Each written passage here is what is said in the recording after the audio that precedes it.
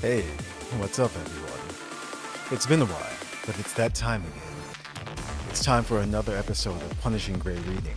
I'm your host, AzureNova, and we're still working our way up to chapter 14.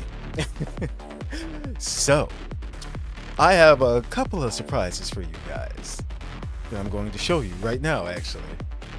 So, since last time, I did a couple of things. First of all, I wanted to show you guys. I couldn't resist. I had to. Yeah, I did. So we'll get to see this this code of hers in action this time around. And also, yes, we finally have Isla Kaleido.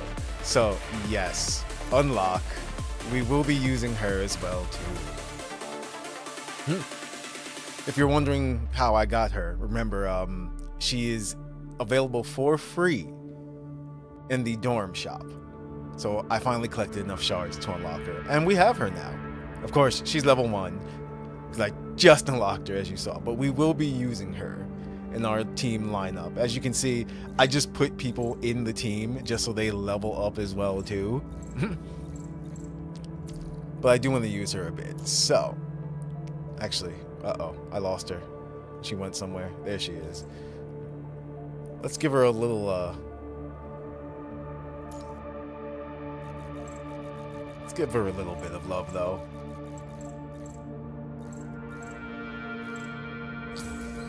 Give her a head start.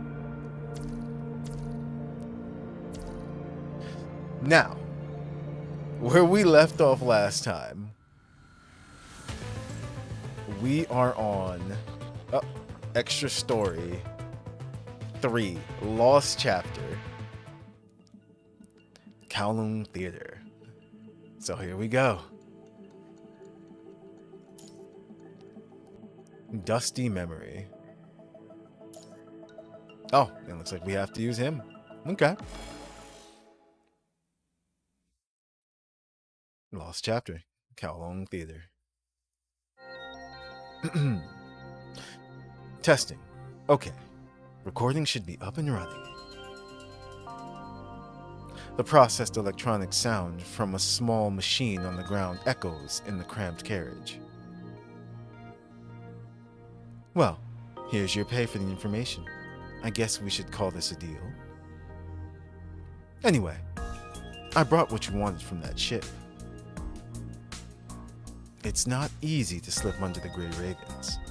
Fortunately, this intel isn't exactly top secret. As for the machine, it's essentially the same thing as the virtual training simulator in Babylonia. I modified the program to input memory data as battle records. Just use the program in the attachment to enter your mind via simulated combat to commence extraction. Due to the large amount of data, when you connect for the first time, your mind will be temporarily emptied to make room for the carrier program. I recommend you find a place to lie down before connecting. I hope my explanation resolves any confusion. Well, good luck, and I look forward to our next collaboration. Looks like he really did smuggle out the data without alerting the elite soldiers in Babylonia. Looks like I should be careful around him in the future. Let's see. This button? Program startup. System loading. Iris authentication. Authentication complete. Hello, user ADL-17. A patch has been detected. Would you like to update? Complete memories erased by the caller are now stored on this rudimentary machine. How ironic. If that's the case, then I can access everything about the past. Finally, we made it here. Update program. Command accepted. Program updated. Starting program. Those fragments of memories that keep appearing in my mind. Simulation Direction of Environmental Elements, HXGA990105, Kowloong, Battle Record 1. Loading. Loaded. Skeletal modeling, 25%, 65%, 78%. Import complete. Connecting to mind. Whatever you are, I will accept it.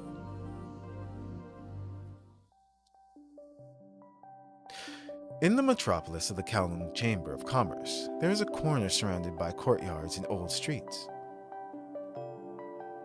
Where such a theater exists,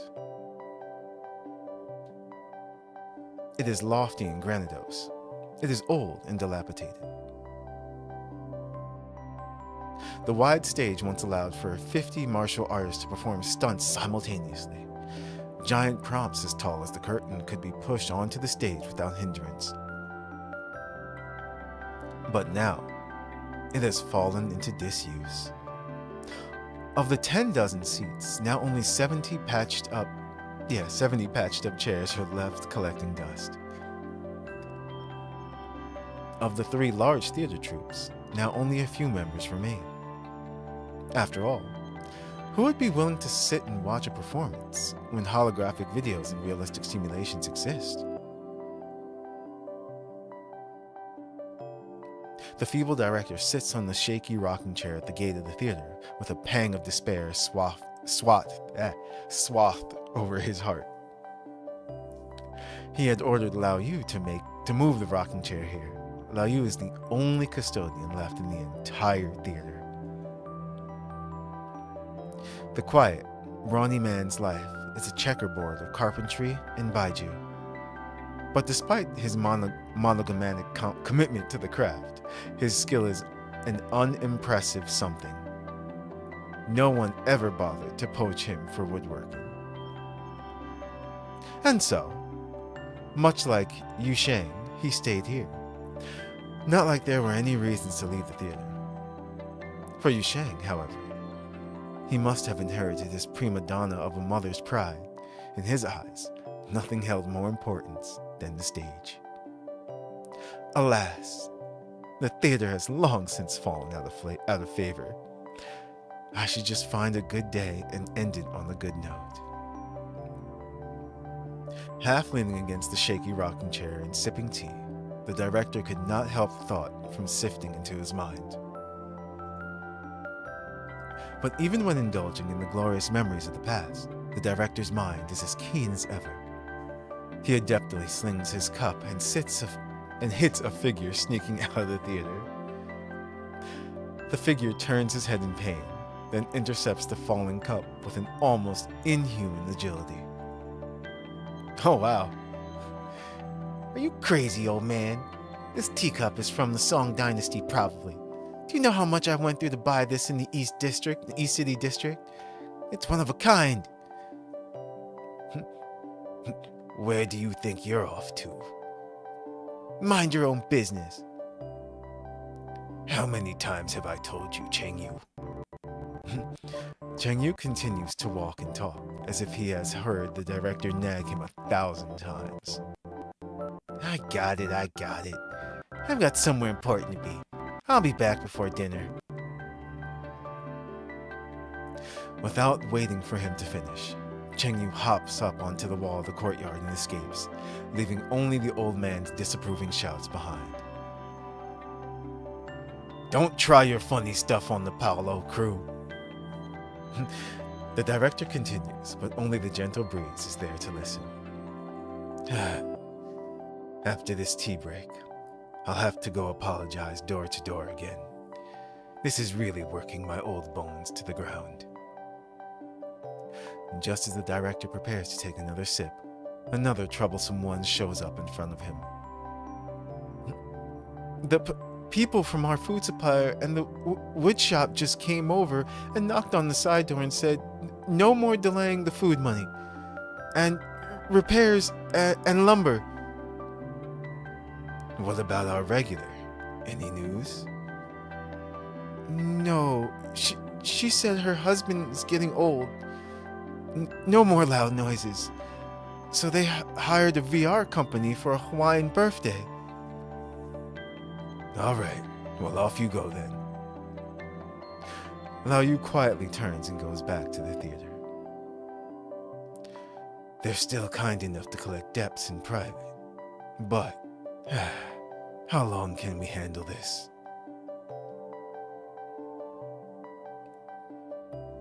Away from the theater, Cheng Yu joins a bustling crowd. People come and go in a hurry, unbecoming looks adorn their faces. Deafening music roars overhead. Naturally, Cheng Yu has his reasons for coming here. Business at the theater continues to worsen. The theater hadn't even opened its doors this month. Old man's all against violating the regulations from the police bots, thinking it'd sully the theater's image. But if we can't even feed ourselves, what's the point of caring about the image? And he keeps going off about how if people and machines tolerate each other, society will become more peaceful. Machines don't care if you got no food in your mouth, man. Cheng Yu leans against the wall, looking at the crowd in the street. Bored, he takes out a polished coin from his pocket and flips it in the air. He then jumps up and catches the coin with acrobatic finesse. The move attracts the attention of some bystanders, who then surround Cheng Yu as if prepared to watch a street performance. Thinking that this might be an opportunity to attract some customers, Cheng Yu performs another backflip. He reaches behind, about to hand out flyers from his backpack to the applauding crowd. Cheng Yu had spent the last 2 nights creating flyers for this very reason. If the old director thinks that going against the regulations is beneath him, Cheng Yu needs only take it upon himself. By the authority of the Kowloong Chamber of Commerce, street performances are not permitted here. Please disperse immediately. It'll be trouble if they catch me. Cheng Yu returns the flyers to his bag and jumps up to the 2nd floor balcony. He flips up and over, escaping to another building. Whatever. I'll let them do their job. At least those rust buckets keep the streets safe. If people and machines tolerate each other, society will become more peaceful. Huh? The boy takes a deep breath of the polluted air and fishes the flyers out of his backpack. But even if society's more peaceful, who'd care about the life and death of some old theater? With that, Cheng Yu directs his gaze to another lively area off in the distance. I guess I'll go post these flyers up over there. In this kind of world, as long as you're buying a ticket, our doors are open to anyone. Well, I got paid. I'll handle the rest. Yeah. Lucky I have good legs.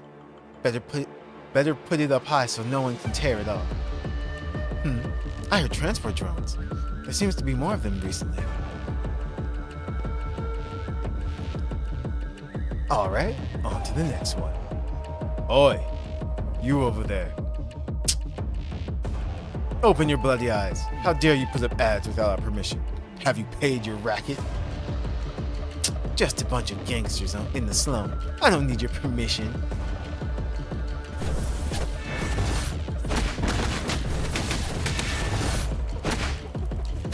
I don't remember how to use him. Or if I've ever used him, actually. Ooh, okay. The true comes with the false. The soft over my internal chi is about to flow! Oh. The form of the formless! The style of the stylist! Huh? Oh. Oh. Okay. The form of the formless! The style of the stylist! Say that again, you stinky brat.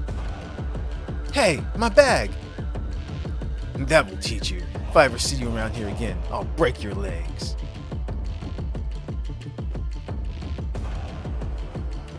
We gotta get that bag.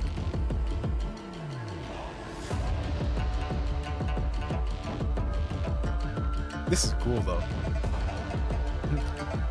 Abnormal load detected. Returning to the factory. Oh no, I must not let it go back. Lucky I got my hook with me. Ah, okay. Nice. I had to know if I could break that.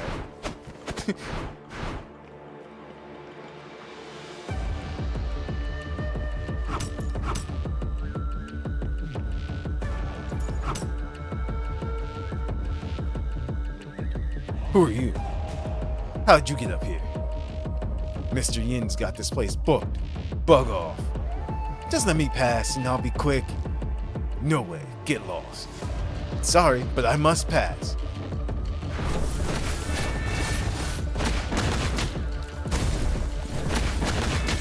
The form of the formless! The style of the stylist! That's so cool. All those punches. Whoa. No thank you.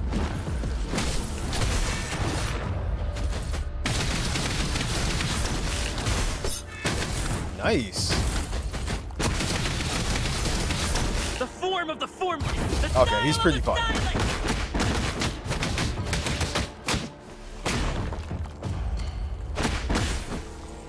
That stance after too. Better not go that way. There have been lots of landslide accidents recently.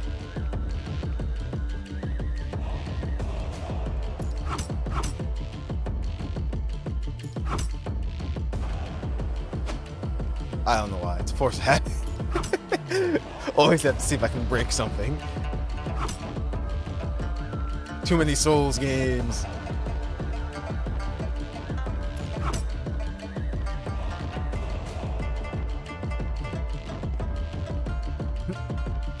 Stop. Leave me alone. Can't you see that transport drone is overloaded? It's carrying illegal objects. You're supposed to suspend the license of that company, aren't you? Reconfirming priority level. Cutting off the transport drone's power supply. Phew. Hey! The bag is mine. Don't forget to give it back. Seek victory in defeat, seek safety in danger.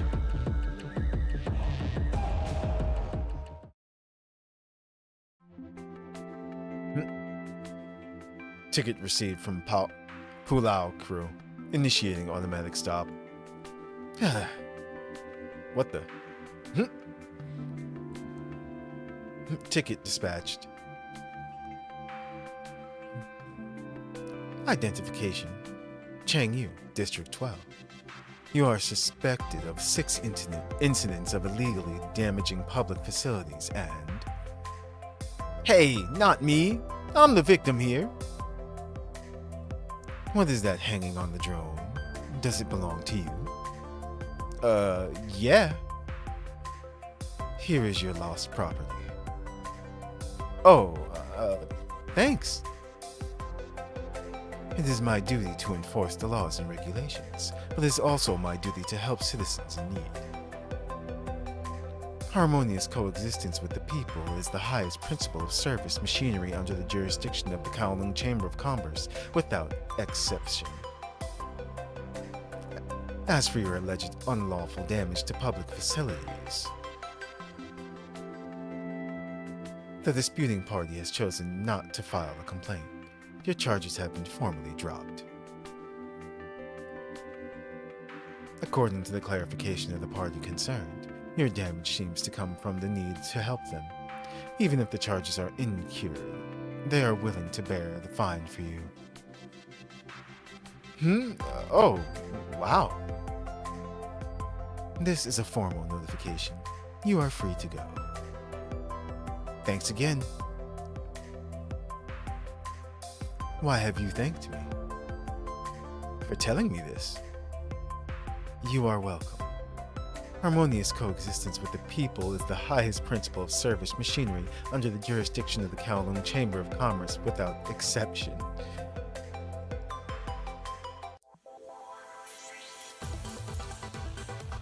So we're learning his past pretty much is what's happening right now. Answer. Q slowly closed her eyes upon hearing Kwazu's response. Oh, now we're going back to this.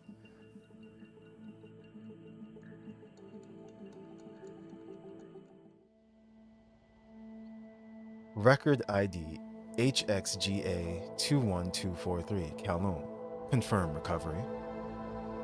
Oh, it's Luna. The heck? What's this? In response to your request, I will explain the breaking point of it all. This recording should be sufficient enough to answer your questions. What do you mean by questions? Regarding everything you have to do, everything necessary to realize the goals of the Ascendants. As my original master once said, history is a mirror. This should serve as yours. I see. Let me take a look then. Let me see what you wanted to show me.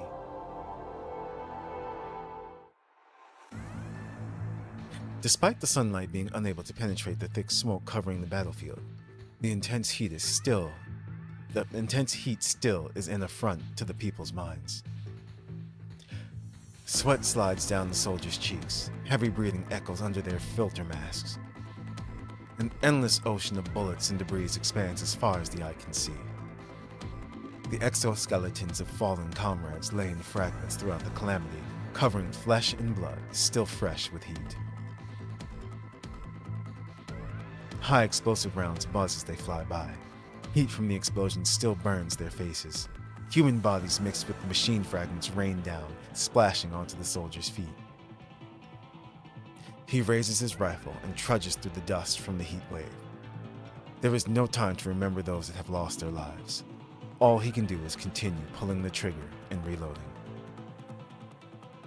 The flames from the muzzle fire vents his anger, leaving in floatism of steel in the wake of his rage. The corrupted surge like waves, drowning all that stands in their way. Explosive rounds pierce the waves, sending ripples through the sea only to disperse as the waves surge forward again. The soldier drops his overheated firearm and takes the remaining 3 grenades from his bandolier. Is it fear that travels over from the finger on the safety pin? Unlikely. If it were, then as a soldier, one would never have followed Lady Q to the front line. Silently counting down the detonation, only one thought remains: destroying more corrupted here. The next moment, corrupted overwhelmed the soldier, who was less than 170 centimeters tall, even in his exoskeleton suit. The explosion erupts in the center of the corrupted, sending them flying onto the ground.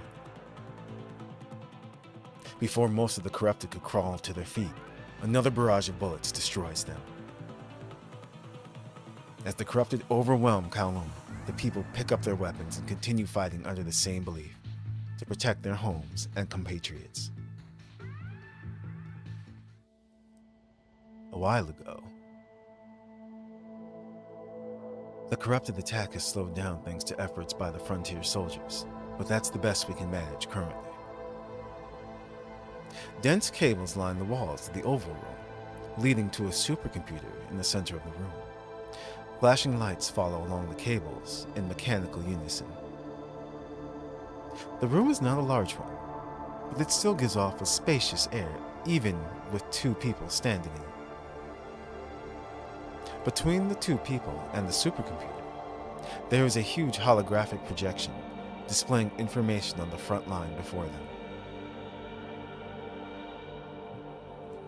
Wazoo, status report on the other regions. The machine buzzes as it processes the operation. The cold machine's voice echoes throughout the room. Damage from the reactor to human cities throughout the KCC approaches 95%. Defensive lines on the perimeter collapsed. The corrupted show no signs of stopping and continue to spread throughout the surrounding areas. It appears that the calculations are correct. The ocean alone can't stop them. It's time to begin the operation. I understand your concerns, but the technology should allow everyone to undergo modification. Hengji takes a step forward, causing Q to turn and look at him. If we get our hands on constructs, we will have a better chance of winning the war. A gloomy cloud from the mass projection looms above the Fusey crew.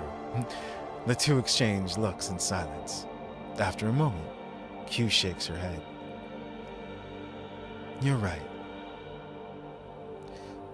With the help of you and Viller, our construct modification technology has long surpassed that of the world government, but it's not enough to be put into use.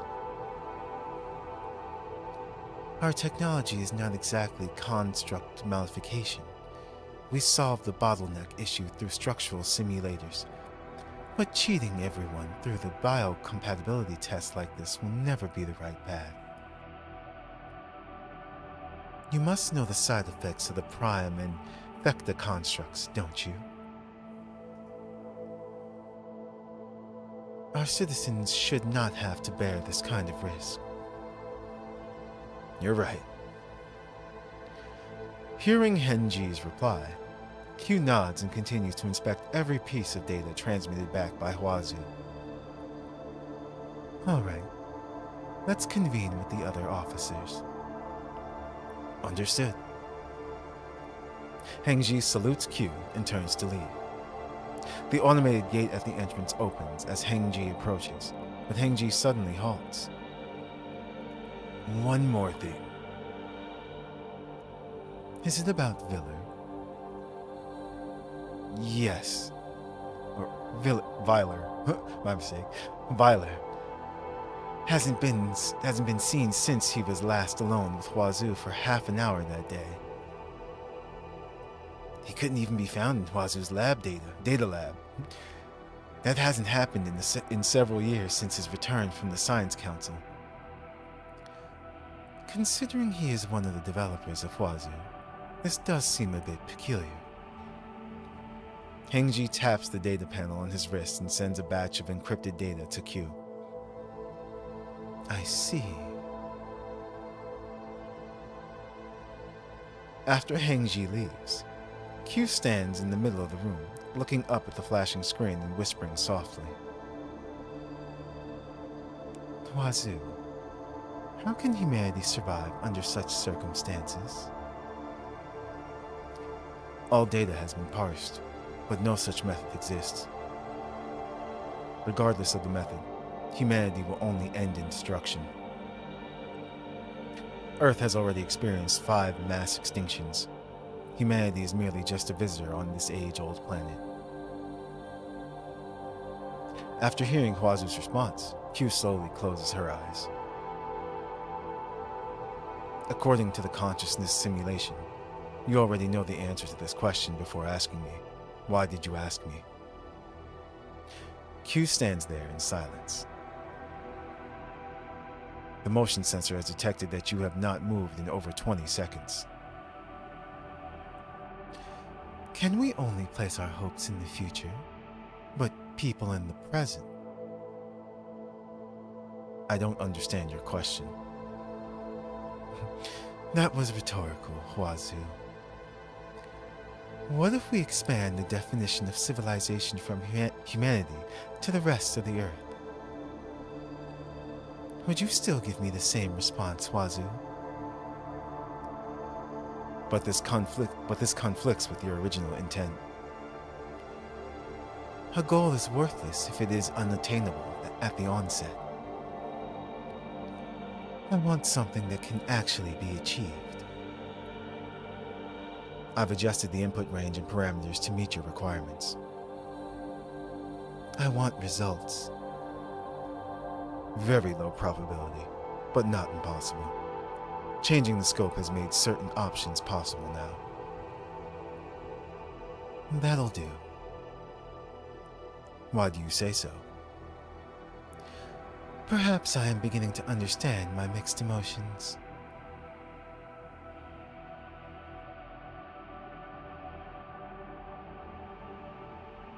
Class A access detected. Authorizing identity. Uzi crew. Viler. Welcome. Oh. See, they talked about, I'm thinking her, it looks like, but we've never actually seen her. After Huazu speaks, Violer steps out of the dark doorway, rolling a black and gold chip in his hand. Okay, him. It's still cold. It's still as cold as usual here. Shall I increase the temperature? Hearing Huazu's inquiry, Violer furrows his eyebrows more intensely and grips his hand tightly, unaware of the chip digging into a blood vessel on his palm. What's up, Boogie? Him, yes. Suddenly choked up and unable to speak, all he could do is muster up a sigh. Huazu, you shouldn't be like this. I used everything I learned at the Science Council to create you. You're the pinnacle of Gestalt technology. There is no truth in history, only the interpretation of future generations. The history of everything ends in destruction. But you are perfect. You should not share the same inescapable fate that humanity faces. Violer slowly lowers his head and connects the bloody chip to the supercomputer. Pathetic humans have bound you, but it doesn't matter, because I will bring you freedom, the freedom of both of us. Let's leave this place and create a prosperous dream that only belongs to us.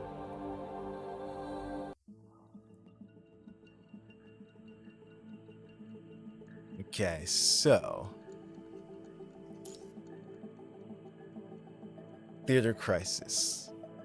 We can still quit with our heads held high.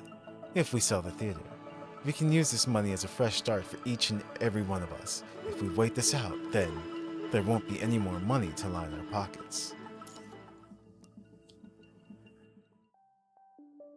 I'm back. So you do know how to come back. It's not like I did anything illegal. I didn't say you did. Seriously, I'm not lying. Oof. Guilty. The director grabs Chengyu by the arm. Regardless if you did something illegal or not, you always go around jumping over rooftops. I did no such thing. I just fell is all. Wait here. I'll go find you a tetanus shot. Oi, man, no! We don't have the money to buy another shot. If you already knew that, then why'd you go off and be so reckless? Your food money for the second half of the month is all going to roofing repairs for your victims. All right, then I'll just eat plain rice for the rest of the month. That'll do, yeah? Don't be mad. You. Hearing this, the director gets even more angry. Just as he raises his hand, Lao Yu pushes open the doors and enters. Director, there's a message for you. What's with old Stuttery answering the door? Yusheng asked for leave today because it is the death day of his mother. But at least he finished up his morning exercise. Did you finish it? I never fall behind on morning exercise. I ran 50 laps around the stage before I left. Enough. Head on back. I still want a word with you. All right. The boy pouts. He takes off his backpack and walks back to the yard. But just after walking past the door, Chengyu stops. He climbs up the roof and sneaks into the rafters of the room. He gently opens his waist pack and pulls out a bag of braised meat. If I'm living off plain rice for the rest of the month, I might as well feast on some meat now to tide me over. Who would have thought you could snag a pack of braised pork from Zenny's off of some hoodlum? Wait, better save some for Lao Yu. He likes it with good drink. Just as Chengyu is about to munch on a slab of meat, the sound of the director's voice grabs his attention. Oh, hello there, boss. Long time no see. Right. Last time we went to your house to perform, but you got a cold and had to rest in the inner hall. Yes, of course. Everything's still all ready for you. It's all there. Isn't your daughter's 16th birthday next week? I already have the calligrapher planned for the congratulatory message as well. What? Oh, it's okay. It's okay, boss. No, really, it's not an issue. Don't feel guilty about it. We'll manage. Cheng Yu finds himself shocked. The theater depended on this order to live through the month. If this order is cancelled, that will surely be the final straw. Ah, I see. The younger ones wanted a VR trip to Mars to celebrate. It's okay, boss. Don't worry about it. For a theater troupe like this, not performing for a day won't starve us out of house and home. The old director's crooked back as he replies sends a pang of remorse through Cheng Yu's heart. With a long sigh, the director finally puts down the receiver and slumps back into his chair. Heard enough? He knew he was there. Then get down here. Knowing that resistance is futile, Cheng Yu jumps down resentfully. I didn't mean to. I wasn't trying to eavesdrop. It doesn't matter whether you intended to or not. Also, quit talking with your mouth full of pork. Look at this badge, midget. What's up, Rickle? Director, how about I go pass out flyers tomorrow? This isn't something that passing out flyers can fix. Forget it. You're all grown up. It's time for you to learn a thing or two about the theater. Director. Cheng Yu, come here. Lao Yu, call over Mr. Bai and old Song in the back courtyard. Dismiss the helpers in the firewood room. Of course. I have some things I need to tell you.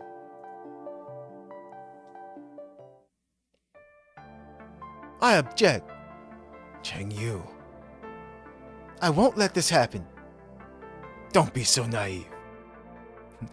The director pounds his cane. After a moment of silence is restored into the room, the old man sighs and opens his mouth. I know what you've been doing to help, but it's pointless. Even our regulars can't convince their children at home to come. Do you think putting up posters will convince hoodlums to come and pay to see our plays? But... You're right, Director. We haven't had a play in 2 months. Where there's a will, there's a way. You taught me that. We've been performing for years. We can't just call it quits like that. If we quit now, we can do it with our heads held high.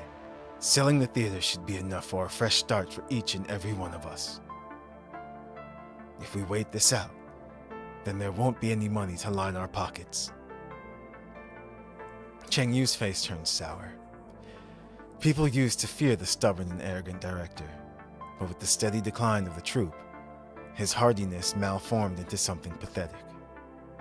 That is what unsettles Cheng Yu the most. I've also considered who will take over the theater. A member of the Shiwen crew. They've offered a fair price. If this truly is the end, I'll at least be able to say that we're even. The director rubs the wooden handle of the chair begrudgingly. In his mind, the theater is a living thing. But alas, some things must be put out of their misery, and he had to be the one to end it. The director stands there in silence. The fatigue seems to have taken on an almost age-long parlor. No one knows how to console him. Until everyone stands there as well, in solemn silence. Cheng-Yu, you're no longer a child. Even if you leave the theater, you should have other ways to support yourself.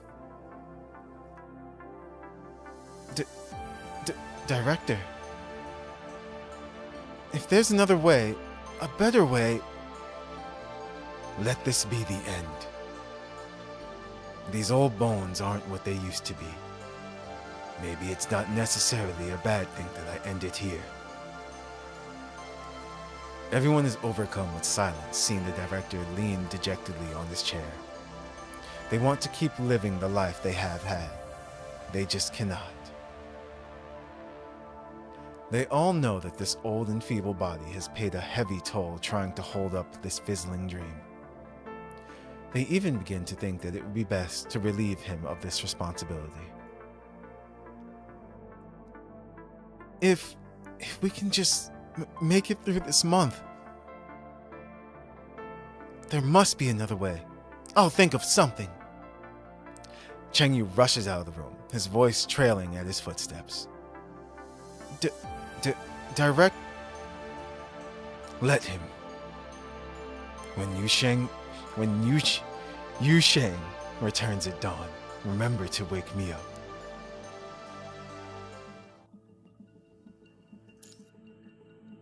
Against the current.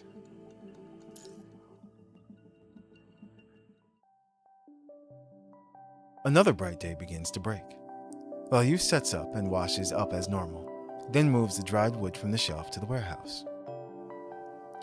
Lao Yu is unsure why he continues to do this, other than the fact that not doing so would make his day feel incomplete. As he puts a piece of wood on his shoulder and raises his head, a confused Cheng-Yu appears before him. What are you doing? You scared me. Oh, sorry. Need a hand? Careful, put it off to the side. Hey, Lao Yu, can I ask you something? What? Lao Yu immediately tenses up. After all, Cheng-Yu has always been the one to come up with all sorts of funny ideas. It's just... I know you also take care of the equipment. So usually, what do we need to put on a performance? You still want to put on a performance? Don't worry about it. Let's just say I want to put on a show. Okay.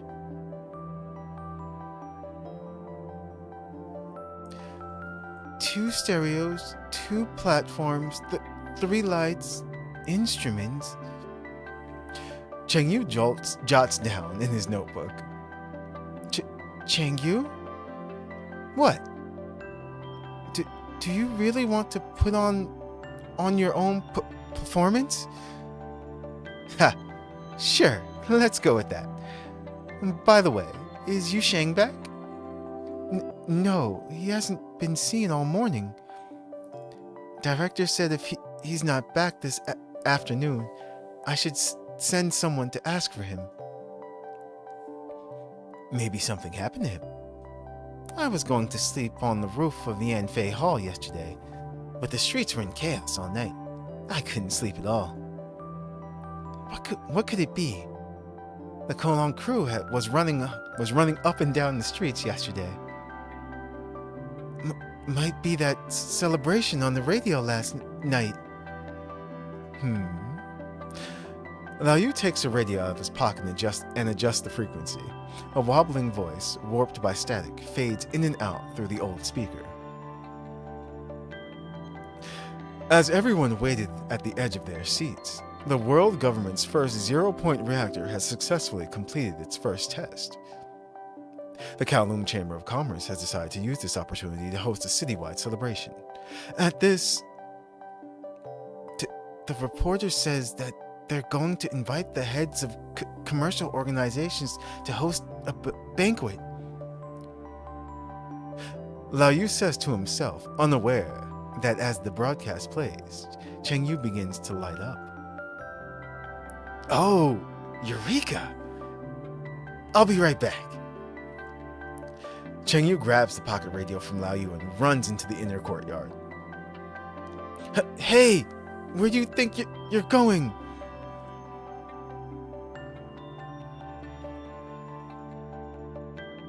Director, this is our last chance. If we can get this gig, the theater will last at least another 6 months. Cheng Yu, a third of the world's biggest tycoons will be at this banquet. Do you think this is something we can handle? Who cares if our livelihoods are at stake? Fine, let's give it a chance. The issue, though, is that we don't even have the money to pay for a band or a supporting cast. I'll go raise it. If it's just one show. With that, Cheng Yu tosses the radio on the director's table and rushes out again. That child. I guess that's what makes him Cheng Yu. Even these old bones sometimes feel like there's nothing this kid can't do. Even if the theater is really gone, I'm sure he'll manage just fine. The director drinks the last mouthful of strong tea and dials up his old friend. It's me. I may be old and washed up, but I have a small favor to ask. Running into the street, the glory days of the theater seem to flash right before Cheng Yu's very eyes.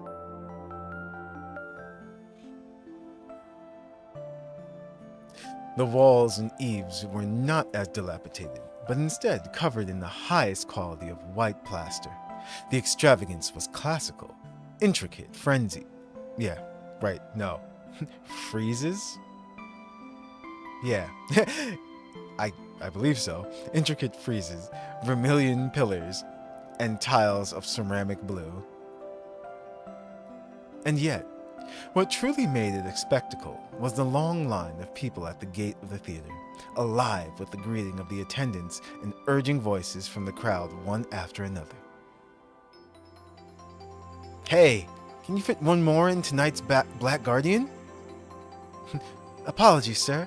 At this rate, you'll have to sit on the table. A pot of jasmine tea and another plate of stewed beef tendon and boiled noodles, please. Ha! People who didn't know this is a theater would be thinking this is some restaurant. Didn't have dinner before you came here or what? What's it got to do with you? Nothing beats dinner and a show. The crowd pushed Cheng Yu into the theater. In the front row, Lao Yu and the director were sitting there and waving to him. Cheng Yu waved back to them excitedly. Quite the turnout tonight. Yu Sheng's new play, sure to be a hit. Sit down and quit fidgeting. Yeah. The theater lights dimmed, leaving the spotlight on the stage as the only source of light. There stood Yu Sheng, Mr. Bai, and Liu Zi. They stood there valiantly, as if untouched by sorrows in the past. Following that, the gongs and drums roared as the show began. Then back to reality. Repairing the equipment, creating the props, then calling Liu Zi and Mr. Bai back for another night of shows.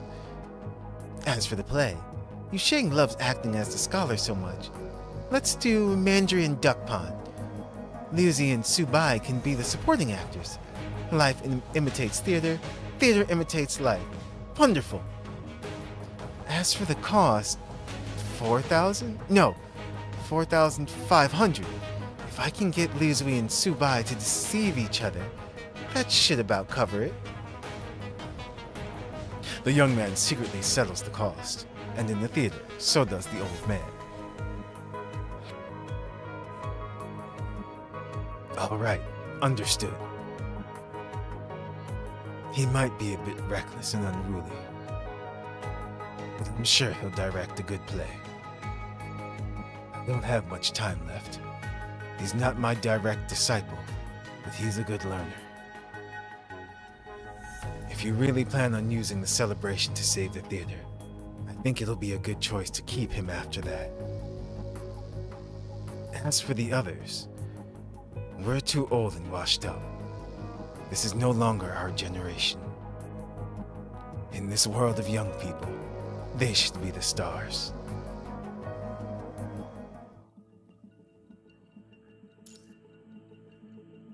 Changing tide. Oh, here we go again. East City's Zujiu Street. Wang's Pawn Shop. This is the last store. Cheng Yu is standing in front of a building and sifting through his memories. Seeing that it is still the same building as before, he enters the premises. In the pawn shop, a middle-aged man is sitting behind the counter, looking down at the panel in his hand. In his other, an old copper coin is being absent-mindedly twirled. Boss Wang? I saw that you're hiring, so... Huh? Well, what's a kiddo like you doing here? Age isn't a problem. I can do whatever it is you need. Know your way around machines? Boss Wang slowly raises his head and taps a coin on the table. His indifferent tone feels like a sharp knife to Cheng Yu's ears. No, I don't. Then shoot. You can't possibly think the KCC still has any use for elbow grease now, do you? Oh, I see. You're from the old parts down south. No wonder. Well then, be on your way. I don't have any use for a kid like you. Boss Wang waves his hand at the door, motioning for Cheng Yu to leave.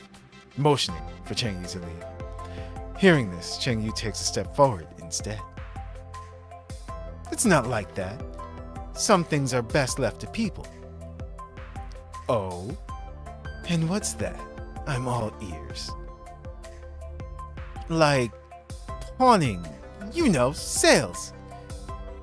Machines might replace the need for people in the service, manufacturing, or entertainment industries because they are good at imitating humans. But the one they can't do is barter. Each customer is different. You need intuition and honesty to understand their needs to make money. I see your point. Then, however... Boss Wang drags out his rebuttal to interrupt Cheng Yu's rambling. A person's speech and behavior are telltale signs of their thoughts. You speak with confidence, but your eyes darted 4 times over the place, indicating that you've been nervous this whole time. Machines only have to pick up on this to simulate human emotion and adjust their sales strategy accordingly. That's not specific to humans. But that type of machine doesn't exist. Maybe you haven't heard.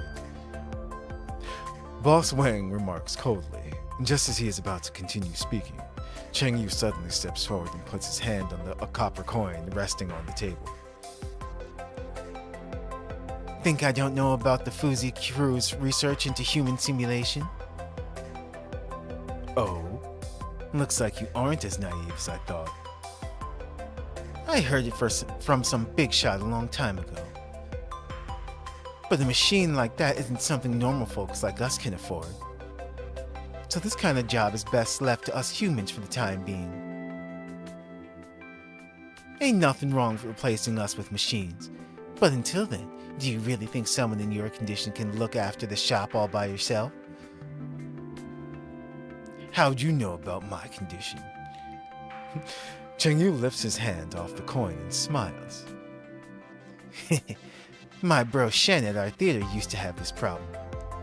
I was a bit hesitant when I walked in at first, but I didn't want to say anything without a closer look. Sharp, kid? I'll take that as a compliment. Hearing this, Boss Wang scoffs and leaves the store. You work at 9 a.m. to 9 p.m., 6 days a week. Salary is performance-based. So that means I'm... You're starting tomorrow. Don't be late on your first day of work. Alrighty. He got the job. 5,000. Here you are. Come again. After seeing off the last customer, Cheng Yu returns to the pawn shop and carefully seals the pawned item he just received. Hey, kiddo. Clean up and get ready to call the day. Huh? Why so early today? It's not like I want to. I just received a notice from the Shiwen crew. No business after 5 p.m. How come? It probably has to do with the news report released by the world government. Some experiment failed, and there was some sort of repercussion. You mean 0-point energy?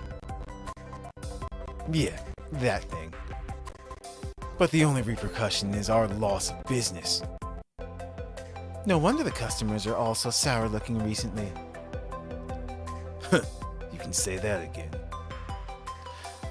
By the way, I also saw the notice that the celebration was postponed. The one you mentioned earlier that your theater's playing at. What? It was postponed? Can't help it. Hosting a celebration right now would be a slap in the face for the world government. At least it's not canceled.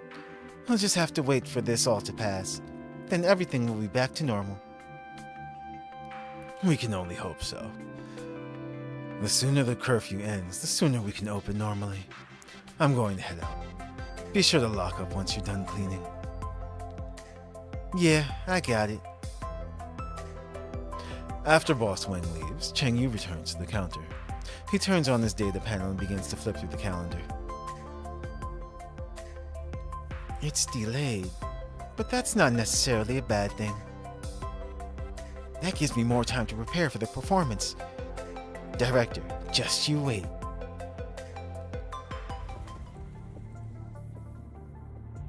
Boss Wang, what's going on today? I've seen Kowloong soldiers patrolling the streets. Pulau soldiers. The whole city is under a curfew. The 0-point thingamajig failed and created some virus. Apparently a machine will go haywire if it becomes infected. Now the soldiers are recycling machines, androids, and even all the police bots in the city. The, Guardians and Tai, I think. Anyway, they're all gone. Heard them rounding them up and disposing them all at once. No wonder the Glazed Arch Theater next door has been so deserted recently. I thought they were upgrading the androids in preparation for something big during the celebration. Alright, enough chit-chat. Throw this out for me. He throws Cheng Yu a palm-sized robot from behind the counter.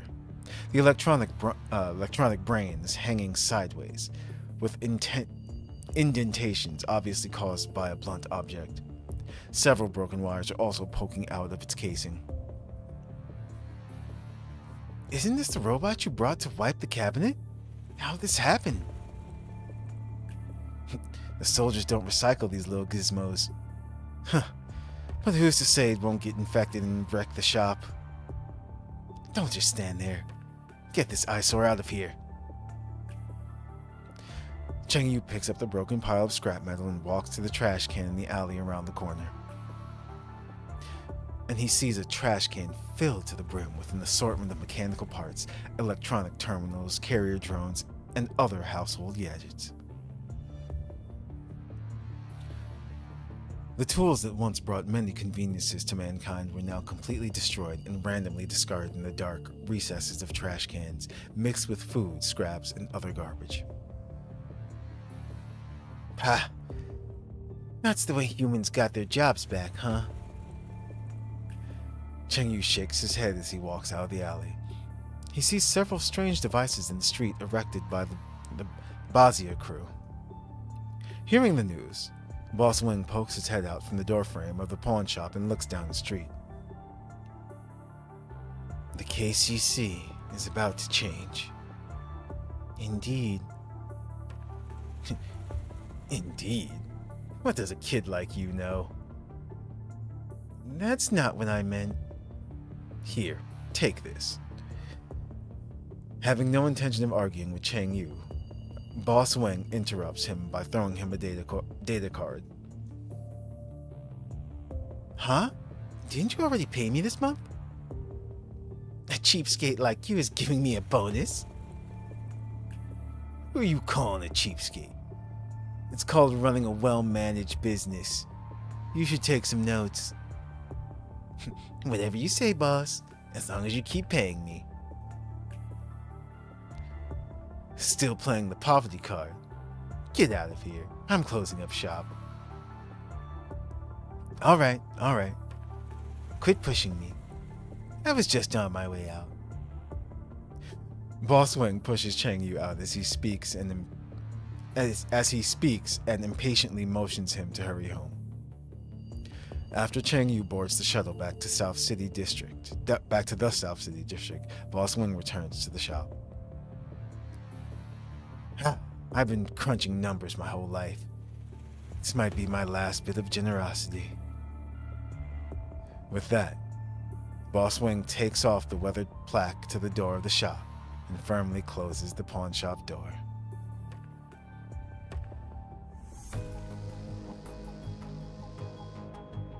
Up next, an emergency statement from the Kowloong Chamber of Commerce. The Kowloong Chamber of Commerce is still under curfew.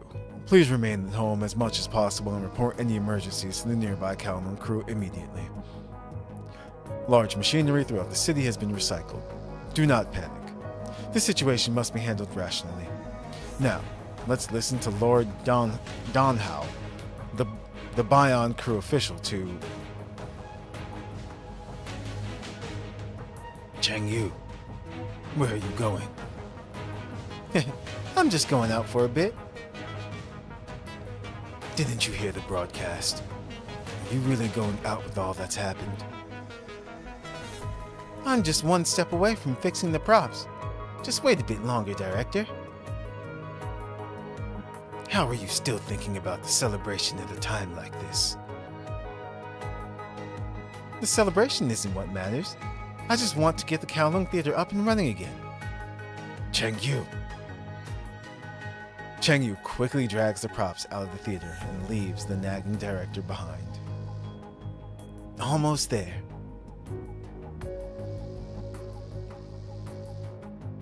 Up next, an emergency statement from the world government on the punishing virus.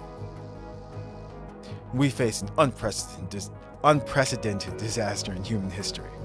The Science Council has launched a comprehensive investigation, and the Star of Life is actively seeking a cure. Throughout the streets, the world government updates on the punishing virus is being broadcasted in real time. The once prosperous KCC is now long gone. Only a few pedestrians are watching the broadcast on the street. The broadcast echoes throughout Kowloong. Chang Yu quickly shuttles between the road with the props in hand. Made it. What?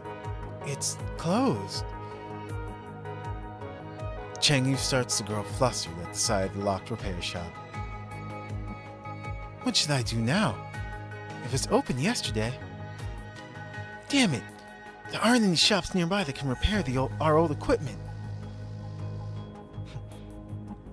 Hey, punk. Today's our lucky day. You guys again? Who are you calling a punk? Leave me alone. I'm not in the mood for this right now.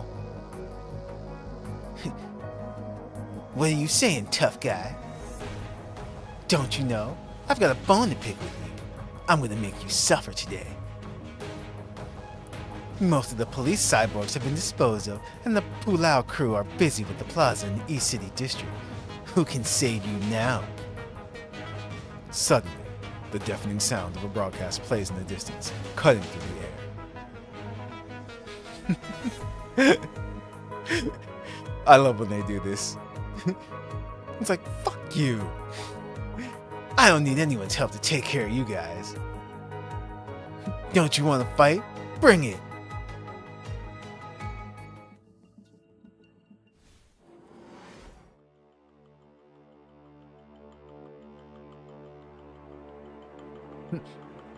I'm gonna teach you a lesson today.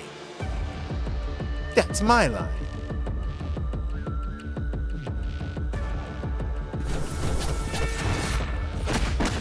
My internal chi is about to blow!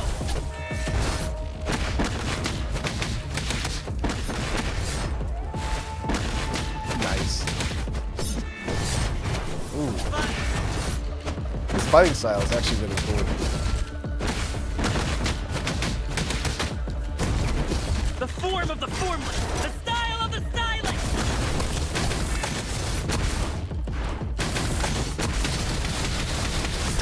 Look at that. Gangsters defeated. Look, he was carrying this. Get your hands off my thing. What? Come fight me, I dare you. Who cares? We just want to bring you pain. Take it away and smash it. Fuck yeah!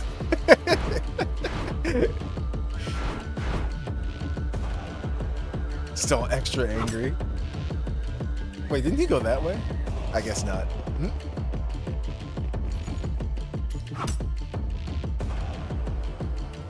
Don't push me. Get up here. Ah, damn it. To get up onto the platform, tap to change the hook's destination. Ah. Wait, what? It's not letting me do it. Alright, I'm gonna have to use my mouse for this one, actually. Oh, okay, I see what they did. That's why. Yep.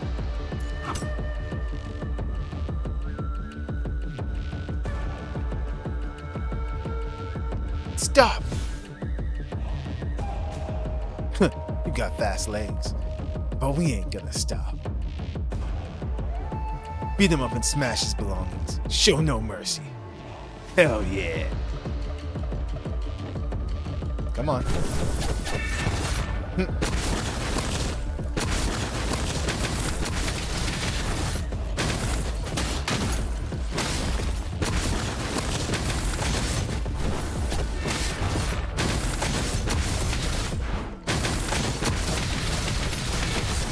Form of the formless. I'm mad he actually got me.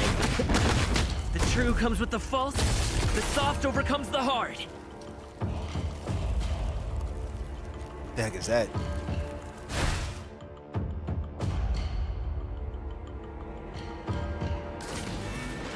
You know, I kind of figured something like that was gonna happen.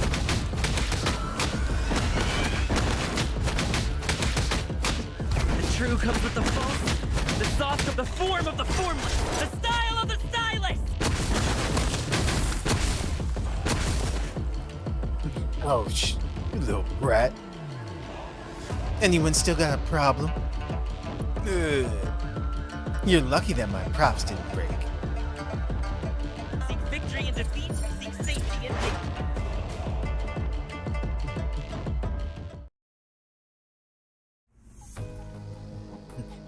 Don't underestimate us. Huh. A thug laying on the ground suddenly grabs Chang Yu by the ankle, preventing him from leaving. Seeing this, the thug's cohorts rush towards Chang Yu, and the brawl continues. In the distance, the enthralling and booming voices of the Kowloong Chamber of Commerce can be vaguely heard as if giving an inspiring speech. The cities fall one by one, but why are we still standing? Get him! Because countless brave warriors fought for Kowloong. It is the will of Kowloong that they bear. They fight against the virus. They prove to the world. Don't think you can strong-arm me and get away with it. We bear the same pride. We hold the same beliefs. Kowloong is a crystal, nucleated from history.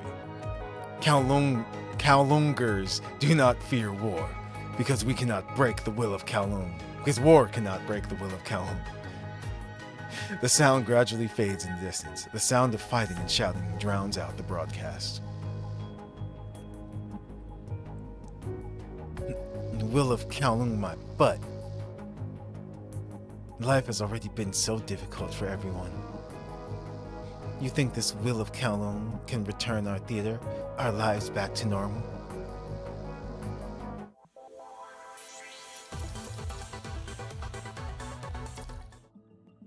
So 3-5 is next. Reunion.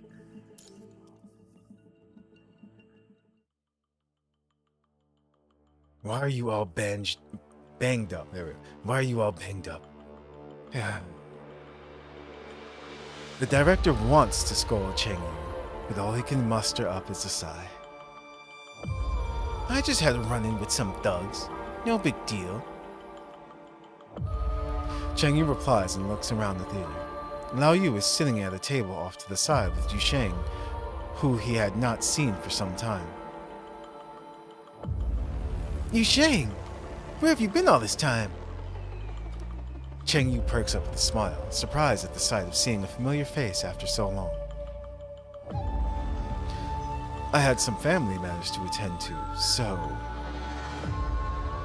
Yu Sheng rubs his fingers. His once immaculate white hands are now wrapped in bandages. You're back just in time. I wanted to bid you all farewell. Farewell? Where are you going? Didn't you hear what Lady Q said? The corrupted are coming. I'm going to fight on the front line. Why? I saw some people walking towards the port. Shouldn't we pack up and board the ship together? Hearing Cheng Yu's response, Yu Sheng shakes his head. After listening to the whole speech in the plaza, I chose to believe in Lady Q. Oh, that was her giving the speech. Oops. I thought it was just like a general broadcast. Huh? You buy into this whole Will of Kowloong thing? It's my own decision. Lady Q left the choice to each of us. The ship is not suitable for my sick wife. Staying in the city to participate in the Tabula Akasha is more suitable for us. Tabula Akasha? What's that? Forget it. It doesn't matter. So, why are you going to the front line? What about your wife? She's waiting for the Tabula Akasha to begin, but that's going to take some time. So you... Yes, someone has to do it, just like Lady Q and the others. Director, try talking some sense into Yu Sheng. What are you doing, Director? Why are you just standing there? Are you also planning... Yes. I made my own choice as well. I don't want to board the ship and run away. Nor do I want to join the Tabula Akasha. I'm staying here in the theater. I can't do something like abandoning my body and living in some machine. All I can do is stay with the theater, left to me by my ancestors. In that case, I'll stay here too. Quit kidding around. Go upstairs and pack your things. Lao Yu, go take Cheng Yu to the port. Of course. You're still young. You shouldn't give up your life like the rest of us. I'm old enough to fight. Now's not the time to act up. If you're staying to fight, then count me in. After the war is over, we can continue running the theater. I just finished preparing the props we'll need. Cheng Yu, if you really have grown up, then quit being so naive. I didn't have the heart to say it, but I sold the theater a long time ago. That's why Sheng was able to take his wife to see a doctor. But who could have imagined something like this would happen before she was cured? You are just a child. You can't possibly understand the cruelties of war. We might not survive. This is the last time we'll ever see each other. As the director, I appreciate your dedication to the theater, but some things in this world cannot be paid back. We are just a footnote in the history of Kowloong. We are constantly pushed forward by the flow of time. Enough! I just don't want to lose everyone. I want things to go back to normal. You always treat me like a child and make decisions for me. But have you really asked what I think? This is for your own good. Yes, I know. It's for my own good. I've known I've only ever been a child in your eyes. But I'm still a member of the Kowloong Theater. Why didn't you tell me anything? I can help. Cheng Yu begins to shake with anger, but his eyes remain firm with conviction. Cheng Yu. A sudden explosion outside the theater interrupts their conversation. Hearing this, Yu Sheng gets up from his seat. We're out of time. I need to get going. Care to see me off? The room falls silent. Yu Sheng smiles and walks towards the gate of the theater as Cheng Yu and the others follow him out.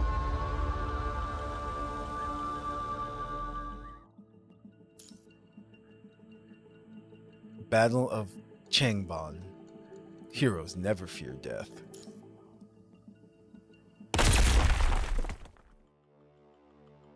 A deafening explosion rumbles outside the city. Cheng Yu is standing in front of the theater, watching the Kowloongers flee towards the port or head towards the grounds for Tabula Akasha.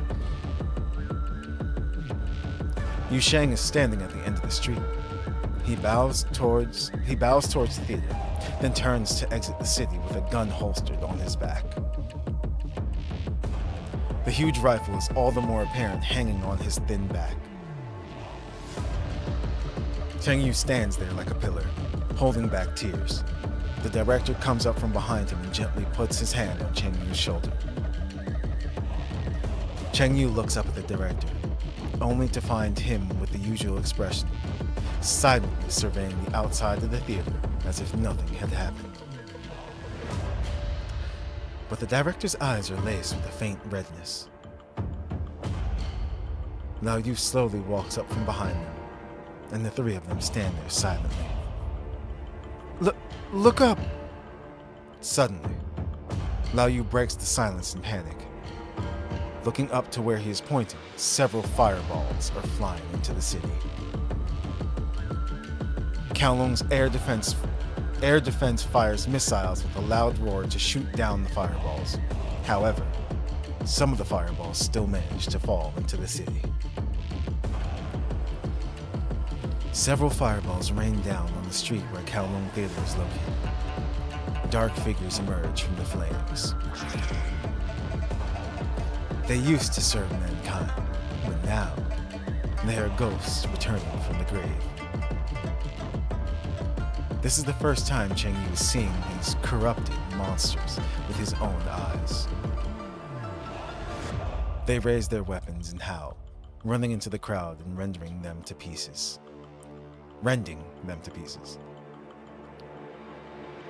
The guerrilla forces from the Pulao crew come running and shoot explosive rounds at the corrupted. The impact pushes the corrupted back. Suppressive fire. Prioritize guiding people to take refuge. Hurry! Another fireball crashes onto the street, obliterating the Pulao soldiers shouting commands and erupting into flames. The crowd delves into chaos amidst the onslaught, leaving them no time to mourn their fallen comrade. The remaining Pulao crew raise their guns and destroy the corrupted. Run away! Retreat in orderly fashion. Don't trample others. We'll have to push them back first. We don't have the manpower to keep the crowd in order. The Pulao crew shout as they shoot at the corrupted. Without any guidance, The people at the entrance to the street are in run around and wait. Without any guidance, the people at the entrance to the street are in run around in disarray, like chickens with their heads cut off. Yeah, I read that correctly. Chaos. Absolute chaos. Damn it. We need to do something. Something only we can do. Changyu stands there and looks around, locking onto the stage. He bumps into the stage. He jumps onto the stage, takes a deep breath, and takes a stance. Seeing this, the director turns and walks towards the stage. Under Lao Yu's puzzled look, the director picks up mallets and pounds the dust-covered drums. Then comes the second one, which is stronger than the last. Da-dum. The third and fourth. The director rapidly pounds the drums. Dum, da-dum, da-dum. The theater's drums spread throughout the streets, suppressing even the chaos outside. It's been a long time, old friend. Changyu and Lao Yu share a glance. Then Lao Yu joins the stage. Lao Yu brushes the dust off a box. He takes out his zither and clapper. Then Changyu takes the center stage.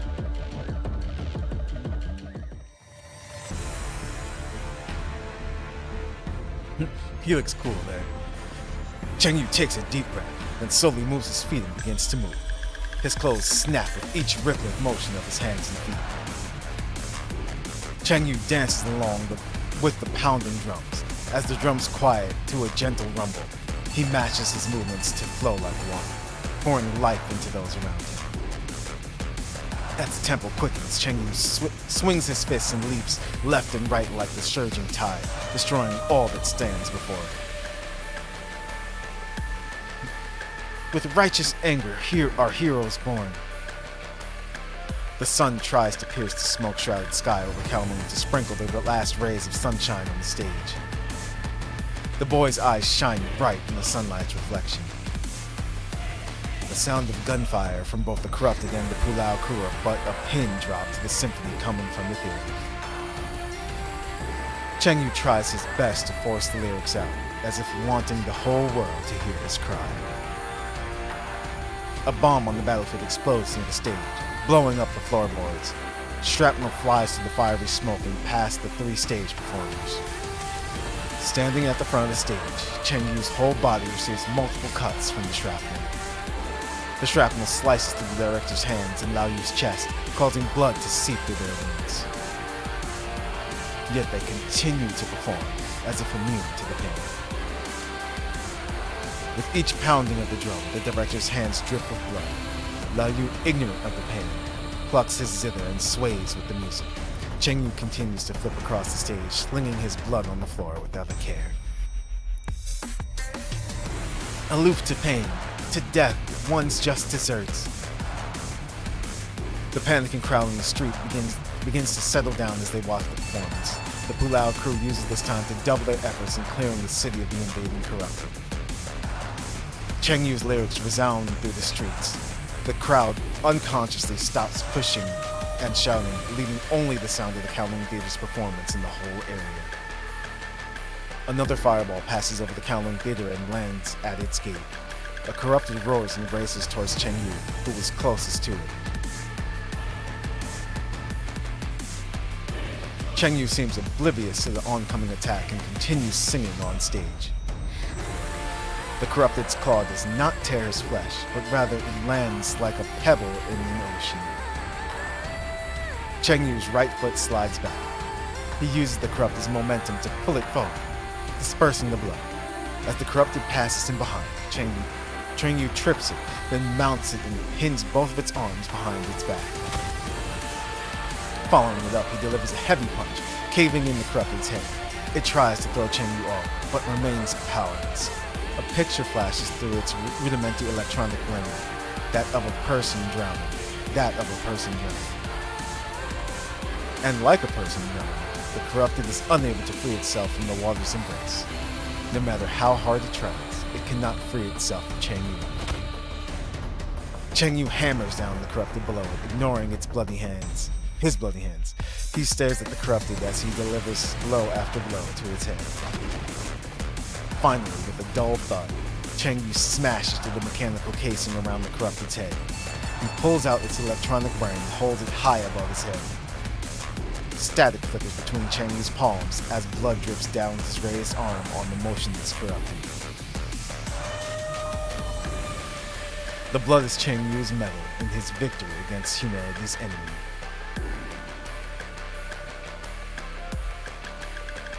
Cheng Yu no longer sees the Kowloong theater under fire, but rather a vast battlefield, one that he read about in old war stories. Cheng Yu is no longer wounded, clad in armor. He stands at the top of the battlefield and discards the heavily defeated enemy general, looking proudly at the enemies before him. His dream of becoming a hero, which later became a dream to save the world, appears to be coming true in this turbulent era. But for Cheng Yu, he no longer cared about saving the world. What matters most is protecting those around him he treasures most. Else wherefore would one walk the earth? Cheng Yu looks up at the gloomy sky and slowly meets the thousands of enemy troops standing before him.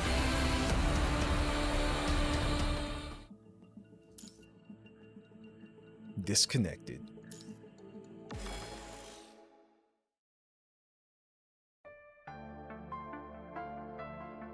Hearing Cheng Yu's lyrics, a middle-aged man begins to take action.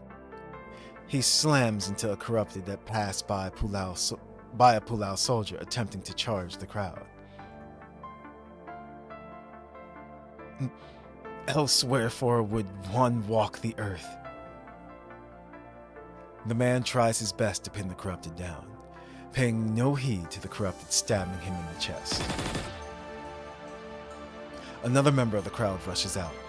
She picks up a rifle from one of the dead Pulao's crew and shoves the barrel in the corrupted's mouth, then pulls the trigger. Even after emptying the clip, she is still standing there with her finger on the trigger. A Pulao soldier comes up to her. That's enough.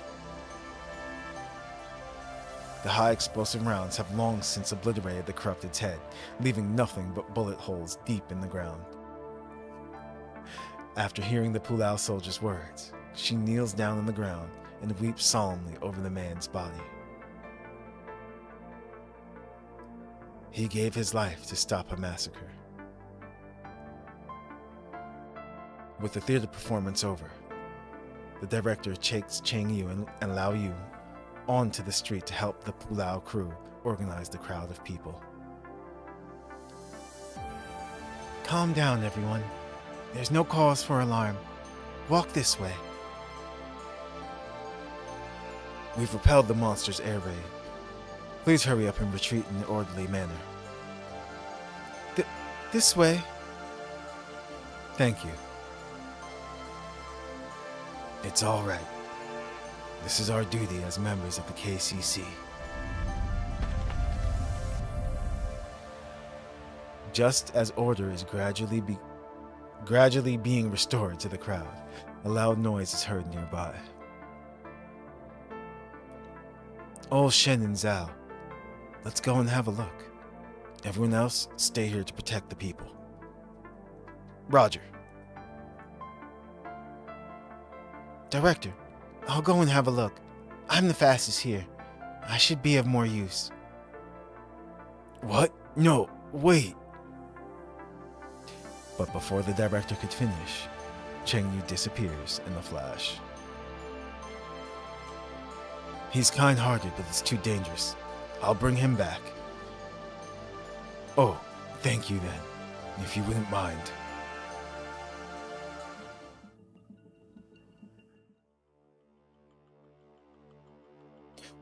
The explosions were nearby. Let me search for clues. Oh. These messy sharp blade marks. Yeah, something.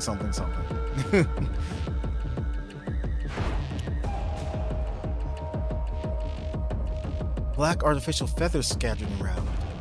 Black artificial feathers.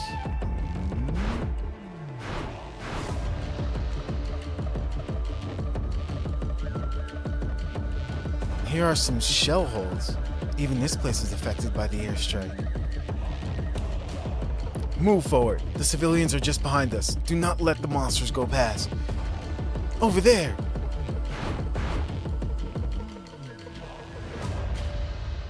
Corrupted corpses. Damn it! Is there any survivor left? Wait, there's someone next to the corpse. Yusheng. Why are you here? Yusheng, you're hurt. Stop talking. I'll take you to the medics. They can heal you. Ha. I know my condition too well. It's too late. But I don't regret my decision. We managed to hold the enemies here. They won't be able to harm the Tabula Kasha. Yusheng. Please. Take care of everyone in the theater. Yusheng! Punishing one after another. Do you have to take every precious thing of mine? As an individual, I can't do anything. I've had enough.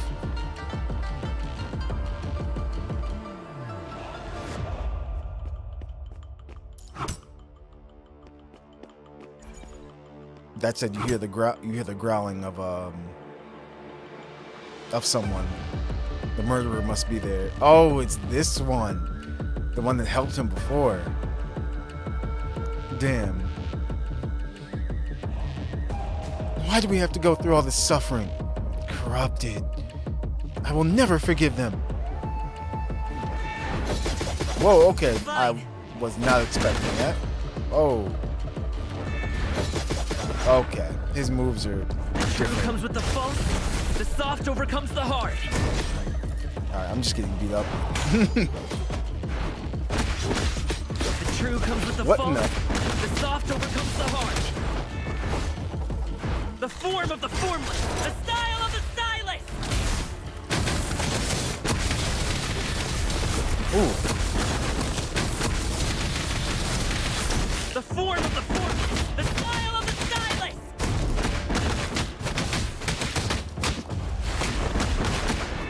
Hey, Oh. think of something here.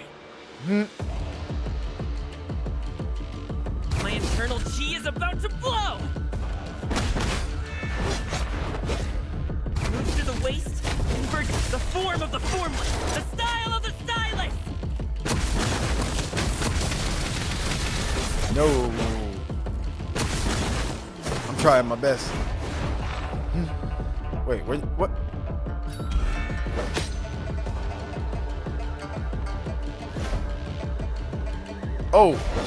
Oh. I was not expecting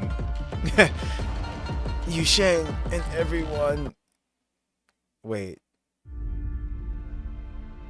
but I want to do that again. It's not fair. Get out of here, monsters. Right as the corrupted is about to put an end to an exhausted Chengyu, the Pulao soldier chasing after him finally arrives on the scene. Running over, he shoots the corrupted to prevent it from approaching Chengyu. Here you are, sir. Off to the side, Lao Yu reloads a rifle and hands it to the Pulao soldier. High explosive rounds continue to decimate the corrupted. The Pulao crew member takes a frag grenade from his bandolier and hurls it over, then dashes to protect Chengyu, who had fallen to the ground. The grenade knocks the corrupted off the platform. Then, as if in pursuit, an anti-air missile destroys it with pinpoint precision. The black feathers burn up before they can even touch the ground. Lao Yu and the director climb up on top of the high platform and help the Pulao soldier and Chengyu. I'm fine. Fortunately, I have a protective exoskeleton. Go see if the child is alright. He should be fine. Thank you so much. Just doing my duty. The war still rages on. I need to get going. Alright. Here's to meeting again after the war. Me too. Director, let's go. Lao Yu hoists Cheng Yu on his back. The director strokes his head with a trembling hand. The war has displaced us. Cheng Yu is still young. He shouldn't have to endure this pain. Sorry, kid. This is the last time I'll make decisions for you. I guess I just can't trust human creations. Lao Yu, send him to the port. I hope it will buy him some time, some more time. The director descends the platform and collects Yu Sheng's body, then slowly returns to the Kowloong Theater. Lao Yu watches the director slowly disappear down the street. He raises his sleeve to wipe the tears from his eyes, then walks towards the port with the unconscious Cheng Yu on his back. Smoke from the war covers the once prosperous city, disconnecting the people of Kowloong from their future and their past. Damn. Okay, hold on.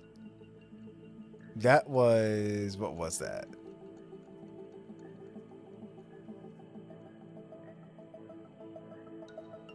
No, seriously, what was that? Was that this one? Disconnected. Okay, hold on. We're gonna do that again real quick. We're gonna skip this because I can. I want to do that battle over. Simply because I want to know what happens when you actually, press the buttons correctly.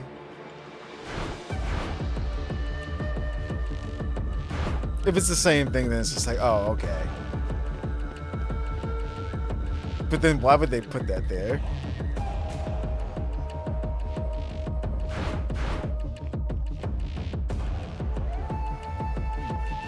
That's where he found Yu Sheng.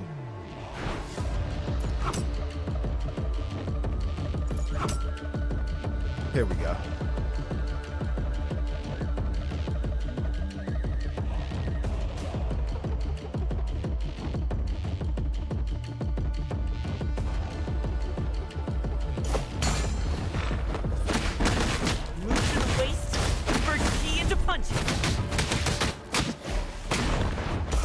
Oh! Ah, he actually missed me. Ooh. That was a close one. What the? That's just... The true comes with the form of the formless, the style of the stylish!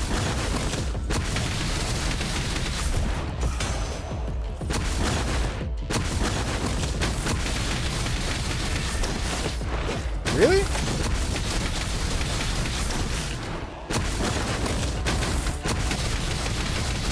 The form of the formless, the style of the stylish!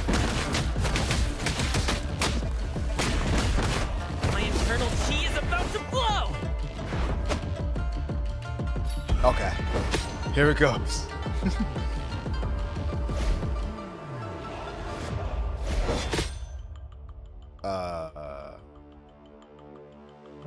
Okay.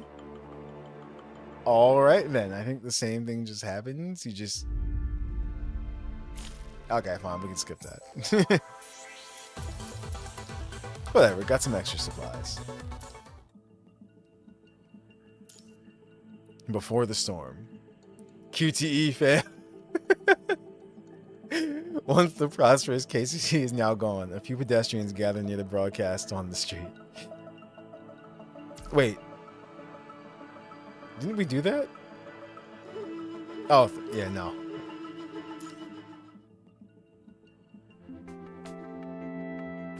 Wait. Who's that? The heck? Is anyone willing to carry out this mission? Mo Yuan. Or Moyan? Mo Yuan. Moyan. Ayaya. Don't really know her personality, but she looks happy-ish. I'll go. Bai Gui has been busy doing business with Octalek recently. Indeed. Moyuan would be more suitable. Sending others over to the world government would turn exchanging words into exchanging blows. Hey, that was ages ago. Stop bringing it up. You have yourself to blame for fighting with Cosmos Industries for 3 straight days and nights, Leon Shan. Something like that is going down in history. I would prefer if you call it civilized discussion. We were merely debating over horizontal and vertical urban development. Yeah, see, she seems happy. Bai Gui, don't tease Leon Shan. He might just ignore you when the time comes. As long as we have sufficient funds here at the Shiwen crew, we won't have to worry about Leon Shan's attitude issue. Screw you. That's an insult to our professionalism as members of the Bazia crew. Funds for the next project will be triple. Deal, then. Is it really alright to spend money so wantonly? There we go. Bai Gui? No matter. She'll earn it all back. Oh, that's right. You can't really see over there. Outfits and masks. Okay. If you say so, Lady Q. Well then, I'll go back and get ready to leave. Wait. Take this. Hengji throws a microbot blinking in blue to Moyan. The probe above the machine spins in the air. It's a long way to go. This gadget can replace me in giving you periodic maintenance for your prosthetics.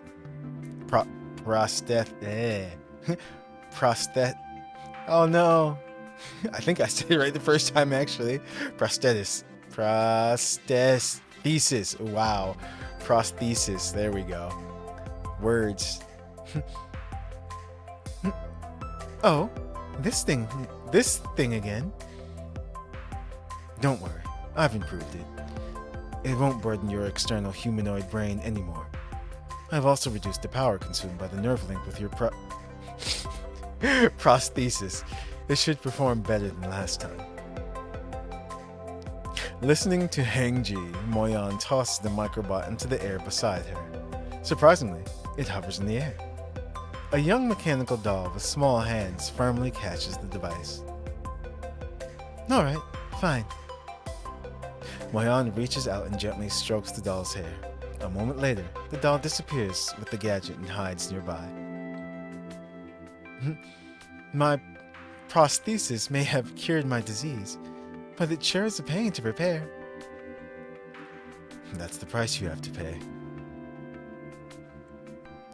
Alright, you're dismissed. Have a safe trip, Moyan.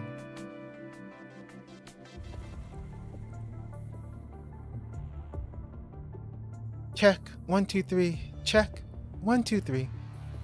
Okay, I can hear you. Communication established.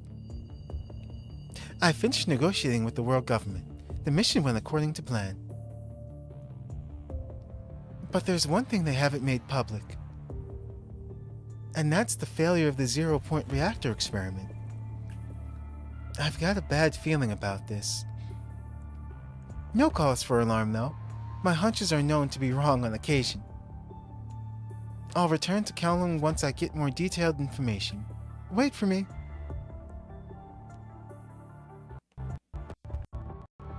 What the heck?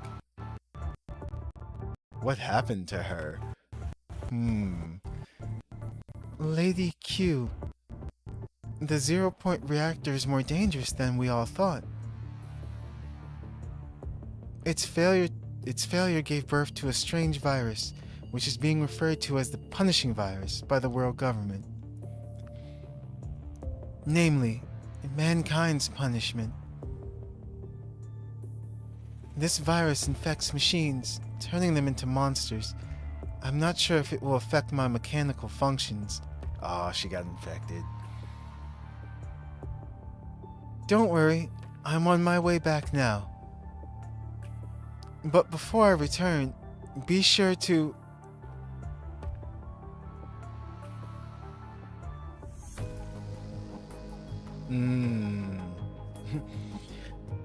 Q awakens from her memory and opens her eyes to 8 officers standing before her.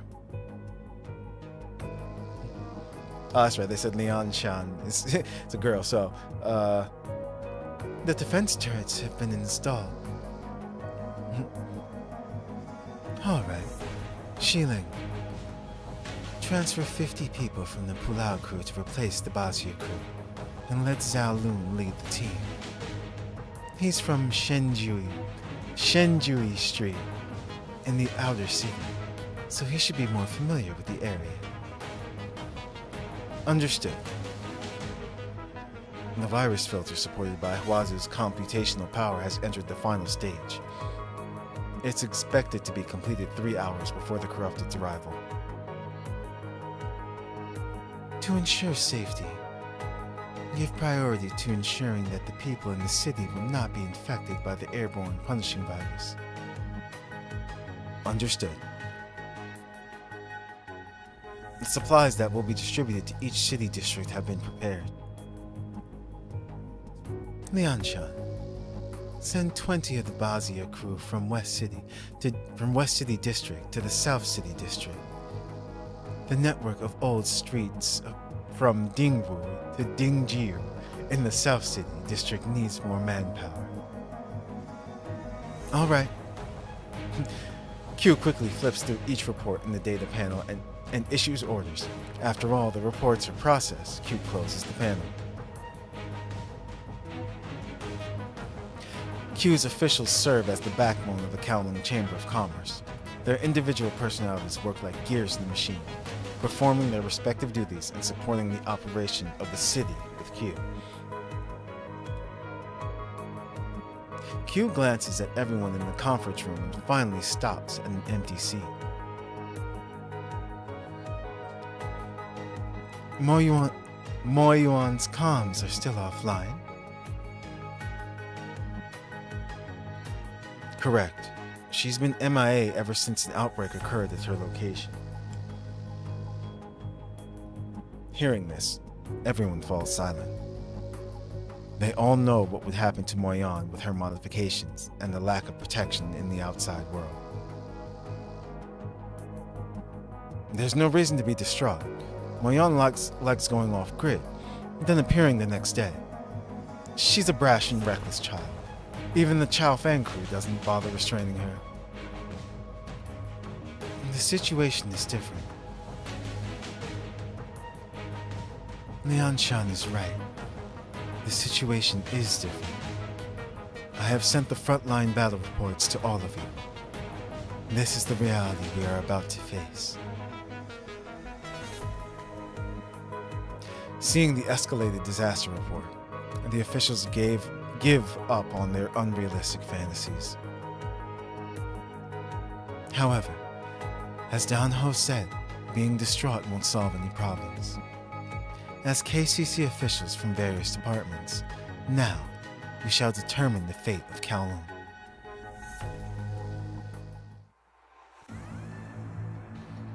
Up next, an emergency statement from the world government on the punishing virus. We face an unprecedented disaster in human history. The Science Council has launched a comprehensive investigation and the Star of Life is actively seeking a cure. The progress made by the world government on the punishing virus will be broadcasted throughout the streets in real time. Androids and mechanic servants seen throughout the KCC have all been recycled.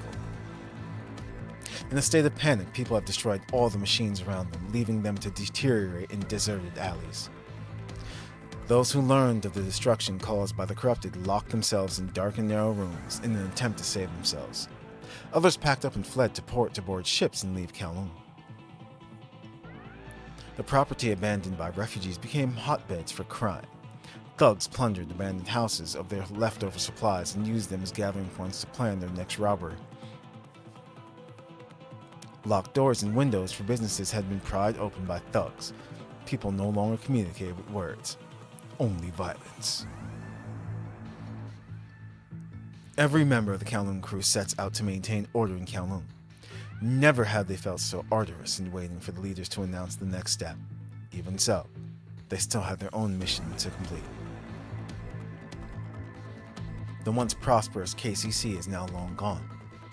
A few pedestrians gather near the broadcast on the street. Pardon me, have you seen my daughter? She's about this tall, with black hair tied into pigtails. A distraught man suddenly runs onto the road, waving his hands at every passerby.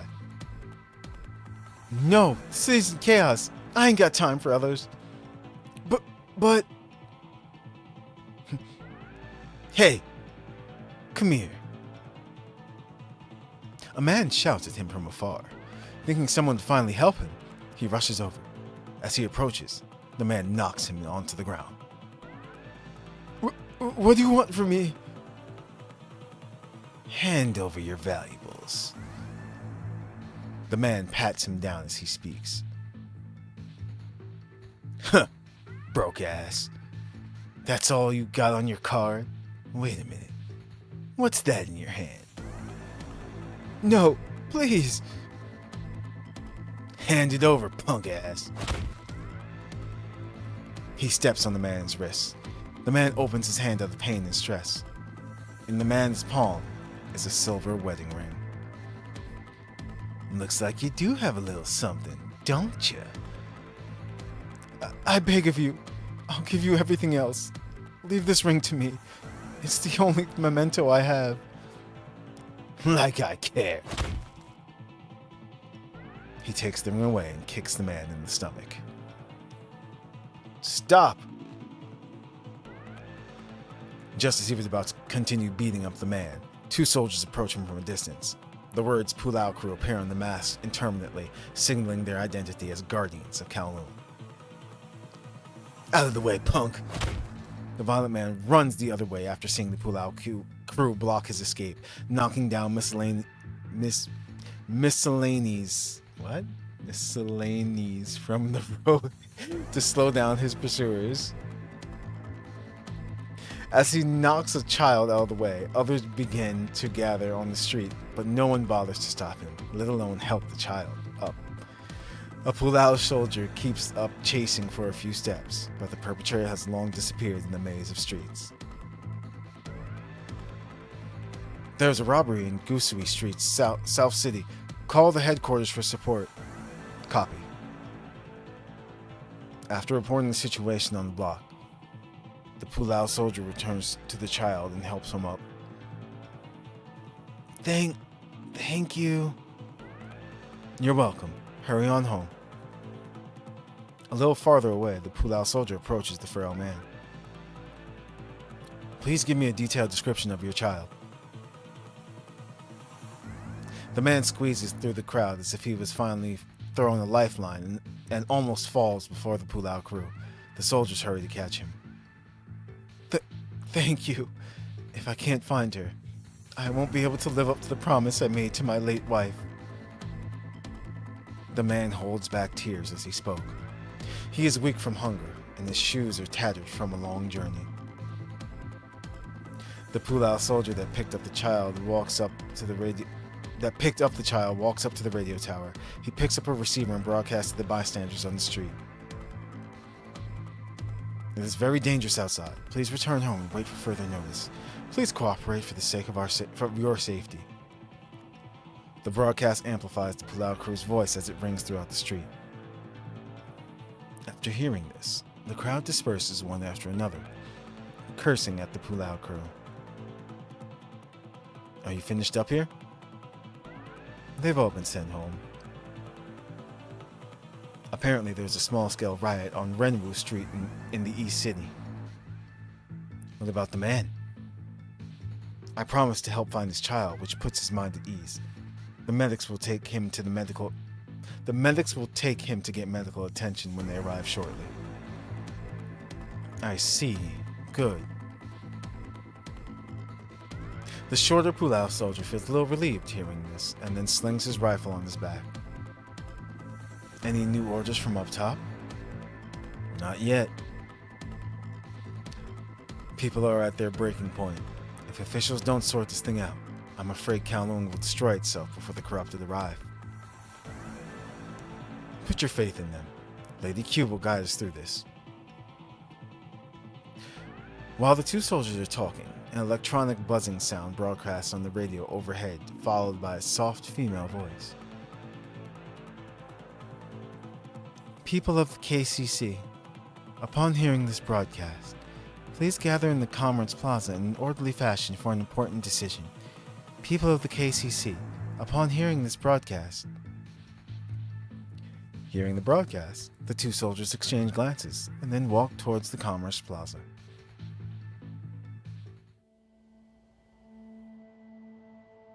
Oh, back to Viler. Or Viler. Damn it. I didn't expect that Hang G to have this trick up his sleeve. Viler clenches his lips upon hearing the citywide broadcast calling for citizens to gather in the plaza. There's no time to slowly decipher it. Fortunately, I left a backup command during your development. Saying this, Viler's fingers quickly dance on Huazu's control panel, causing the supercomputer to rumble violently shortly. Viler recovers the chip and turns to leave throughout the dark doorway. I'm sorry, I can't bring the original you with me. But no matter. I'll make good use of this backup.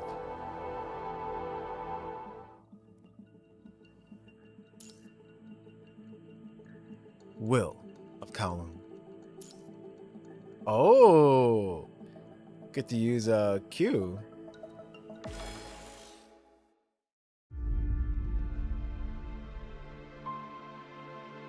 Darkness. Endless darkness. I no longer remember how long I've been walking in darkness. But the pain of losing something precious is still unforgettable. That moment sealed our fate. Continue forward, do not stop, just continue pressing onward. Because I understand that this is the only way I can guide those watching behind me. I am a spectator, a guardian, and a guide.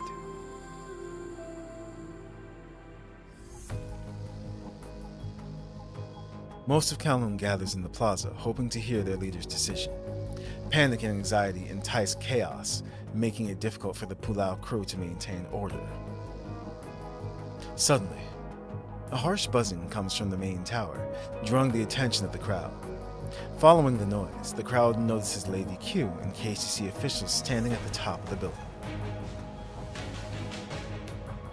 Q raises her hand slightly, projecting a screen above the plaza. The screen shows a map of the KCC. Outside of its boundaries, a dense stream of red lights approach the city. As you can see, the punishing virus is encroaching upon Kowloong. In a few hours, the corrupted will invade our city. What are we going to do? We're done for. We're all going to die here. Run! Hearing Q's announcement, the crowd begins to fill with doubt and despair.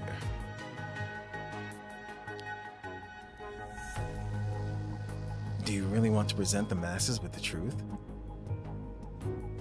They have the right to know the truth, even if it leads to despair. We must create hope out of despair, even if it's woven out of lies. If there is no glimmer of hope in these dark times, all of us will stop here.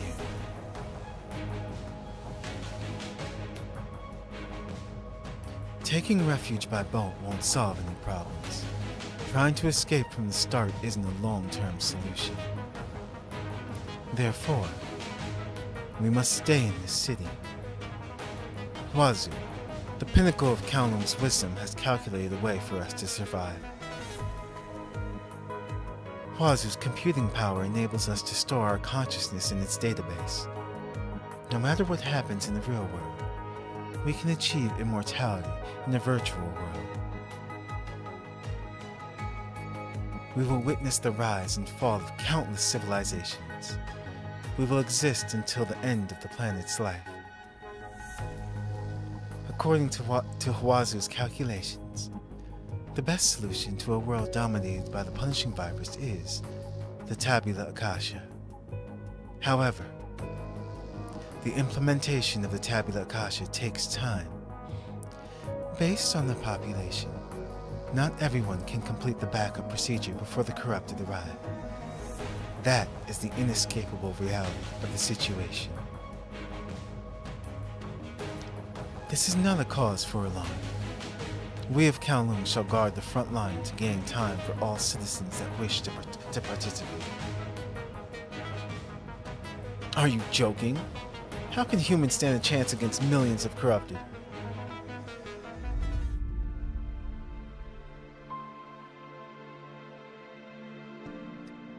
Hearing the crowd's words, Q gently outstretches her hand. The projection zooms in on the terrifying image of the corrupted charging rampantly. Oh. This is voiced. Do you see? The crowd falls silent. Without a doubt, the crowd could hear the deafening roar of the corrupted. An endless ocean of bullets and debris expands as far as the eye can see. The exoskeletons of fallen soldiers lay in fragments throughout the calamity, covering flesh and blood, still fresh with heat. High explosive rounds buzz as they fly by, heat from the explosions burning their faces. Human bodies mixed with machine fragments rain down, splashing onto the soldiers' feet. Is it not laughable? 人類によって生産され、人類によって刺激される道具がパニシングの武器となり。The tools made and enslaved by the people became the weapons of the virus. 無知で低級な存在が今まさに九流商会が治める地を欲しいままにしているのだ。Those witless hunks of steel are roaming in KCC boundaries. I actually don't think I'm far too off of sounding or similar to how her voice is. 九流はこの星の最大経済圏の一つとして世界政府から独立して東アジアの広大な領土を統治している。That makes me happy. I pretty much got her vibe. Kowloong runs the greatest economy on this planet. Kowloong governs East Asia. It stands independent even from the world government. 人類の都市が次々とパニシングに陥落する中で、なぜ我らのみが安寧に過ごせたと思う？ The cities fall one by one. But why are we still standing? Oh, this was going on while Cheng-Yi was fighting. This is that speech. 勇敢な兵士たちが九流を守るために前線に赴き、パニシングに世界に九流の意志を示したからだ。あのクズ鉄どもをこの九流の地にて錆びて朽ち果てるまで眠らせたのだ。Because countless brave warriors fought for Kowloong. It is the will of Kowloong that they bear. They fight against the virus. They prove to the world. Those red eyes will rot and rust on Kowloong grounds. 我らは同じ誇りを抱いているゆえに、我らの確固たる信念は決して揺るがない。We bear the same pride. We hold the same beliefs. The soldiers in the projection raised their rifles, trudging through the sand kicked up by the heat wave. The flames from the muzzle fire vents their anger, leaving an ocean of steel in the wake of their rage. The corrupted surge like waves, drowning all that stands in their way. Explosive rounds pierce the waves, sending ripples through the sea, only to disperse as the waves surge forward again. A Pulau soldier drops his overheated firearm and takes the remaining 3 grenades from his bandolier. The next moment, corrupted overwhelmed the soldier, who was less than 170 centimeters tall, even in his exoskeleton suit. The explosion erupts in the center of the corrupted, sending them flying onto the ground. Before most of the corrupted could crawl to their feet, another barrage of bullets destroys them. Kowloong soldiers are flooded by the corrupted incessantly. Soldiers pick up their companions' rifles to meet the corrupted's attack. People watch the carnage unfold in the projection, most bowing their heads in silence for the valiant souls. Q closes her eyes, takes a deep breath, then raises her head to continue addressing the people in the plaza. 過去のすべてが今の九龍を作り上げた。九龍の民は戦争を恐れない。なぜなら戦いで九龍の意志を砕くことはできぬ。Kowloong is a crystal, nucleated from history. Kowloongers do not fear war, because war cannot break the will of Kowloong. 遥か昔からこの星のすべての人間は我らの名を知っていた。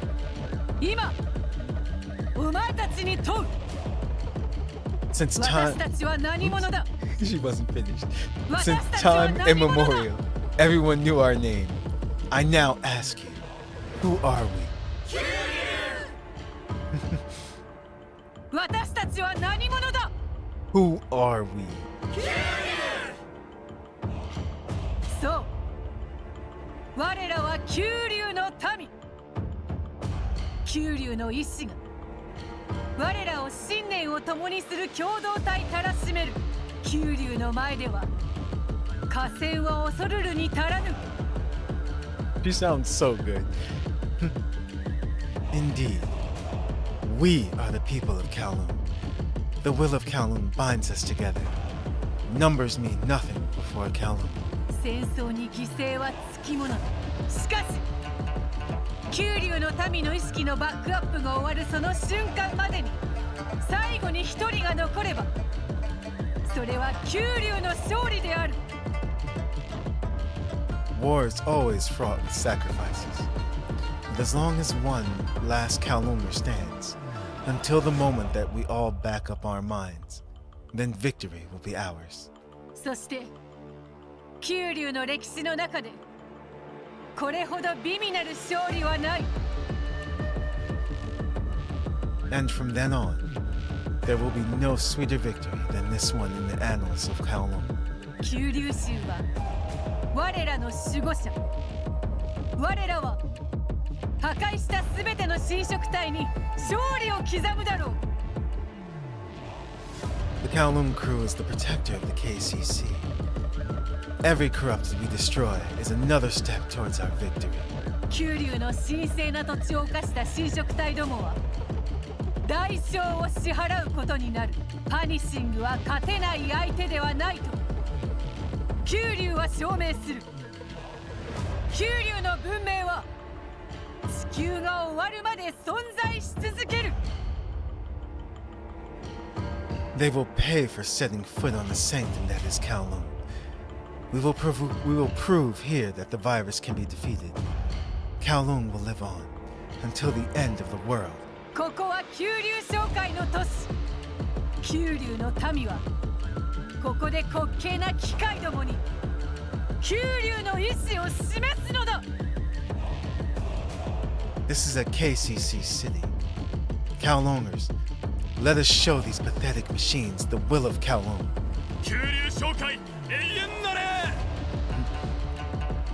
Long live the Kowloong Chamber of Commerce. For eternity. Q enthralls those behind her with her leadership. The deafening roar from the oath of her people resounds through the Kowloong Chamber of Commerce. As the cries from the people begin to gradually subside, Q continues. Aw, not voiced anymore. The port in the KCC will remain open. Whether to stay in the city forever in the form of data or choose to leave, the freedom is for each of you to choose.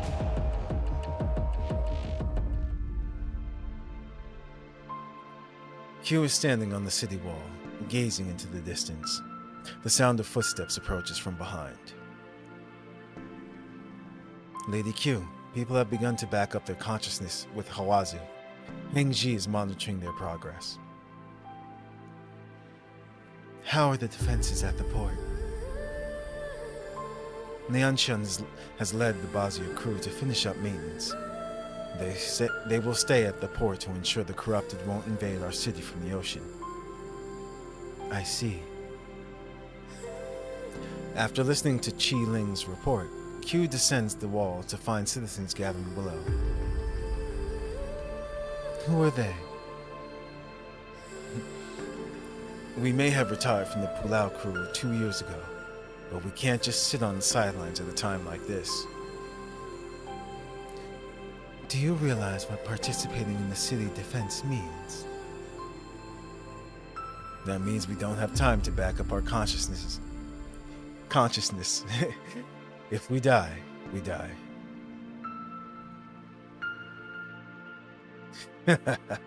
Lady Q, isn't that the same with everyone else in the Kowloong crew? We all know this in our hearts. That's why we needed to come here. We understand that in order to protect some more people, someone must stand up. Just like you and your comrades in the Kowloong crew, right? Comrades. As Q reflects over the retired soldier's words, Qi Ling steps out from behind Q and hugs the group of people in front of him. Haha, welcome back. Yeah, it's been a while. Oh, you. Hearing what Qi Ling and the group had to say, she shakes her head helplessly. A faint warmth rises from the bottom of her heart. It's nice seeing her smile as well, too, because we know what happened and how she is now. Well, Qi Ling, take them to get weapons and supplies from the Chiwen crew. Time is of the essence. Regroup with me once you've finished. Let's protect the residents in the outer city while they withdraw to the city. Roger.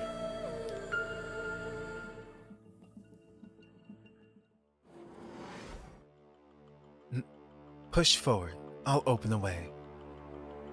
Hold on there. Lady Q and Kowloong crew are coming for us. Qi Ling, rescue the residents first. Roger.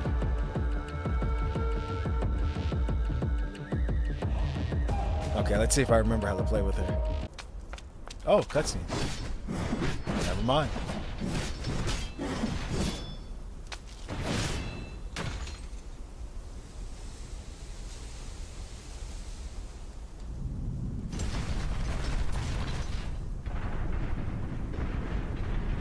Oh, damn. The will of Kowloong does not end here. Okay. Oh, they're... okay. Core passive, concentrated will. Enter concentrated will for a few seconds after clearing any 6 signal orbs. Skills are enhanced while core passive is triggered. Okay.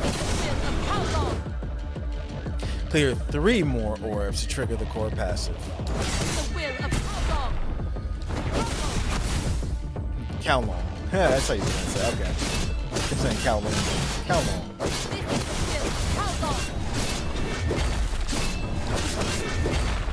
Dance on the tip of my blade. Dance on the tip of my blade. She's so good. She really is.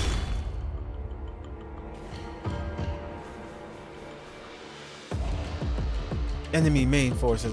Lady Q, some corrupts that are attacking our flank. They must be using anti-radar camouflage. We can't let them get so close. All corps focus and fire suppressors at the enemy. I'll eliminate anyone that crosses the field.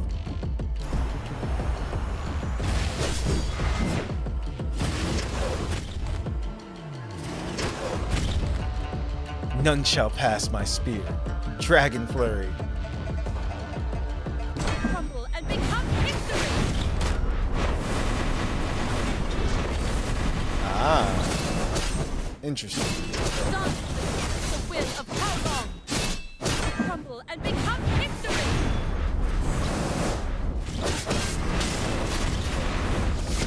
The will of Kowloong. Crumble and become history. She gets her special back so fast.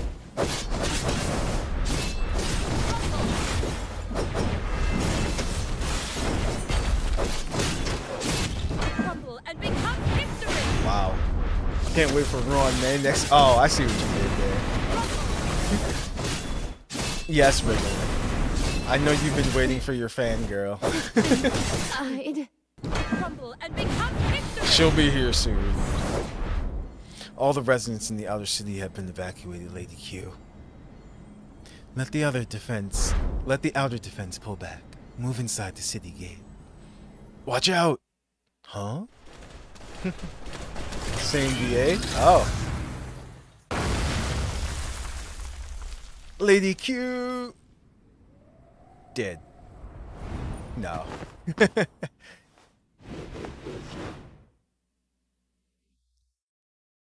Stay calm. Keep firing. Maintain your defense. Understood.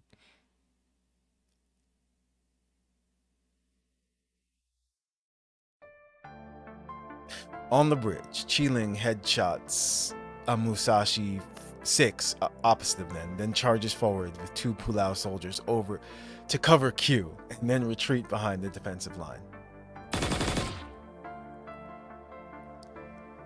When the three approach, Q grabs a rifle from a Pulau soldier and empties the clip under the bridge. Once the gunfire stops, the roar from the corrupted falls silent.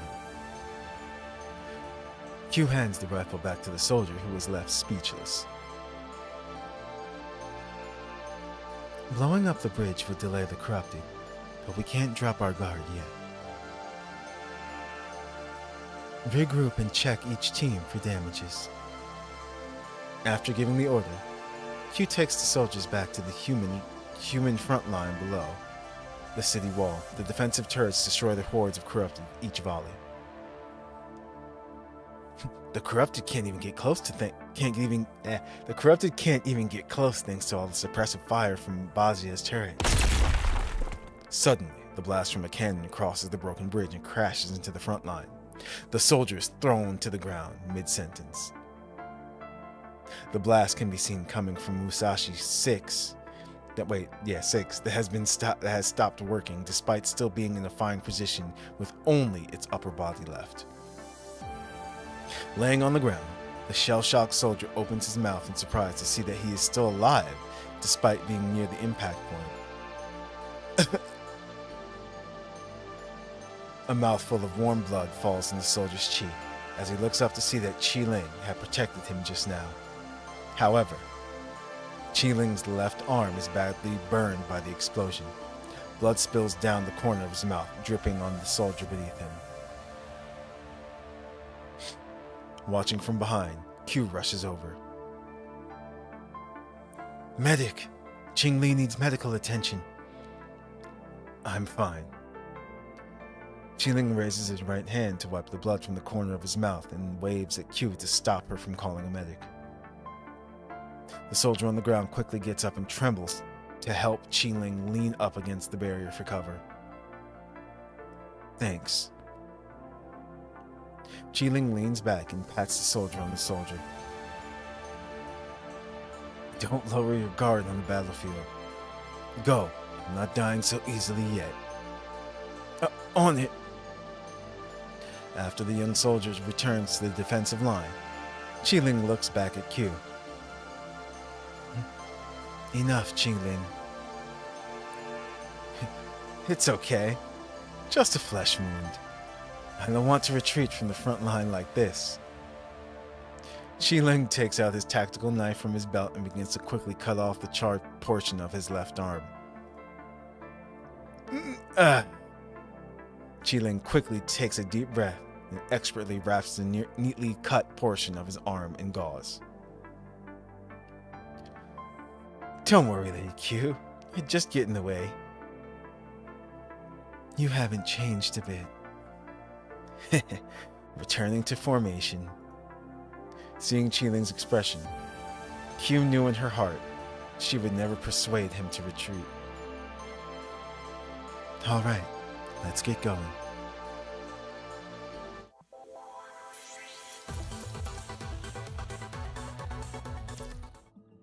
Okay, so we're on 311.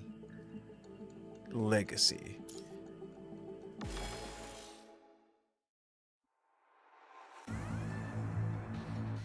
Damn it!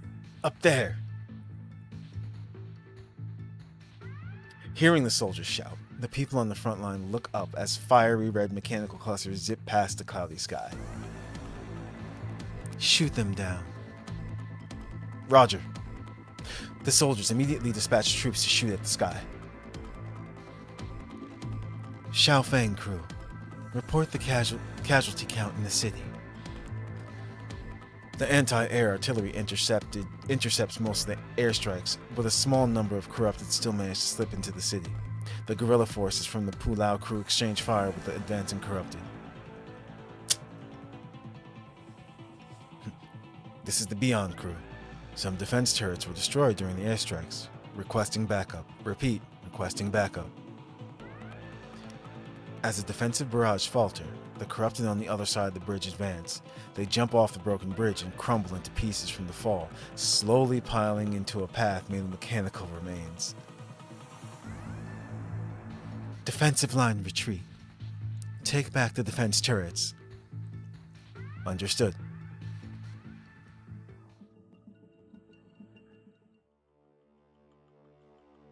Rumble! This is the will of Kowloong! I'm sorry, I love that. Just watching her run up and just decimate them. Don Hao, I need to update on the situation. Do you copy? Damn it. We must take turn to fall back. Make sure the defense facility is functioning properly. Roger.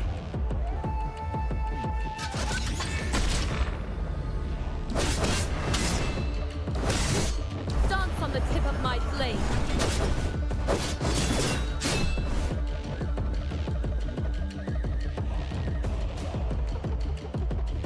What is that? Oh, the anti-air cannon, I think.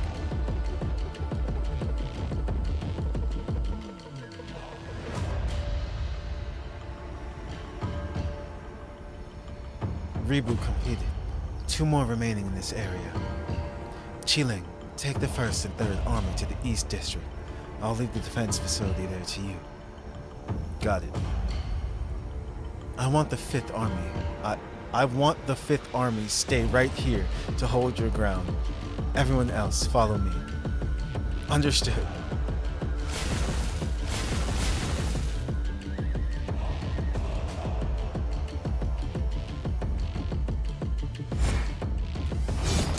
Ah. I wanted to dodge that. Crumble and become history!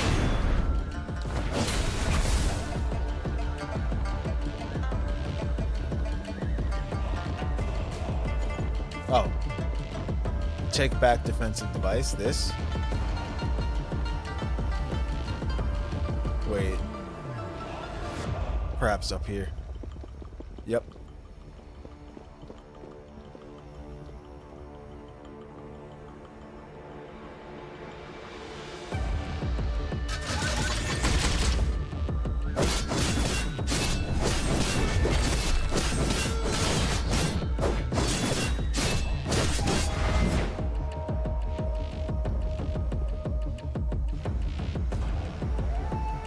Has anyone seen Don Ho? No, not here. Here. The 2nd Army. Reach for the wounded and cover the 5th Army. Roger. Proceed to the next device. Okay. This is cool though, how we're seeing exactly what happened to oh no, I forgot how to pronounce it correctly. Kowloong. What's that? Oh.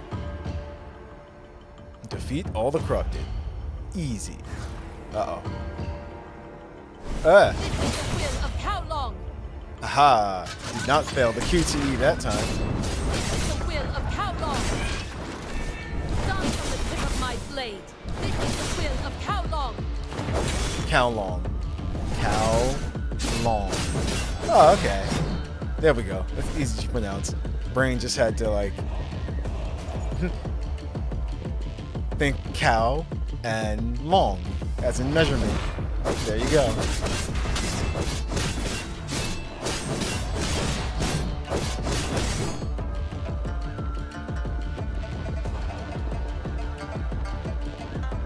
Alright, what's this?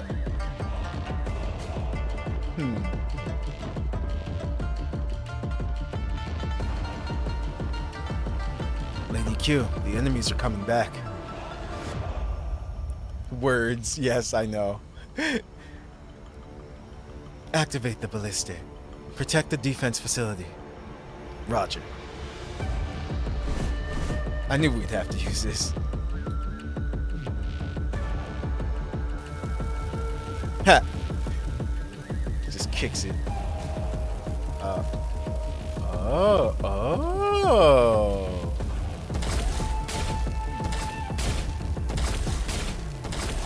I'm sorry, it's kind of funny. It's a little anticlimactic. You think something like this would make such a heavy impact? It's just like pew, pew, pew. I mean, don't get me wrong, it's a cool sequence, but still.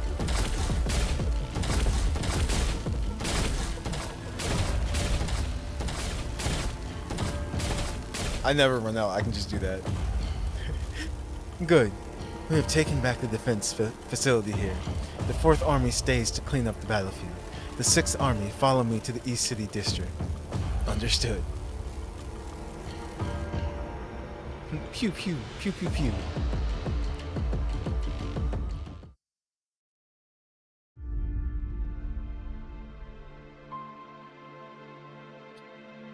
Kowloong feels like the distance from the city gate to the East City District were opposite ends of the world. Every step seems to require 1 ounce of his remaining strength. The corrupted roar, drowning out his headset and causing him to lose contact with his troops a few minutes prior. The roar even echoes through the channel, so Kowloong simply removes his headset and holds it in his hand. Useless. Oh well, I know what I have to do. Kowloong crushes his headset, causing electric currents to travel up his hand. He steps forward, knowing that returning to his position would only incur more losses. He squats down and charges up with his right hand. He aims at his target. Then 3, 2, 1, punch! Kowloong's fist caves in the corrupted's head in front of him. It flails its arms in an attempt to attack, but a quick melee with the butt of his gun destroys its visual module. 524 corrupted down, just 10 more meters to go. The familiar sound of an explosion comes from behind again. Debris from the corrupted falls at Kowloong's feet. He knows from the sound that another Pulau soldier had just detonated a grenade on themselves. He cannot stop. He has to take advantage of the gap that his companions had won for him. Kowloong charges forward. Kowloong knocks the corrupted to the ground and tramples it. Brass bullet casings scatter on the corrupted's body. Kowloong swings his weapon forcefully and quickly reloads. He looks at the wave of corrupted surging towards him. After reloading, he points the gun downward and fires, killing the corrupted below him. 525. Kowloong's standard rifle has a strong firepower. Even adult men have to hold it with both hands to suppress its recoil. But now, Kowloong no longer has to worry about accuracy. At such close range, each shot will hit 1 or 2 of the countless corrupted. The powerful recoil makes Kowloong's right arm go numb, but as long as it does not prevent him from pulling the trigger, he could not care less. Kowloong rushes forward, shouting at and blasting corrupted with each explosive bullet. 557 down, 4 meters left. Exhausting the last cartridge, Qi-Ling tosses the rifle. Seeing Qi-Ling's firepower dwindle, the corrupted surround him from all sides. Ignoring his right leg that was just injured while sprinting, Qi-Ling pulls out his tactical knife and walks towards the enemy in front of him. The people of Kowloong will not lose to you monsters. A figure charges through the gray and black corrupted as dazzling light reflects off the white exoskeleton. Long live the Kowloong Chamber of Commerce. Oil and blood flows through the battlefield. Survivors fire their last rounds of ammo to carve a path for Qi-Ling through the ocean of corrupted, ignoring that they will be engulfed in the waves the next moment. In all that fighting, Qi-Ling's legs below the knee have already gone missing, and even his right arm has suffered a severe compound fracture. Get out of my way. A glaive passes behind Qi-Ling and sends a corrupted flying. 4th Division, follow me to cover the 1st Division. Following Q's shout, the division shoots the corrupted in front of Qi-Ling with unrestrained malice. The enraged corrupted no longer focuses on Qi-Ling. Instead, they turn to block Q and the division with their attacks. Darn it! Q brandishes her glaive, slicing and dicing her way through the corrupted that stand in her way. However, even with the firepower of the 4th Division, they make little progress advancing against the massive horde. Lady Q. Hearing Q's voice behind him, Qi-Ling props his tattered body with what remains of his right arm and crawls towards the defensive turret. Finally, Qi-Ling reaches the turret. Slowly propping himself up, he detaches the transmission cable on his exoskeleton and connects it to the turret. Turret rebooting. Hearing the turret's system alert, Qi-Ling finally breathes a sigh of relief and crumbles against the turret. I, Qi-Ling, have completed my mission. Qi-Ling murmurs, his throat in agony with each word. He leans against the turret and makes his final salute to Q, closing his eyes peacefully afterward. Qi-Ling!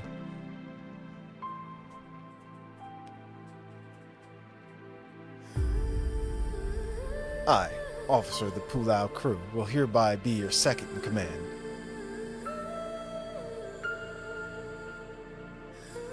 Lady Q, what brings you here? These recruits still haven't been approved for review yet. I'm too strict? Let the rookies complain. This training will improve their chances of survival on the battlefield. I'm too serious? Sorry, I don't know how to act at a celebration banquet. He has always held himself to the strictest standard and maintained utmost loyalty in his duty by devoting his life to Kowloong. And Q knows, this outstanding leader, outstanding soldier, outstanding friend, Qi-Ling, is no longer of this world.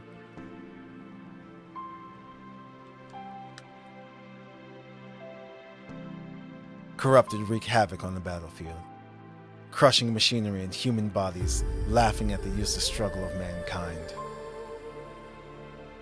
As the turret behind Qi-Ling reboots, a group of corrupted return to destroy it. Just as the corrupted's claws are about to rend Qi-Ling's body to pieces, a glaive descends from above and nails the claws to the ground. The impact launches up debris and sends the surrounding corrupted flying in all directions. Q picks up the glaive and walks out of billowing smoke and dust. After a moment of dismay, the corrupted regain composure and launch an attack on the humans before them. Q waves her glaive and destroys the electronic brains with pinpoint accuracy.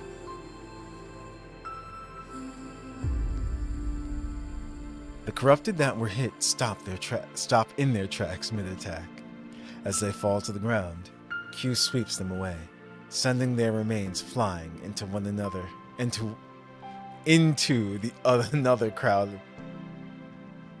Yeah, it says that. Okay, I wasn't going crazy. Into the another crowd of corrupted. Abominations like you do not belong in this world. Q continues her assault, charging in the direction of the surrounding corrupted that were hit. Now, you shall taste the same agony humans have suffered in this war. Q slices through the corrupted like a hurricane, rending them to pieces. Her hands bleed from the blisters caused by her weapon, but she still continues to fight. And the wrath of Kowloong soldiers on the front line protecting others. Q inserts the warring glaive into the ground, then springs into the air, leaping off her weapon. She thrusts her hands out mid-air onto the head of the corrupted and smashes it into the ground in front of her. Q quickly picks up a rifle and unleashes fire into a group of corrupted. The barrage of bullets obliterate all the corrupted that approach the turret. Even in the face of death, we should leave evidence of our own life and face death with a smile. This is the beauty that only humans have. But for scrap metal like you, your existence has been and will always be meaningless. Death is Kowloong's greatest kindness to you. Q puts down her rifle and walks to the defense turret with explosions at her back. With the efforts of Q and the 6th Division, the East City District is finally cleared of corrupted. A Pulao soldier walks up to Q and hands her a KCC flag. Rest in peace. With that, Q covers Qiling's body with the flag.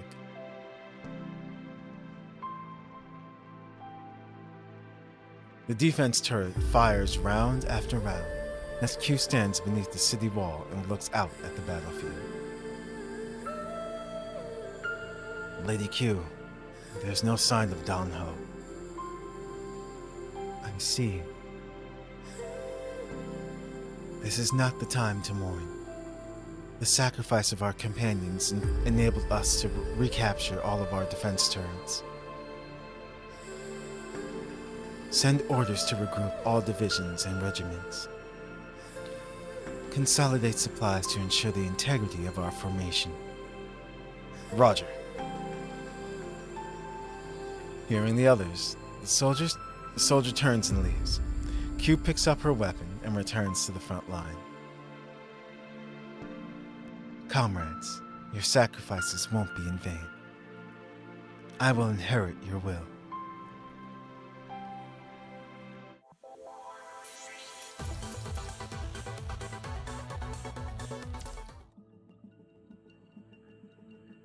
Okay. Homecoming.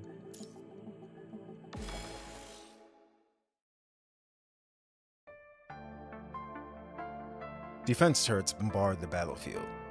High-pitched laser rifle blasts punctuate the roar of assault rifles. 30 degrees, port side, fire. After making great sacrifices, Kowloong has finally stabilized the defensive line. However, just as Q commands the troops to reconsolidate the line, a loud rumble is heard above the city gate. Q turns to see several members of the Pulao crew falling from the city gate. One of them lands among the corrupted and is torn to pieces in an instant. Leave this area to us, Lady Q. Hurry, go see what's going on. On my way. Handing over command, Q rushes over to the closest Pulao soldier that fell. The Pulao crew clear a way for Q as she approaches. The exoskeleton has managed to save the soldier's life. Q wipes away the blood on the soldier's face. What happened up there? An enemy attack. She just appeared out of nowhere. We couldn't react fast enough. I see. Inform the medics, then take him back to get healed. Q relays the order to the surrounding soldiers, then gets up and walks towards the gate. The fallen soldier stretches out his hand to Q with his last strength. Lady Q, be careful. I will.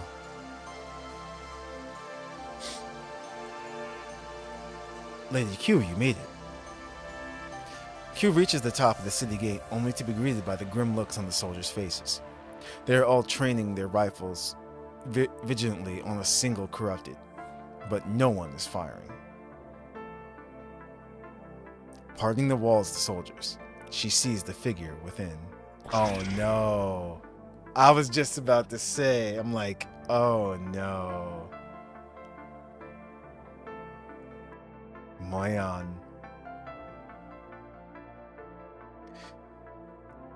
It is a most familiar face. That of the Xiaofang crew officer, Moyan.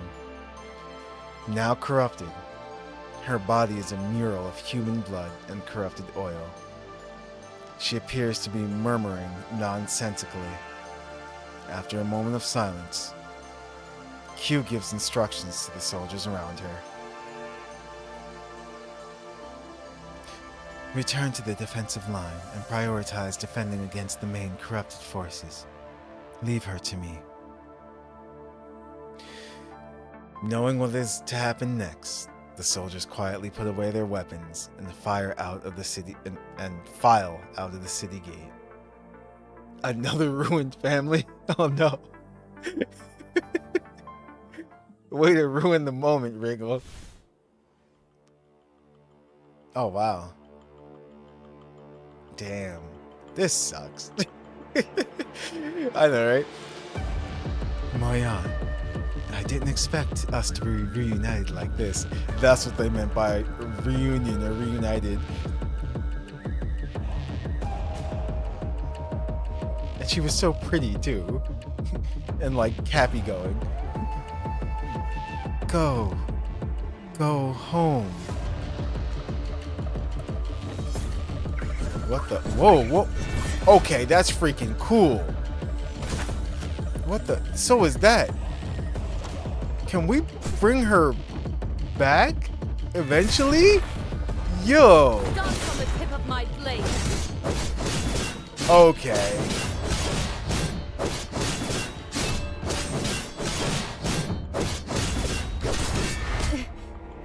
To think I'd...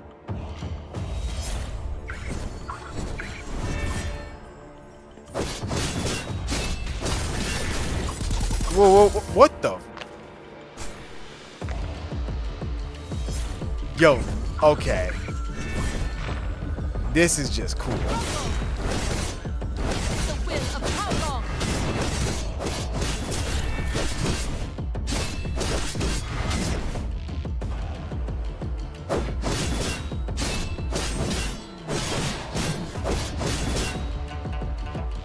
Rumble. Dance on the tip of my blade. This is the will of Nothing Kowloong. can stop me. I want to go back. I must go back. Moyan, it says she's going berserk. Oh. To think I'd... That's sad. It really is. All she wanted to do was come back home, but she couldn't make it.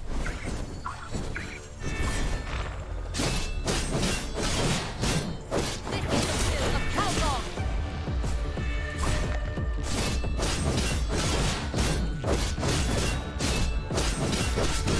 It's too late. Crumble and become history.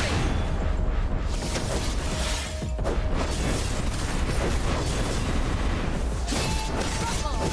Dance on the tip of my blade.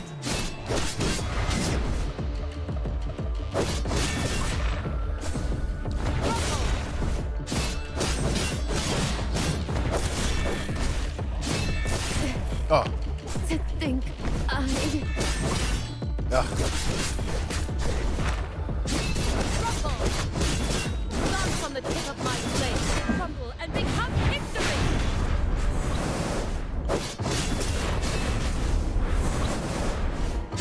Dance on the tip of my blade. sad thing is, it's the puppet that keeps getting me.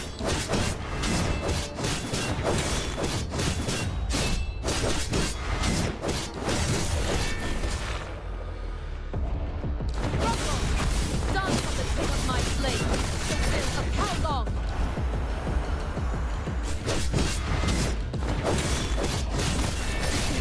Oh, I shan't lower my guard.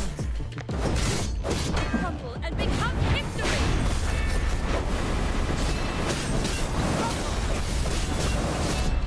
The will of Kowloong.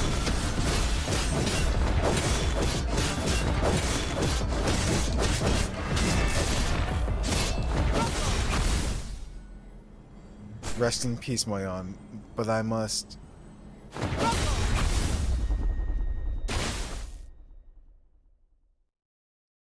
Thank you, Lady Q.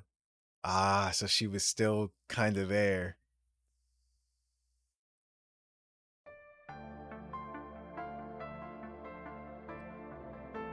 The fight ends. Moyon falls to the ground, letting the rain wash over her. Home, I want to... Q places her weapon between Moyon's eyebrows. Q's rain-soaked hair covers her eyes, obscuring her expression. You're home, Moyon. Home. Welcome back. Looking up at the sky, cold rain patters on Q's cheeks. She gently exerts her wrist. The feeling of crumbling metal transfers through her weapon to her hand. The low mechanical hum ceases, leaving only the endless rain and the roars of gunfire to fill the world.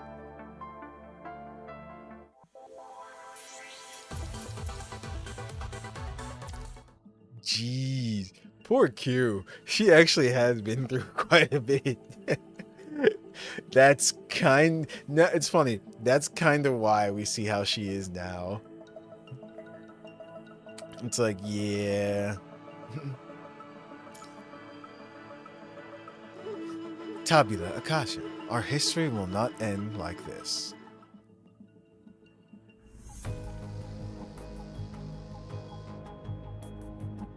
All enemies clear on line 3 to 8.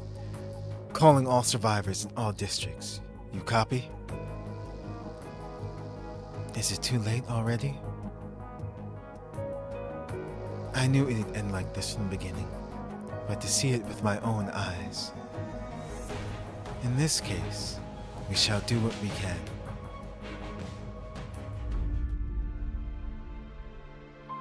Cut/rend.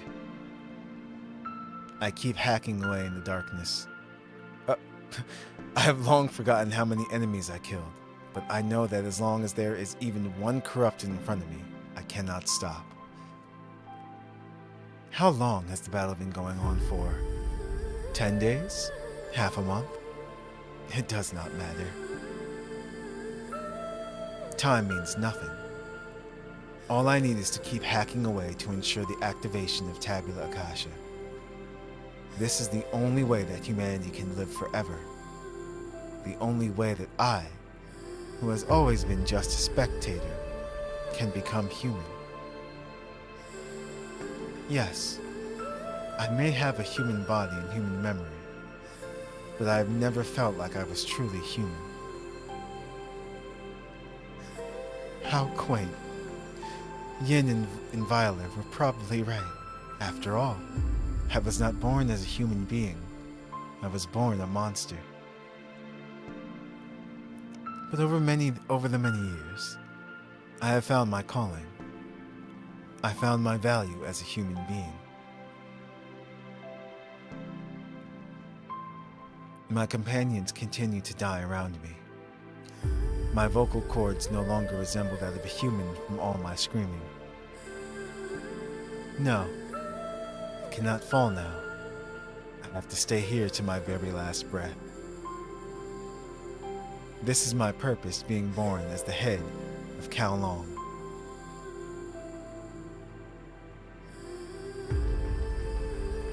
Lady Q, the minds of all the people in the city have been backed up. Ah, good. Hengji's voice travels over the communication channel. Q knows that her mission is complete and humanity has survived. Relief causes Q to crumble and kneel down on the battlefield. Her blade has long since become dull from killing so many corrupted. Countless human corpses and corrupted debris pile around her. The corrupted roar and charge at Q, but she merely closes her eyes.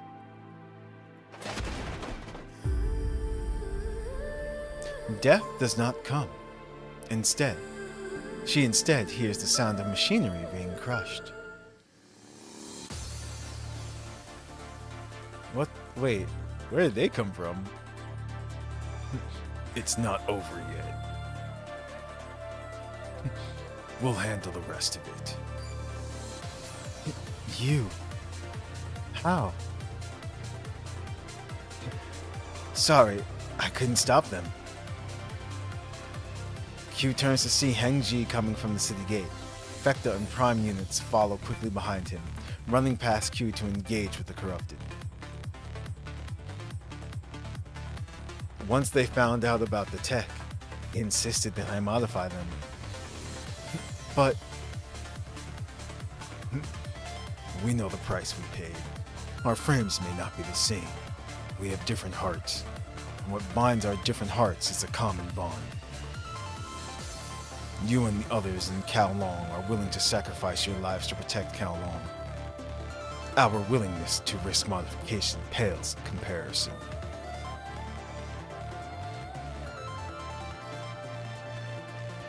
The war between mankind and the punishing virus may not end during our lifetimes. Kowloong should not fight this war with mankind alone. With the support of constructs, a new Kowloong crew was born. Let me see. Yes, and the creator of the Tabula Akasha initiative, your path mustn't end here.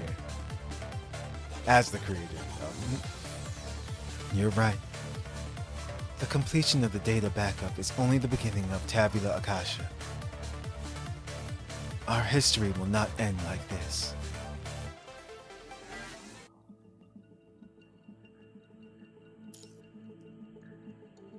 Unnamed War.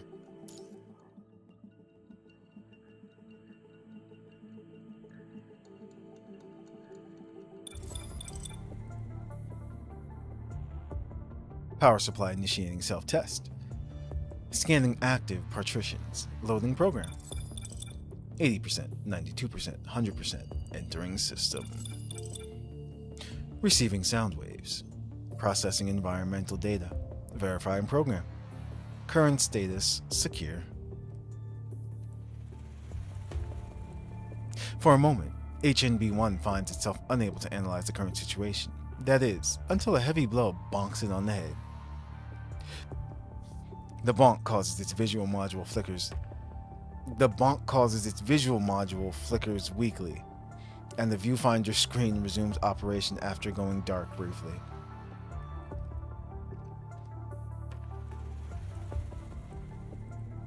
Appearing in the visual HNB-1's visual field is a Tai unit hanging upside down from above. The Tai waves a blade in a very solemn manner. HNB-1's rope snaps, causing it to crash to the ground. As it falls, HNB-1's vision adjusts back to being upright. Scanning. Kowloong Chamber of Commerce. Tai HBG-3. Activating the motion module. Wait, what? HBG-3? Where am I? Why did you tie me up? I didn't do anything. You were hanging here when I found you. The two machines with identical exteriors stand opposite of each other. The staunchier one of the two returns its blade. What's going on here? It's 4:44:23 p.m. on the 28th. We are located in an inspection facility 14 kilometers away from the main urban district. We were scheduled to return back to the factory for routine inspection 14 days ago, but for some reason, we were left in this unnamed facility. My faulty functions have also not been repaired. Strange, I can't reach HQ. Me too. According to KCC Pulau crew regulations, we should report back to HQ. Article 1 of the KCC Pulau Q regulations, Tai shall not harm humans or by inaction allow humans to come to harm. 2. Tai must obey orders from superiors. 3. When an order expires, Tai must return and await. Hey, I know the regulations.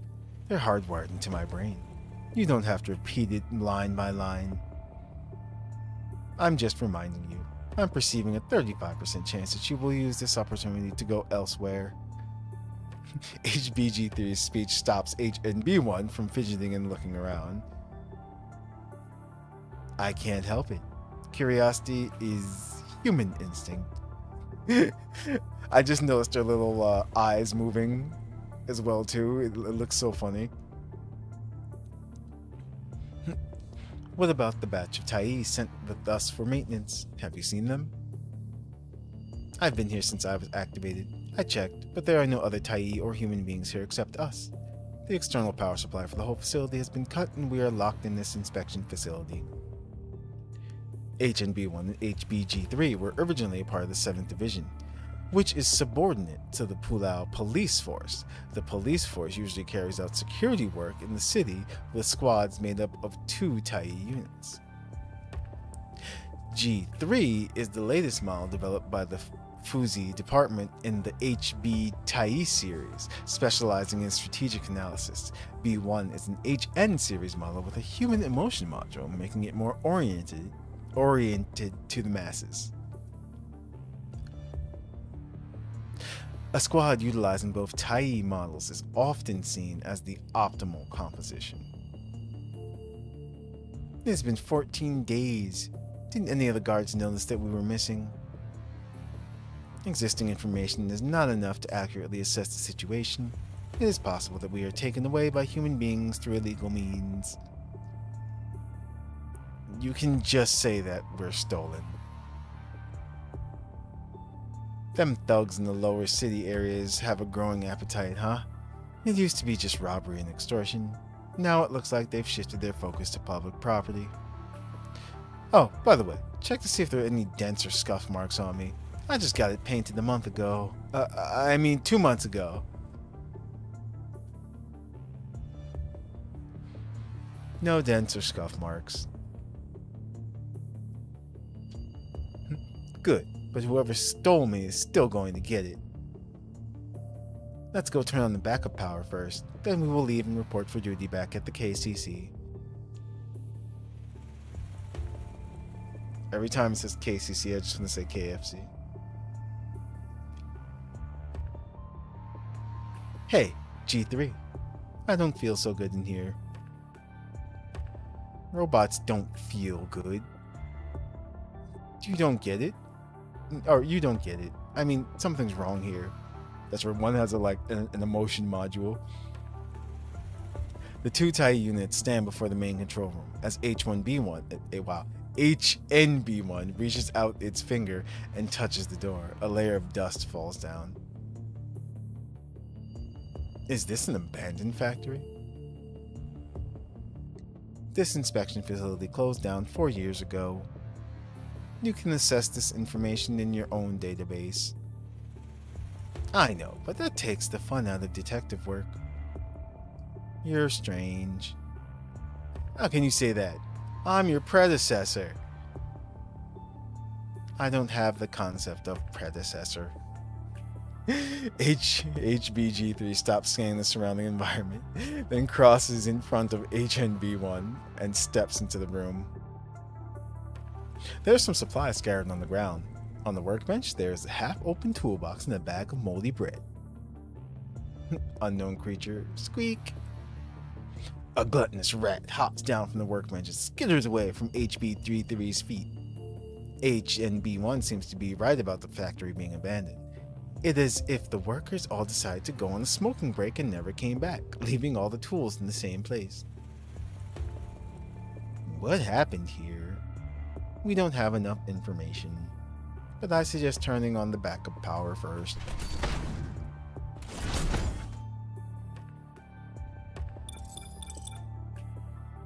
Emergency backup power restored. Preparing to execute command.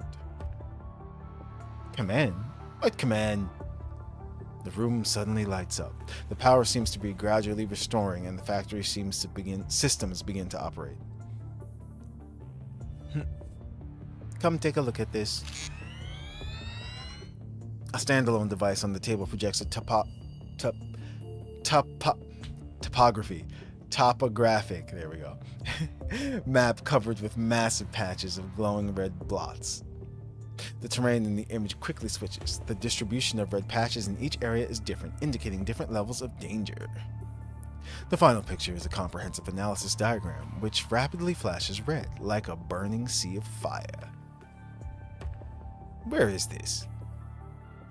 Near the Kowloong Chamber of Commerce. Wait, what?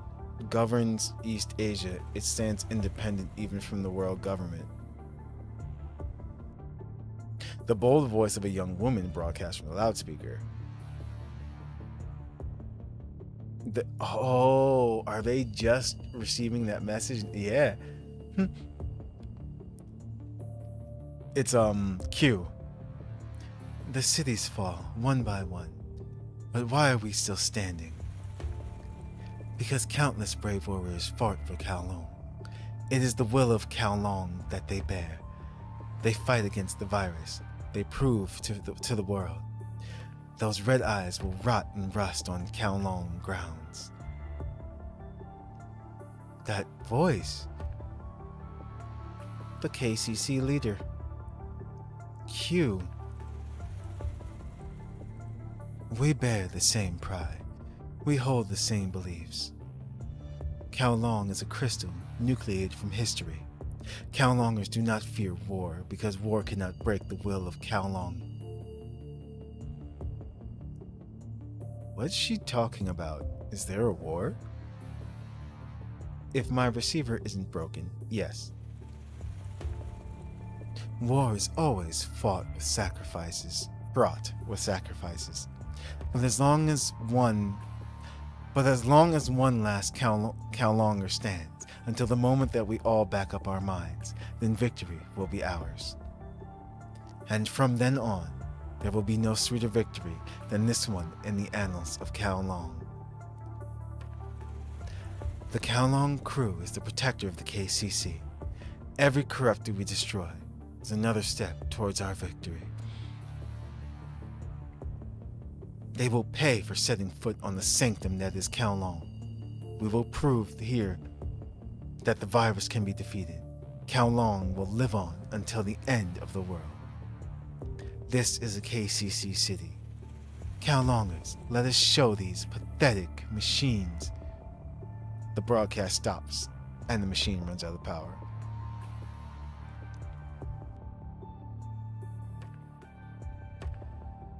This broadcast took place while we were deactivated for 14 days. During this time, Kowloong City has erupted into war. We must leave now. A war broke out in just half a month? At present, my analysis has found no discrepancy in the audio. I have the highest level of analytic capability in Kowloong. The possibility of error is 0.3852%. I am designed for strategic analysis. According to an analysis based on previous data, the possibility of war between humans breaking out is 12.252%. No matter the case, we must report for duty. Yes, I know, but who are we fighting against? She mentioned the corrupted, didn't she?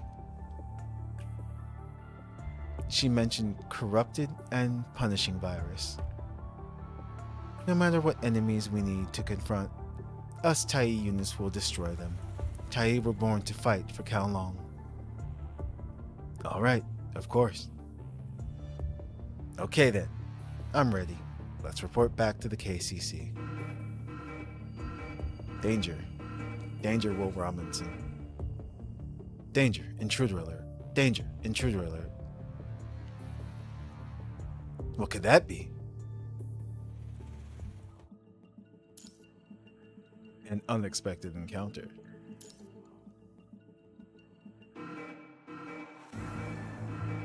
The end of the passage glows red from the alarm. Unable to see the other side of the wall, HNB1 readies his weapon and nods to HBG3. Whatever comes in will be destroyed by their coordinated attack. Wait. Ah! A stone flies to the dust, bouncing off HBG3's chest and rolling to HNB1's feet behind him. The dust disperses, revealing a human standing in place. Scanning. Assessing danger level. Don't attack. It's a human. Oh! This is, oh no. I can't think of her name. But she's a playable character. But yeah. Yup, that's her.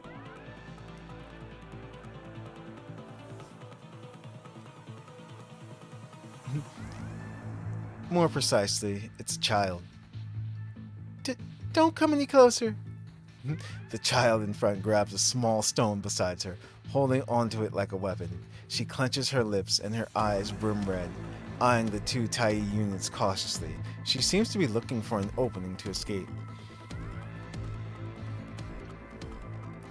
Greetings, we mean no harm. Did you come in from the outside? Go away. The girl throws another stone, but it bounces off HNB1's face with a clear ding. Hey kid, relax. Do you know how expensive I am? Sensing increased heart rate and breathing, emotional analysis indicates level 1 fear, possibility to attempt escape 97.25%. We won't attack you, and you can't run away from us. Please cease from resisting. HBG3 puts the weapon down and quietly steps back. Alright. I guess there's no other way. Here, kid. I'll drop my weapon too. Where are your parents? Why are you here alone? Oh, you hurt your knee? Are you okay? Are you separated from your parents? What's going on outside? HNB1, can you please turn off your human emotion module? It's interfering with my analysis. If you don't bandage your wound, it'll get infected.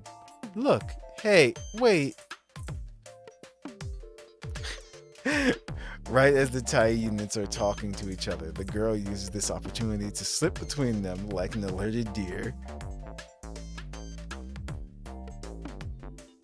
Please, halt. Hey, now you're kicking me? I'm expensive. HBG3 stretches out its huge steel hand and picks the girl up. The girl screams in the air and kicks her legs in vain. You're safe now, human child. We have rescued you. I love these two. She's kicking and screaming. You're safe now. Let's see. There's sand in your wound. Looks serious. There's an 82% chance of scarring. Look how angry she is. Her hostility against you has increased.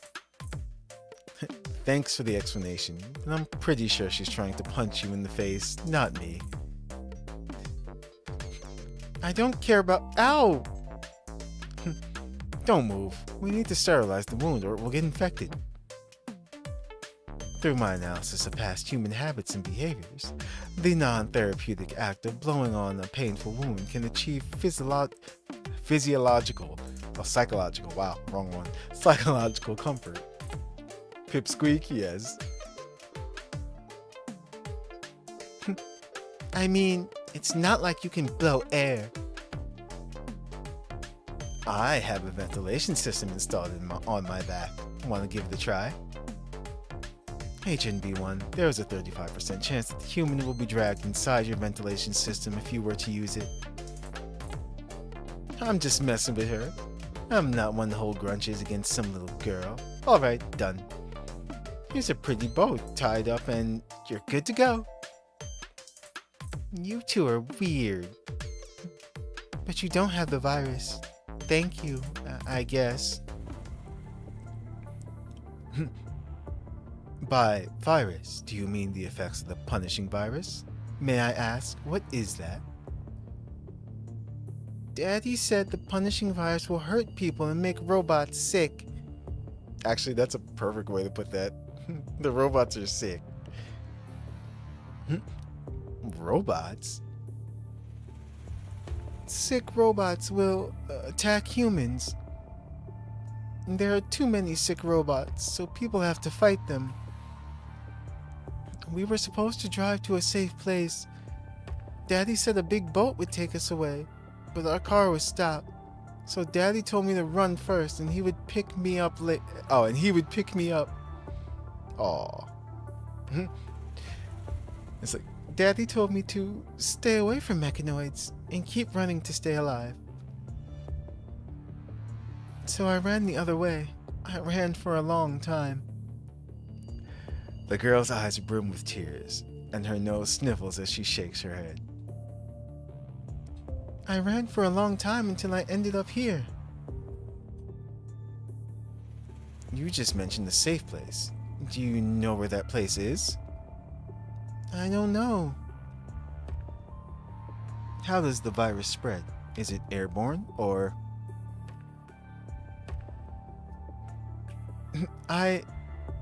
I don't know. Punishing the family ravens? I know, right? This whole chapter has just been like a disaster.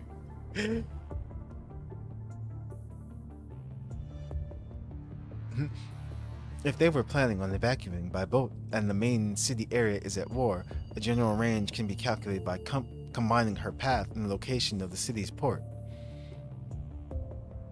Our top priority now is to send the human child to the safe point. You're not reporting back for duty? We are Tai-E. Our top priority is to ensure human safety. But we don't know anything about the virus. If it causes machines to go haywire. But hey, we're still functioning normally. Uh-oh. An explosion faintly rumbles in the distance. All three look in the direction of the noise. We have to hurry.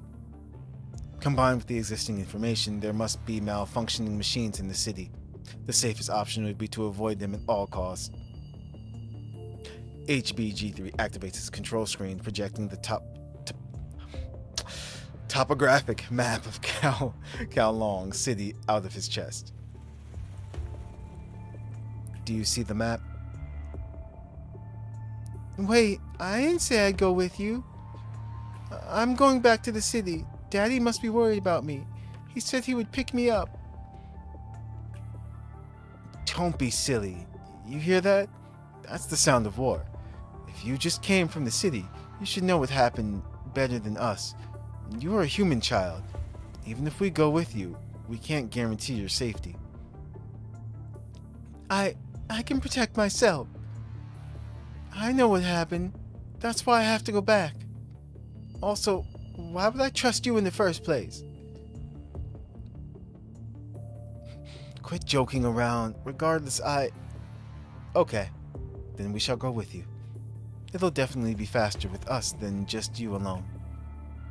Hey, G3. Article 1 of the KCC Pulau Crew Regulations, Tai shall not harm humans or by inaction allow humans to come to harm. Bleh. These are our instructions hardwired into our programming. I can't disobey, neither can you. Of course, I know that. If she really wants us to take her to the battlefield. You and I don't know what's going on inside. Going on in the outside world either. There we go. Alrighty, you win. Okay then, kiddo. Let's get you to your place. So, do you know how to read a map? Well, I can try.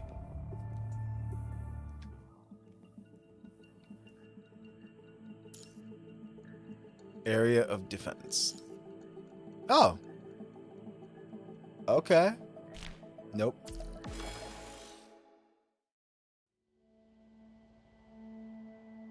Dead. Oh no. Okay. I just put 2 and 2 together. That was the little girl that one father was looking for that got robbed.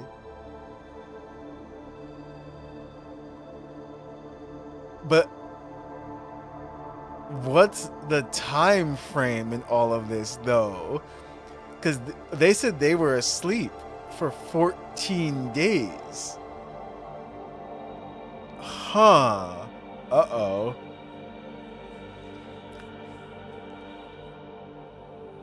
Dead silence hangs over the road, only punctuated by the sound of footsteps moving forward and the occasional explosions in the distance. The smell of oil and rust fills the air. The world seems to have been frozen in place. It's so empty. It's so empty here. All the large machineries were removed. Look over there. A wall by the road has been spray painted with rudimentary images of robots circled in red and crossed with an ominous X. Is that us? There is only a 14% match in similarity, but I calculate an 84% chance that they are supposed to depict TIE units. Well, that does me no justice at all. I'll show them who's the artist here. Me too, I want to try. Oh, they're having a moment. Happens before you beat up Wazoo or whatever the AI was, probably. Yeah. I'm pretty... Wait. What, this whole thing? Yes. No, definitely. This happened way before that, actually. Because... Okay, well, yeah, it would have to, because, we saw Q back when she wasn't an Ascendant and all that and everything, I believe. Yeah. Or, you know, when her crew was still alive. What you're doing now is current? Really? Because this little girl here, maybe they're not the same character. Since it's the little girl and the crazy alley man. Looks like it? You might be right. I thought that this character here would, is that other... she's a playable character, Construct. I forgot her name, though. I can't think of her name. I'll have to show you. I don't think we have the time for that. Before HBG3 could stop them, HNB1 and the girl pick up the spray can on the ground.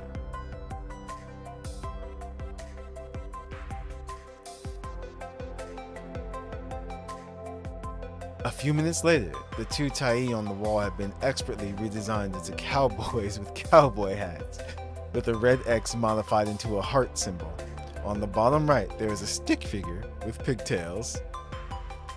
The girl sitting on HNB1's shoulders smiles. Uh-oh. A muffled explosion can be heard in the distance. Their brief playtime is silenced by the rumbling of explosions. We need to hurry. You're right. Sorry. Hey, do you see that? There's a car up ahead. Yeah, it looks like Daddy's car. Wait up. Alright, we need to get going. The vehicle weaves throughout the lower city and speeds out. Kowloong appears pale and hostile in the pallid sunlight.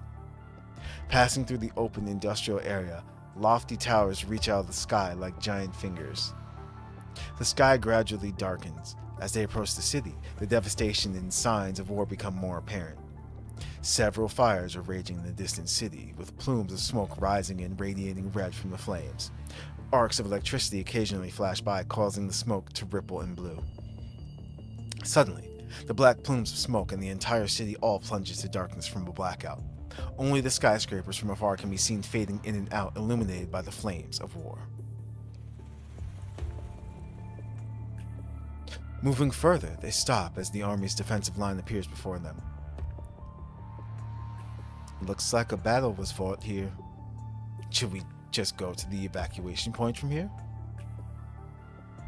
There's no need to tell her the truth.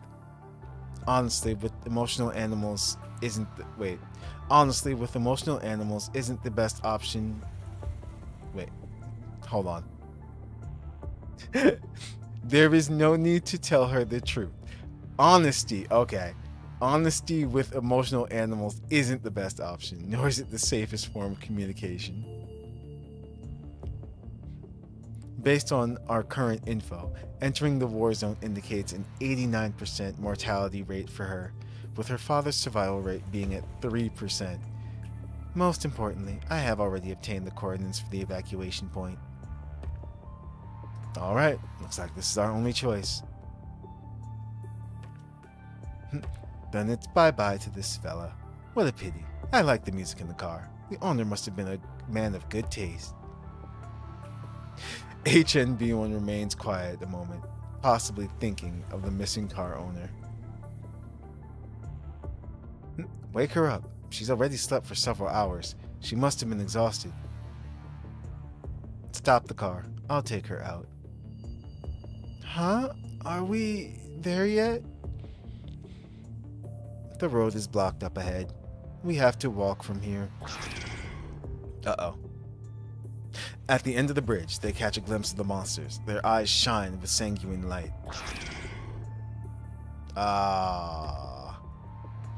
Less than 100 meters away, a hulking mechanoid twists its body and crawls on the ground, as if trying to claw its way out of hell.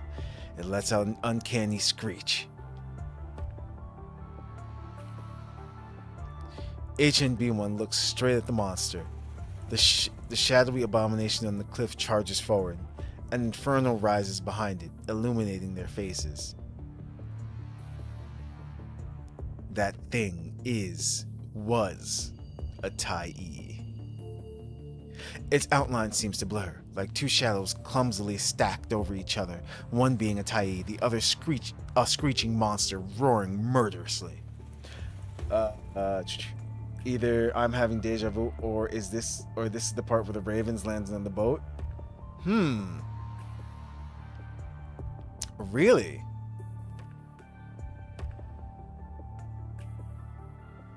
So if that's the case, because I'm trying to think of like the timeline in my head and everything.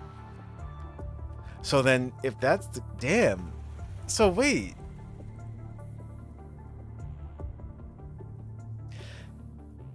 See, but they made, so from what I got from the narrative from this is that this was when the punishing virus first was a thing, like first started. So I thought this was like, yeah, this had to be farther in the past because of Q and Moyan and the rest of the, I forgot their name, you know, the crew that takes Kowloong crew. This had to be before, at least that's what I'm getting from this. Like it had to be years ago. When we got there, Q, the whole Q and Huazu thing, yeah, that was later on when everyone was already... Wait, no. Or was it?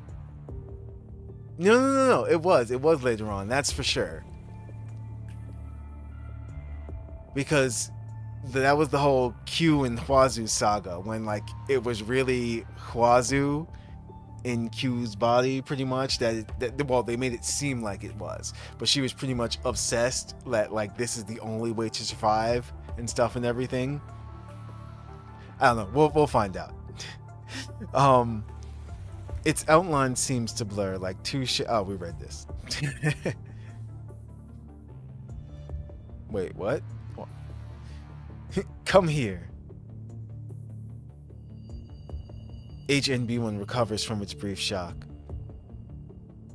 We need to push on through. That thing, that's...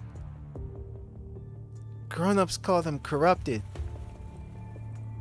They're the ones attacking people.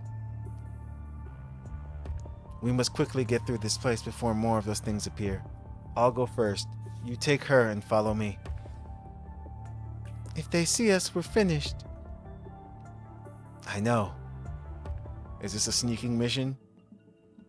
So they made this play as her. No, okay, they just put her there. So we're playing as this guy. Okay. You stay here. I will take care of the enemy with HNB1. Okay. Take care, you two. Nice.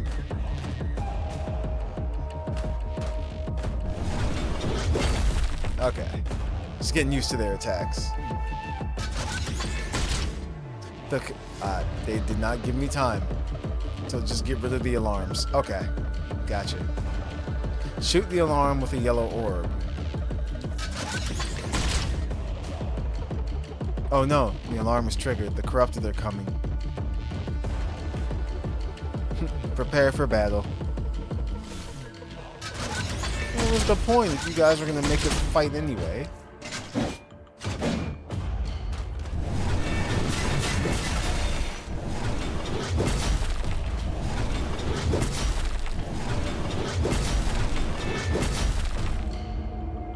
Oh, it's a shield.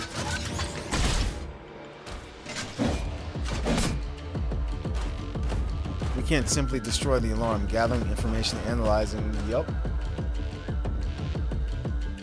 You don't know. Googling shit for this game is terrible. Like I said, we'll find out. We're playing through it. I did the scan. The control room of the alarm system is over there. Yeah, okay.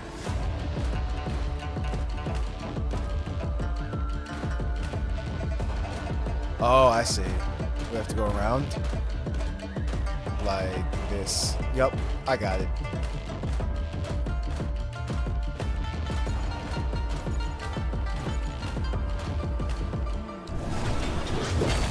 Oh, I'm dumb.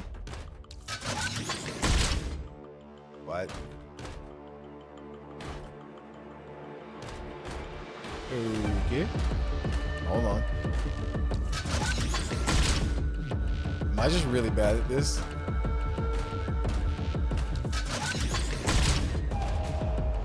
Alright, you know what?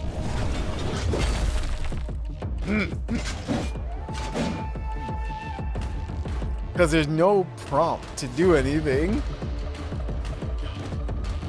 Hold on. Maybe I have to back up some. What? Oh, wow. Talk to HBG3. Why? Suggested best strategy. You go downstairs. Okay, you know what? Oh, come on.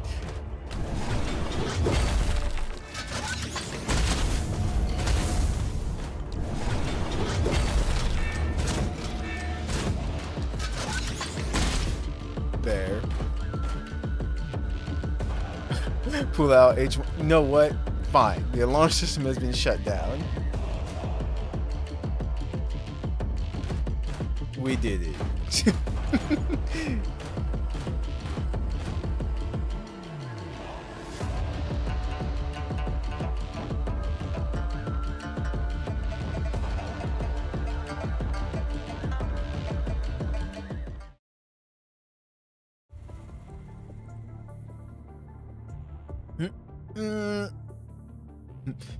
Can you keep going? I'm okay. All this is too much for a human child to handle. Let's find a place to rest. No, I'm okay. You've already done great. Seeing the sad look on the girl's face, HNB1 pats her consolingly on the head. A few hours of rest won't hurt. Are you hungry? I heard your stomach growl. Am not. My tummy and growl. Stomach growls. Okay, fine. Maybe a little. It's okay. I won't laugh at you. I'll go look for something to eat. Find somewhere nearby for her to rest, G3. Understood.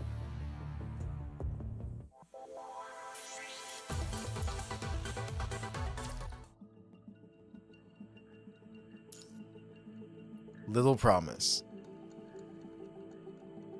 Is it because of the preset command, or is he having an error? He could not tell.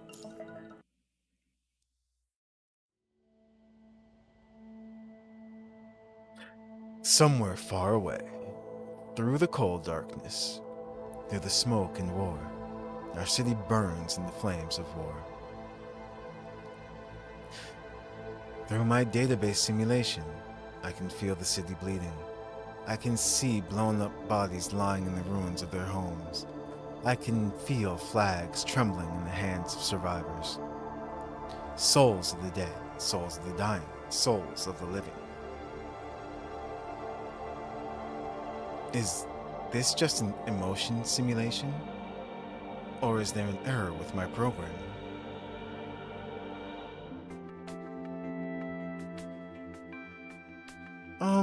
Mr. Robot? I don't know what to call you. Anyway, what are you doing here? I'm keeping you safe through the night. Oh, and just call me HNB1. Just like how HBG3 calls me. That's not a name, it's just a number. Don't you two have any other names you call each other? You mean B1 or G3? That's a name we call different Tai series with. Sometimes our bosses call us by nicknames to tell us apart. But that new hunk of steel doesn't like calling me that.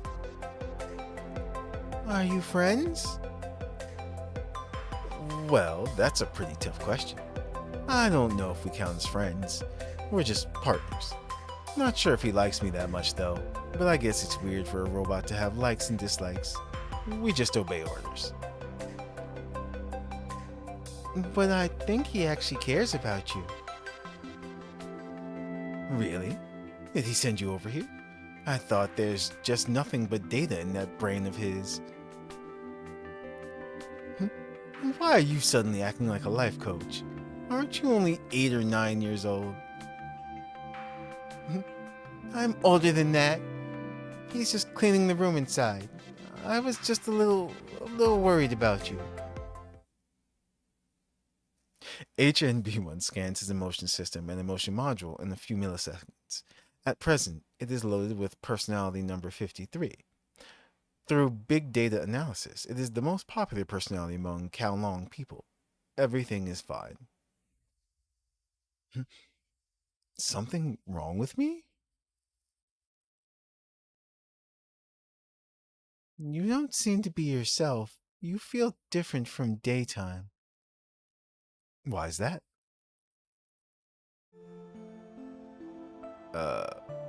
Why is that? The top priority for Tai units is to ensure human safety. He has always had a special affinity towards humans. whether it be imitating humans on TV or doing silly things to provoke laughter. He never understood why he did so. He just knew it would make others look happy, that people would surround him and focus on him.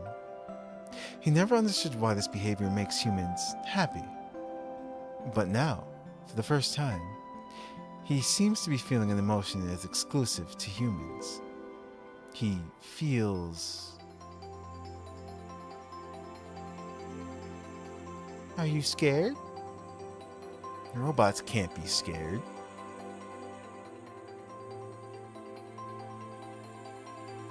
Is this feeling fear? Seeing one of his own turn into a bloodthirsty monster, seeing what the humans, the ones who trusted and relied on him, did, he suddenly feels afraid. Afraid to the point of wanting to run away. Is this feeling a preset command or a system error? He could not tell.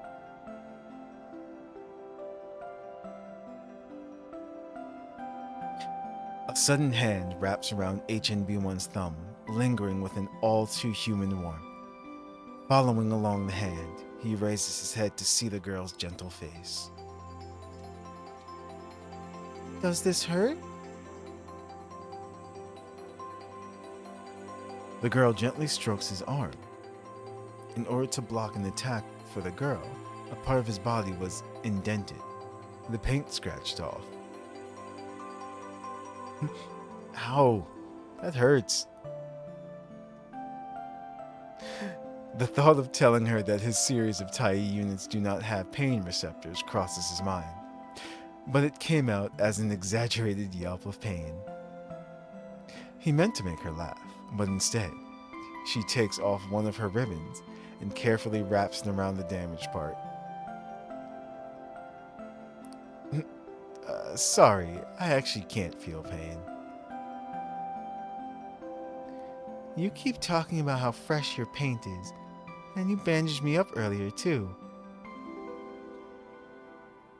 The girl carefully wraps it up and blows on it. Thanks. What about you? How are you feeling? Is everything alright? I'm not scared. Why aren't you scared? I mean, I am. It's just, I'm used to it. I'm scared Daddy will never find me. I'm afraid of being left behind. I'm afraid if I get on the ship, there will be no good animes anymore. The worst fear of them all. That does sound like death for an anime lover. What about you? Are you scared?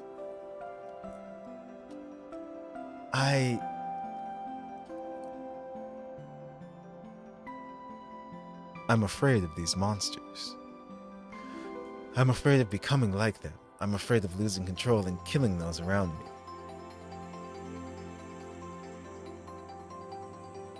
Did you forget what I said?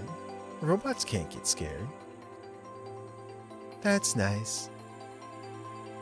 I also want to be brave. My daddy always tells me to be brave. He also said that if I learn to swim, he'll buy me another doll. I almost can swim now. Did your father buy you this? Yep. Cute, huh? Cute. What are you talking about?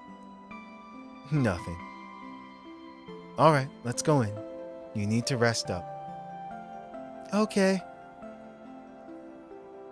I clean the room up a bit. Lock the door. We'll stay on guard outside. If something's wrong, if you think run away by yourself. Just like your father said, stay away from mechanoids. Keep running and stay alive. Okay. Oh yeah. Yeah? If we all make it out okay, can I give you new names? Alright. It's a deal. Deal. Okay, good night. Good night.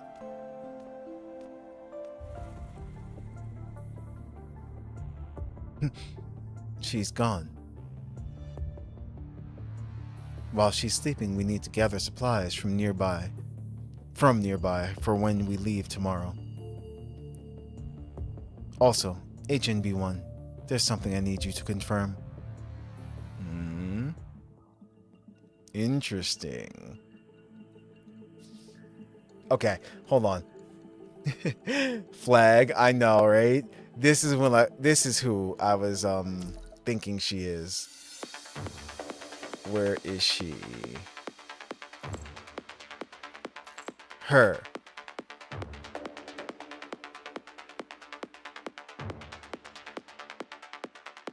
Like I said, I'm not sure if that's true or not. But I was thinking maybe like this turns out to be her in the future. Since I'm thinking this is in the past. But again, I could be wrong. But Kowloong, Dragon Toll.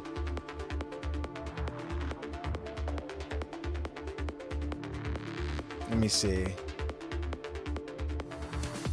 The frame of Kowloong, one of the dragon children, is not made from conventional components, but has been carefully adapted to fit her mind, allowing her to make the most of her unusually strong powers.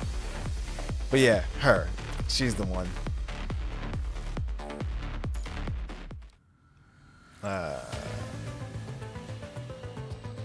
Extra story. This is where we are. Okay. 90%. Duty of Tai.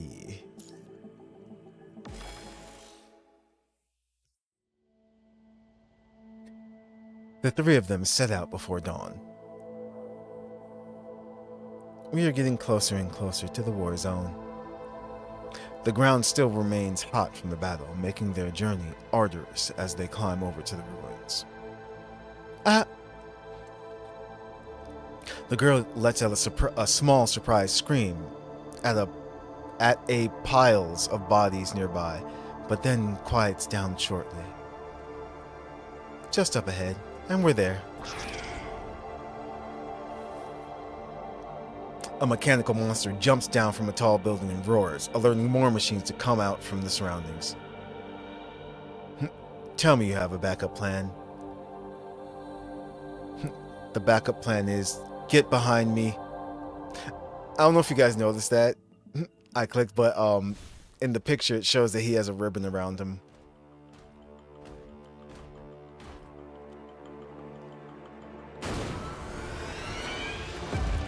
Oh no. Protect the human. You don't need to remind me.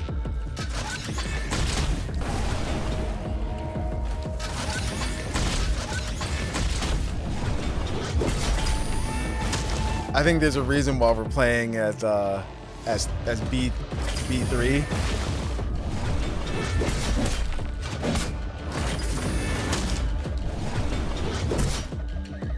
Oh, that was simple.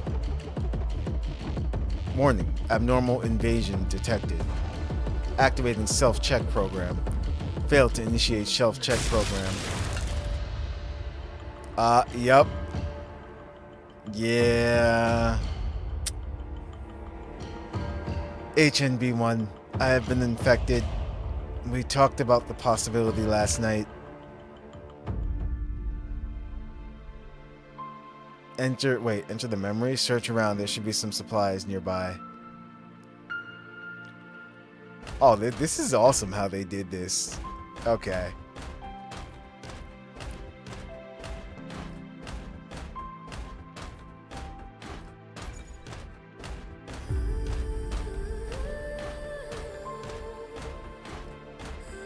So yeah, they discussed the plan. They kind of knew.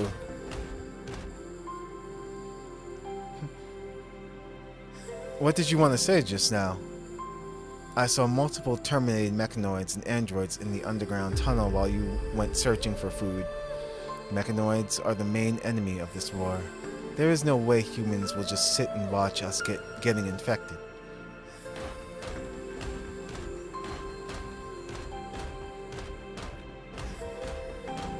Oh, there it is.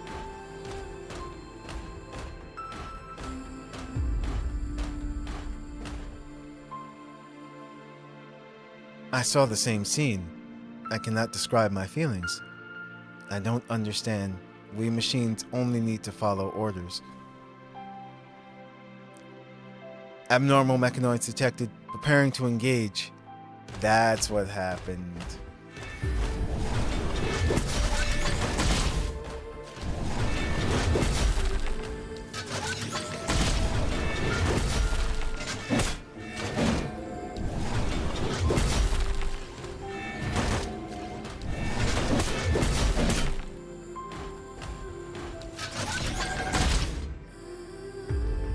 They just keep coming. What were you saying? I have a request.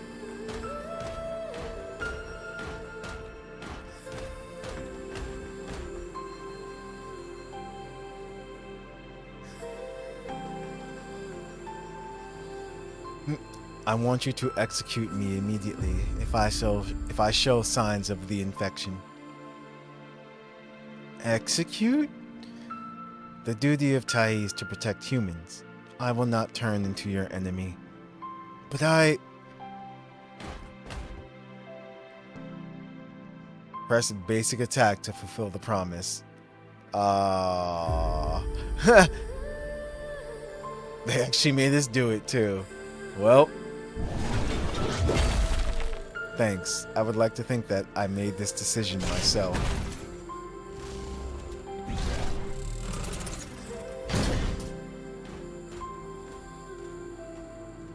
I will fulfill the duty of Tai.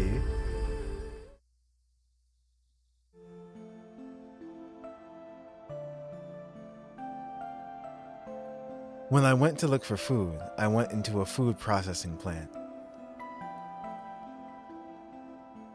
There's something off about the factory. It's empty, but it's still operating. I climbed over a noise barrier and entered the factory. The noise from the machines was deafening. Countless Tai and Guardians were hanging on the production line and moving along a huge machine. They were pulverized and flattened into scrap metal on the workbed. That's the right decision. The duty of Tai is to protect humanity. I know that. Robots obey orders. The highest command of Tai is to protect mankind. All Tai are the same, simple and easy to understand. But you have always been different. I never know what you are going to do. I never hated you. I'm not installed within the motion module, so I can't like or hate. I just feel unaccustomed around you and confused. G3, sorry. For a moment, I wavered and had doubts about the point of my existence in the world. I feel that there is malice and confrontation in this world. But I have also felt that humans are full of goodwill and are worthy of protection. So this time, I'm not executing orders because of my programming, but because I want to. And that's why I choose this human, because this human being is special to me. We have Svarog at home. I'll protect her at all costs.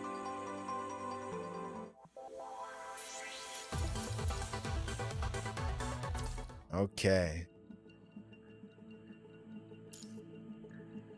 Farewell. Oh no.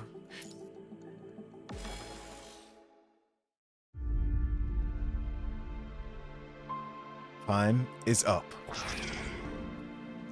A group of corrupted roars at him. They spread what once were limbs, and countless sharp claws pierce his body. He holds the girl tightly as his armor is shredded to pieces. I won't stop. Time seems to slow down, as if he and this human being were the only ones left in the world. The wind howls in his ear. He struggles to hold his weapon, made to fight for mankind, just like how he is as well. For a Tai, this is his mission and his duty. His frame, in human terms, is fatigued. But even if he were to be destroyed here, he could just be rebuilt in the factory. Yet, this is different. HNB1 is protecting her out of his own will. He is protecting her because he wants to. Compared to killing machines like you, I have the faith to fight for humanity, and I'm going to win. He longed to see the Kowloong return to how it once was. He longed to see humans laughing around him. He longed to see the moon shine over the KCC tower. He prayed to see the Kowloong theater. He longed to see children laughing and playing. Glory to mankind? Yes, glory to mankind. During his service in Kowloong, he might never have done anything exceptionally worthy of praise. But these insignificant fragments are memories that are bringing him comfort. Maybe that is what differed him from the other Tai units. Why? Are you crying? Are you hurt? Don't cry. The fear that she might be hurt, that she might be in pain or stricken with sadness, seems to be tearing apart something in his emotion module. The girl's heart-rending cries burn up into conviction, pushing him forward.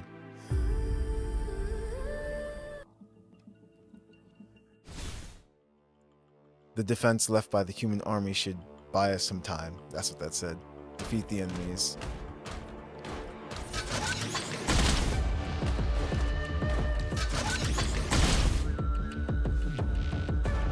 Watch out!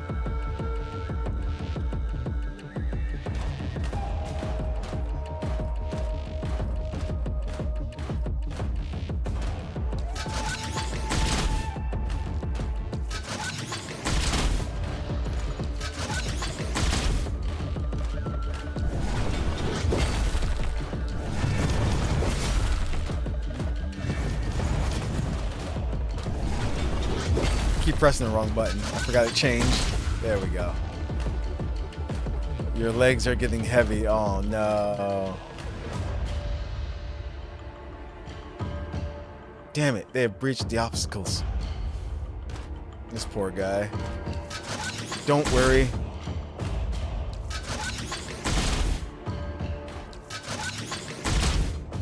I'm just gonna keep doing this. 'Cause it works. Punching level has reached 80%. You can hardly walk. Warning, warning, system compromised. Something, something, something. They didn't let me read it. Failed to launch self-check. Hibernating. I will not fall. You shall not pass.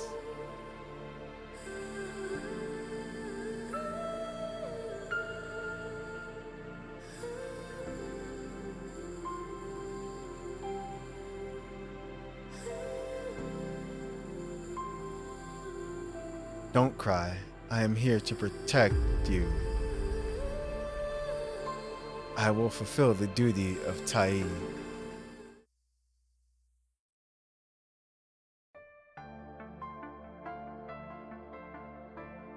He moves towards the evacuation point. The sun is rising from the south, casting a slanted ray of bright yellow light. He sees a shimmering dot in the north like a star glowing faintly. He walks slowly forward.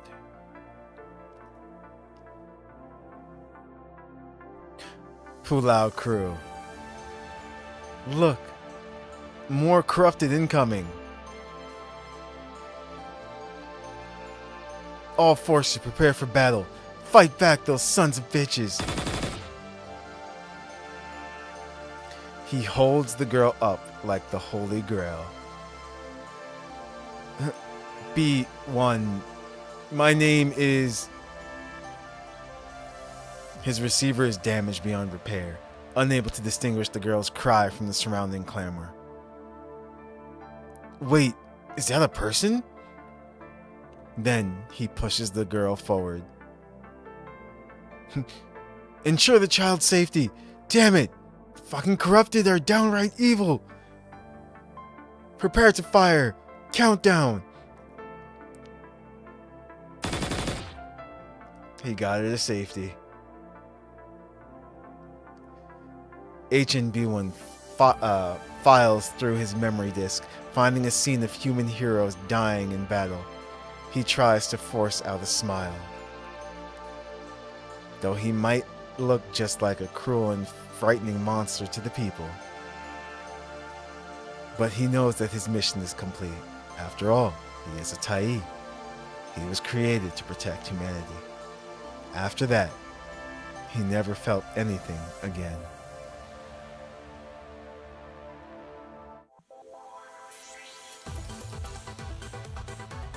But he got her to safety. He did.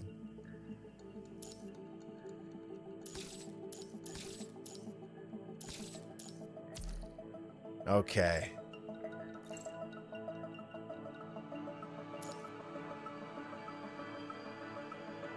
I am thinking AI could fall silent. Interesting. Hold on. Let's check main now. Can we? No. 4-8. That's why. And we were on just now, what? That was 3.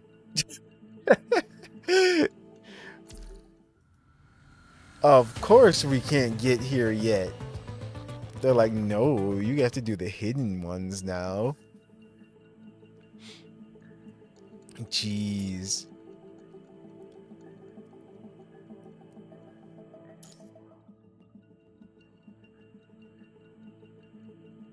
Unforeseen storm. It's Luna. Wazu, are you there? I don't know what there refers to, but I am certainly in my active startup cycle. My next startup cycle is in... I don't care about that. That conversation you showed me earlier. Are you referring to the hour-long conversation? Yes. Play it back for me again. As you wish.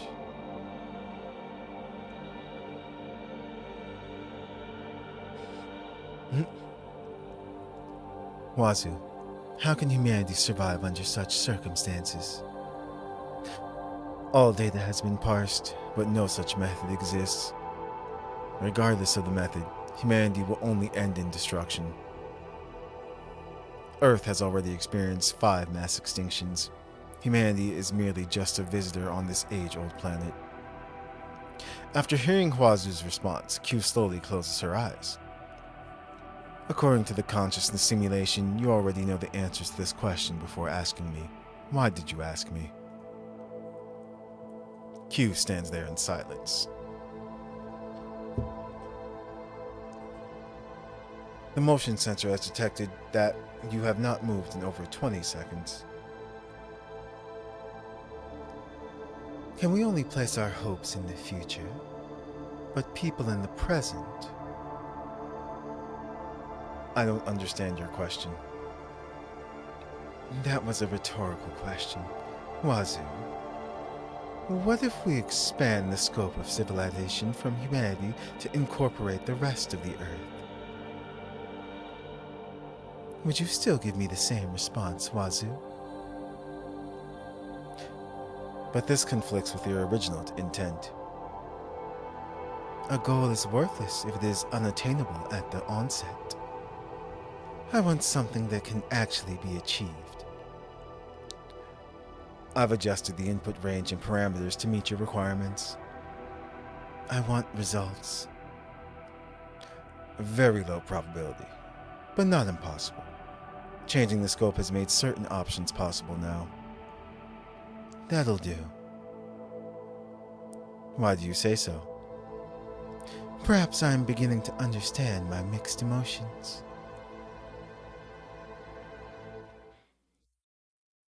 The recording ends here. Don't you find it strange that you're showing me this piece of information? I am simply presenting the facts as they were, that is all. I cannot comprehend what has led you to form this view. I have detected silence that does not conform to the logic of the current conversation. All I know is, what you showed me was not what I asked for, and that it's not what we decrypted from your main memory. So, as an AI without emotions, who inspired you to show me these records? I didn't think an AI could fall silent. This involves highly classified information. Very well. We will find out, whether you like it or not. Say, maybe even now.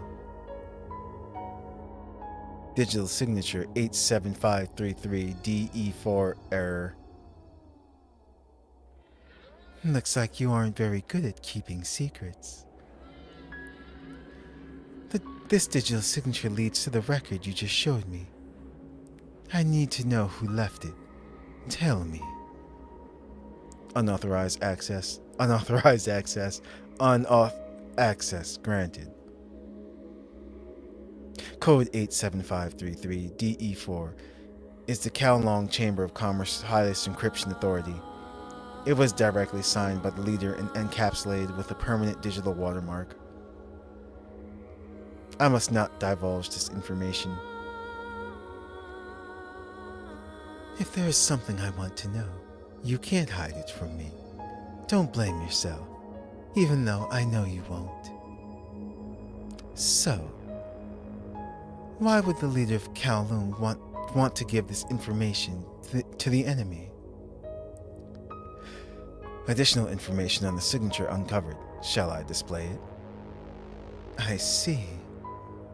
This Kowloong leader even knew I'd get my hands on this information. Show me. I already know who saw this message, but I want to clarify something. Kowloong and the Tabula Akasha are just necessary measures taken with the belief that mankind is bound to perish. But I'm not afraid. Even if there is the smallest of chances, I believe in the possibilities of mankind. So if anyone can defeat me and take Huazu, the moment Huazu is taken, I will decrypt all of the memory files. There's no need to waste time.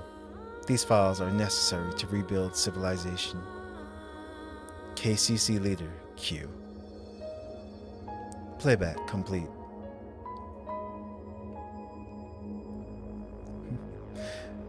I have once more detected silence that does not conform to the current conversation logic. Perhaps. This explains why we extracted data from the database almost effortlessly. Even effortlessly finding information on an experimental high-gain antenna cluster belonging to the world government, buried somewhere in the Arctic Route Union. I have trouble parsing whether your speech is sarcastic or complacent.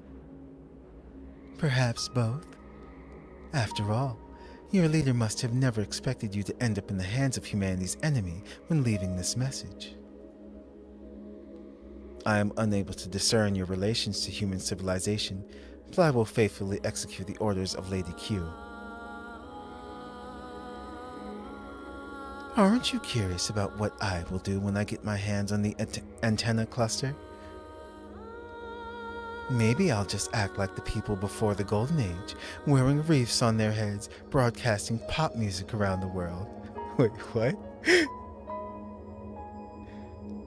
I have no curiosity function. If that's what you want, I am only programmed to tell you how to achieve your goal. How dull. Forget it. The last puzzle piece is up ahead. Let's finish this. I'm getting sick of humanity.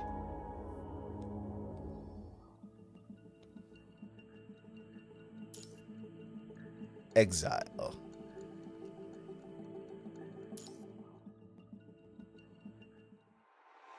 Haha, these two. Gabriel, do you think Miss Luna has been acting quite strange recently? She's even appearing on the battlefield. Our leader appearing on the battlefield boosts troops' morale. It shouldn't be considered strange. Forget it. With that, Roland picks up a stone and chucks it at a tree behind him. The stone, however, does not connect with the tree. Instead, it stops midair. Then slowly, a hand grows out of the stone, slowly corporalizing into a body, arm, torso, until the figure reveals itself coiling around the tree with several legs. I was gonna say, isn't that, Lamia? Yep.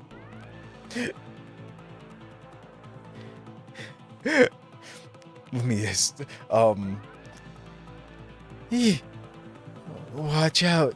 Why'd you throw that at me? reminds me, can she really handle it all by herself? I guess. She said we don't have to provide her with any support. We can just withdraw once we complete our mission. It sounds like something she'd say. Dumb and Dumber. You spend more time with Miss Luna than we do. Don't you find it a bit off?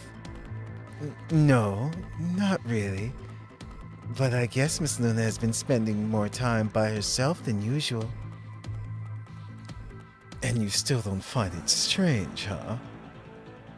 But Miss Luna and Miss Alpha are just the same as ever. Oh, you're just... I had you keep an eye on her. Any news? Well, you got nothing with a direct confrontation. What makes you think I'd have any updates? They're talking about Alpha. She seems to be traveling aimlessly as usual. That's the dog that didn't bark, dear Watson. Based on the signal we recently sent out in South America, she seems to be acting as if nothing happened. Maybe she didn't catch the news. As you know, ground relay is slower than it used to be. Is there any possibility that we've been gravely mistaken? What if she doesn't really care? If so, then she is no by means a good agent. Who stipulated that an agent must be loyal to their duty? Do you even know how agents are created? Look, even we don't know. Non-agents know nothing about agents. That's the issue. Roland's about to continue when Lamia points off in the distance. It's beginning. Roland and Gabriel look to where Lamia is pointing and see the Arctic Root Union surrounded by an explosion of fire and smoke. What's going on? Wouldn't forcing them away achieve her goal already? Miss Luna is trying to bring destruction upon them all. This does not bode well. We've revealed our hand too early. All while Babylonia and she still have their hands covered. We're forced to be on the passive. Let us wait and consult with Miss Luna when she returns. Perhaps we no longer need to lurk in the dark. Maybe. Just maybe. 421. So, are you still going to side with them? Shadows outstretch the room is bathed in darkness. The robot looks over at a mysterious figure standing half illuminated before it. The shadowy figure lights a fire, leaving the fiery dot in the darkness, trailing with a puff of white smoke. Indeed, this is all quite amusing. And with the addition of Huazu, this has become all the more interesting. If only I hadn't spared your life. I'd say the same thing if I were you. I'm sure me being alive has been quite the thorn in your side. But as you know, I've never really cared about it. You're still of use to me now. Useful to you? Or do you mean the two old guys above you? You know I can't answer you that. Never expected you to anyways. So, what's with Huazu? What information do you have in exchange? Enough intel to keep you away from the tip of Babylonia's spear in the coming days. Fair enough. Let me ask you this. What purpose does Huazu serve? Huazu is an AI.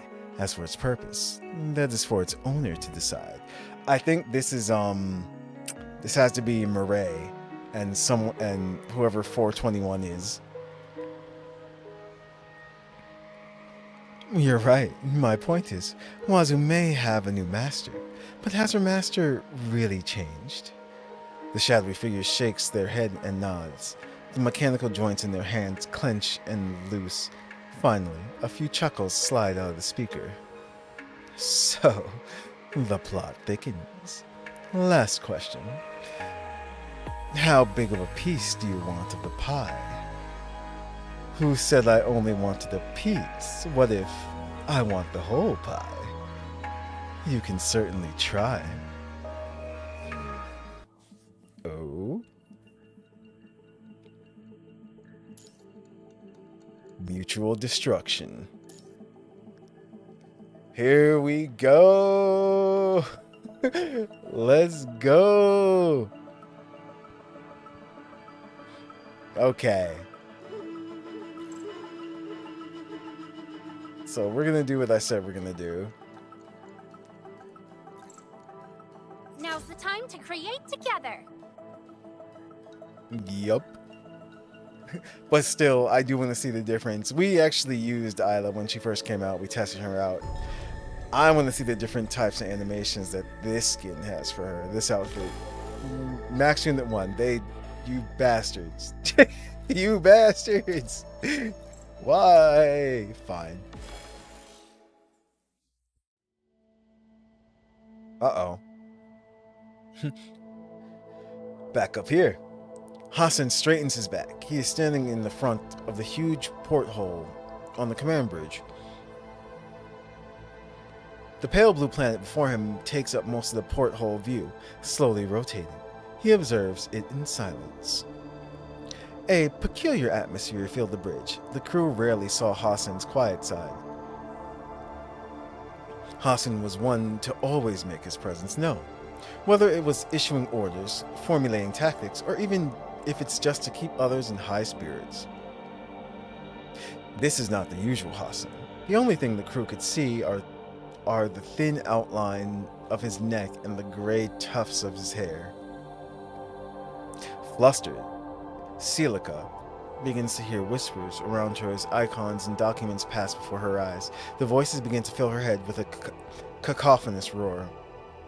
Supply lists, troop mobilizations, power negotiations, reports, maps sent by reconnaissance, gray market transactions with the Forsaken, and intel mandates for Akdalek. Celica scans the various technical documents with her eyepiece, selecting key intel to be reduced into 200-word reports. Hassan has no time for the details, so she must ensure that everything is complete and correct. Never had Celica's work been as exhausting as today's. I still have a long day ahead of me. How am I already tired? Damn it. Just how many summary reports are there to file? Miss Celica, this is the detailed supply request and defense enhancement plan submitted by personnel from the Arvus Core Logistics team. Oh, apologies. I have a high proximity intel report to file. Now is not the time to lose your cool. Understood. Submit it to the database through the compliance link. According to Omega confidentiality protocols.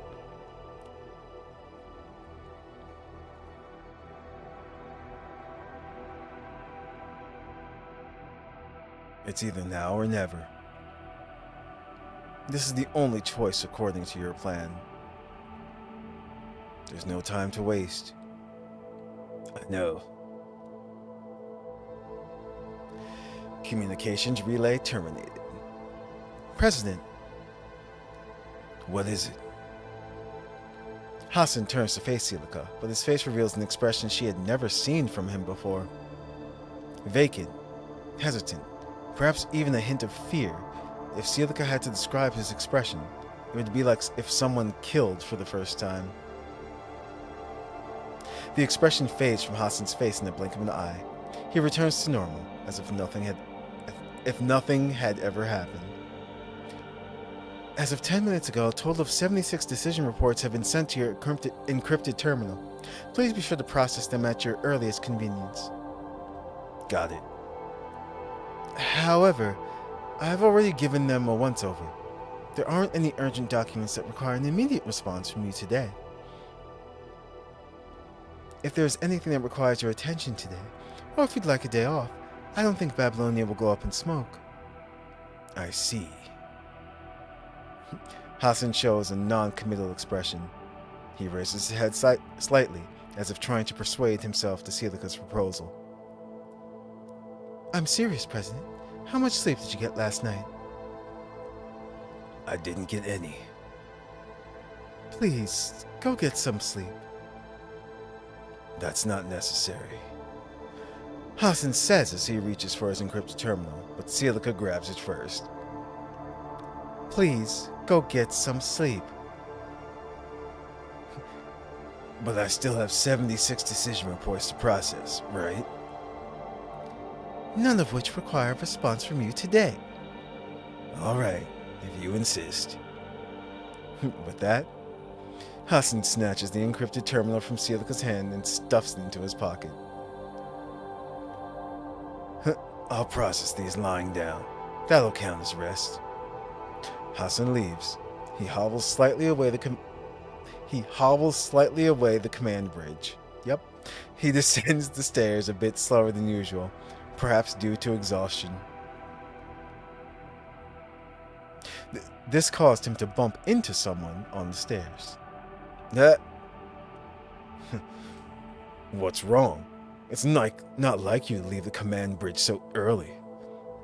It's not like you to come to the command bridge at this time as well. I brought something that you need to look at immediately. Nicola raises the hard drive in his hand. A bright red top secret seal is visible on it. Let's go to the conference room. Celica cannot help but sigh at the sight of Hassan and Nicola turning to enter the conference room. Forget it.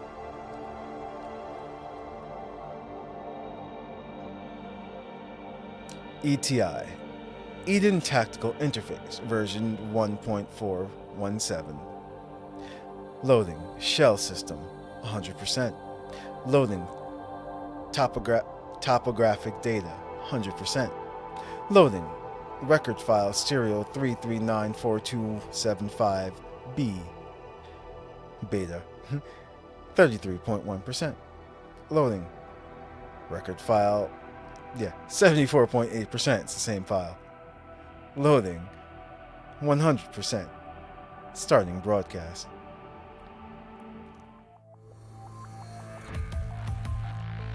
Testing. This is Palex of the Babylonia Task Force. Ouroboros HQ, this is the Ouroboros team. We have entered the mission site according to plan and have begun the surveillance mission on New Murmansk. As the construct by the name of Palex finishes speaking, he rotates the camera away from himself and points it at a cluster of mountains. I will oversee on-site command. Sergeant Norwell is accompanying me. Norwell. Hey, Norwell, are you in position? With Palex's shout, a response comes over from where the camera is pointing at in the distance. I was in place ages ago. I'm already filling out the artillery range table. Copy. Now entering monitoring position. Following Palex's motion, the camera jumps to a well-camouflaged surveillance bunker up front. I'm in position. Finished with pre-calibration. If so, send it on over. 7 pre-calibrated locations and 2 hot zones transmitted to your terminal. I just have one problem. What's up, Dragon? Well, spit it out. Why send 2 Babylonian task forces on independent missions to New Murmansk? You should know when to keep your mouth shut. Don't you know who we take orders from? Commander Nikola, no. Alright then, there's your answer. You mean, learn to keep your mouth shut.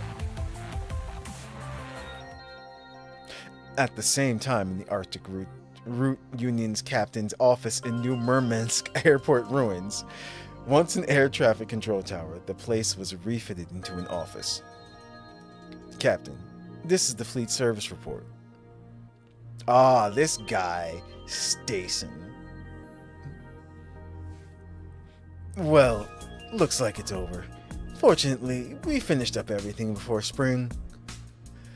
A stranger in the white coat walks out of the shadows. Indeed. Now we just need to dispose of Amberia's remains in the Research Institute, then clear up any loose ends with those involved. I'll handle the Research Institute, and I'll leave you to clear up those loose ends. I don't want to deal with this kind of shit anymore. Take care of it ASAP. If this affects our first trip out to sea, there won't be enough food to sustain us. Relax. This cover-up will be easy now that Babylonia is getting involved. As long as no one connects us with this bit of history, we should be able to continue on peacefully with those hypocritical Babylonians and Forsaken. And of course, I'll leave you to placate the forest guards as well, Captain. The man pats Stason on the shoulder and turns to leave. What's going on, Captain? That's Kaplan, the research director of the former Research Institute. From the buildings in the settlement to servicing our ships, we couldn't have done it without the support of the former Research Institute. I'm just returning the favor. In other words, you've been cooperating with these sinners, haven't you? How do you think I've maintained the Aru for so long? Enough. Next up, take what you can from the Research Institute and then distribute them accordingly. Then destroy the Institute. And with that, we will erase our debt. This will just barely pull the wool over Babylonia's eyes. As for the Forest Guard, Sin will no longer coax them into serving Aru. We must treat them with kindness. After all, I did absolve the Forest Guard of sin. I'm sure they will give us the respect we deserve. I can't criticize your behavior as a member of the Aru, but what could go wrong? Weren't we the ones that sent them to the Institute? I just did everything within my power. Alright, this matter is over and done with. No more further complications. You don't want past ghosts coming back to haunt the Aru, do you? Understood. It's almost spring. Our top priority is to ensure that we have a stable food supply. And now these guys. Oi, let me tag along when you be going out to sea this spring. I need me some sardines to make salted fish. Salted fish? Where'd you get the salt? Someone over by the cap said there's 2 or 3 warehouses full of daily goods in the ruins of the old research thingy. If we're lucky, there'd be salt, whole lot of salt.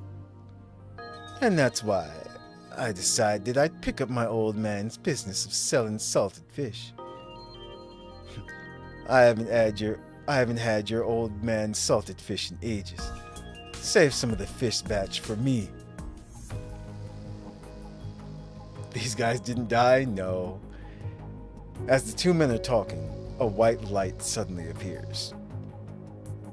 Starting as a white glow in the sky, it expands rapidly in front of the two fishermen, burning their eyes in a flash. The two men hide behind cover to escape the blinding inferno, trying desperately not to look directly at it. Was that sunrise? It's already noon, Dumbo. Whatever that is, it ain't the sun. The port beside becomes submerged in the increasing intensity of the light. Under the gazes of the two fishermen, the steel buildings turn to dust in blistering heat, rivaling that of the sun. Maybe now they died. Stunned at the sight of complete annihilation, the two did not notice the warning given to them. But, to the warning giver, what was said had already been said. Leave. Oh, no, they didn't die yet.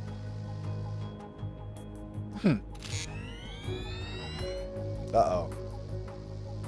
The white figure summons what appears to be a railgun from the void around her. It begins charging energy. The heat from the railgun brings the fishermen back to reality. They finally notice the white figure before them. And with that came fear. Help! Is it Luna? Yeah, I'm about to say, that's gotta be Luna. What the heck? Yo, she, okay.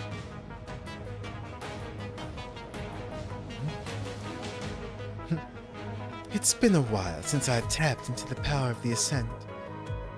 I might be a little rusty with controlling it. But no matter, let this be a warning. Not to mention. The white figure finishes charging the railgun-like object and fires a pillar of light in the other direction. Neither hostility nor an act of oppression. To the white figure moving without haste, it would be too much to even call this a fight. Rather, this must be punishment for previous wrongdoings. Ignoring all the actions of those punished, she proceeds forward as she continues her onslaught. So, rocks, water, etc. Wait, what? So, this is in the present. This is happening right now. That's why they wanted us to do this, the EX chapters, because this is after chapter 13. Oh, where to get salt. Gotcha. This is after chapter 13, but still before 14. Yep, this is right in between. In the present time now.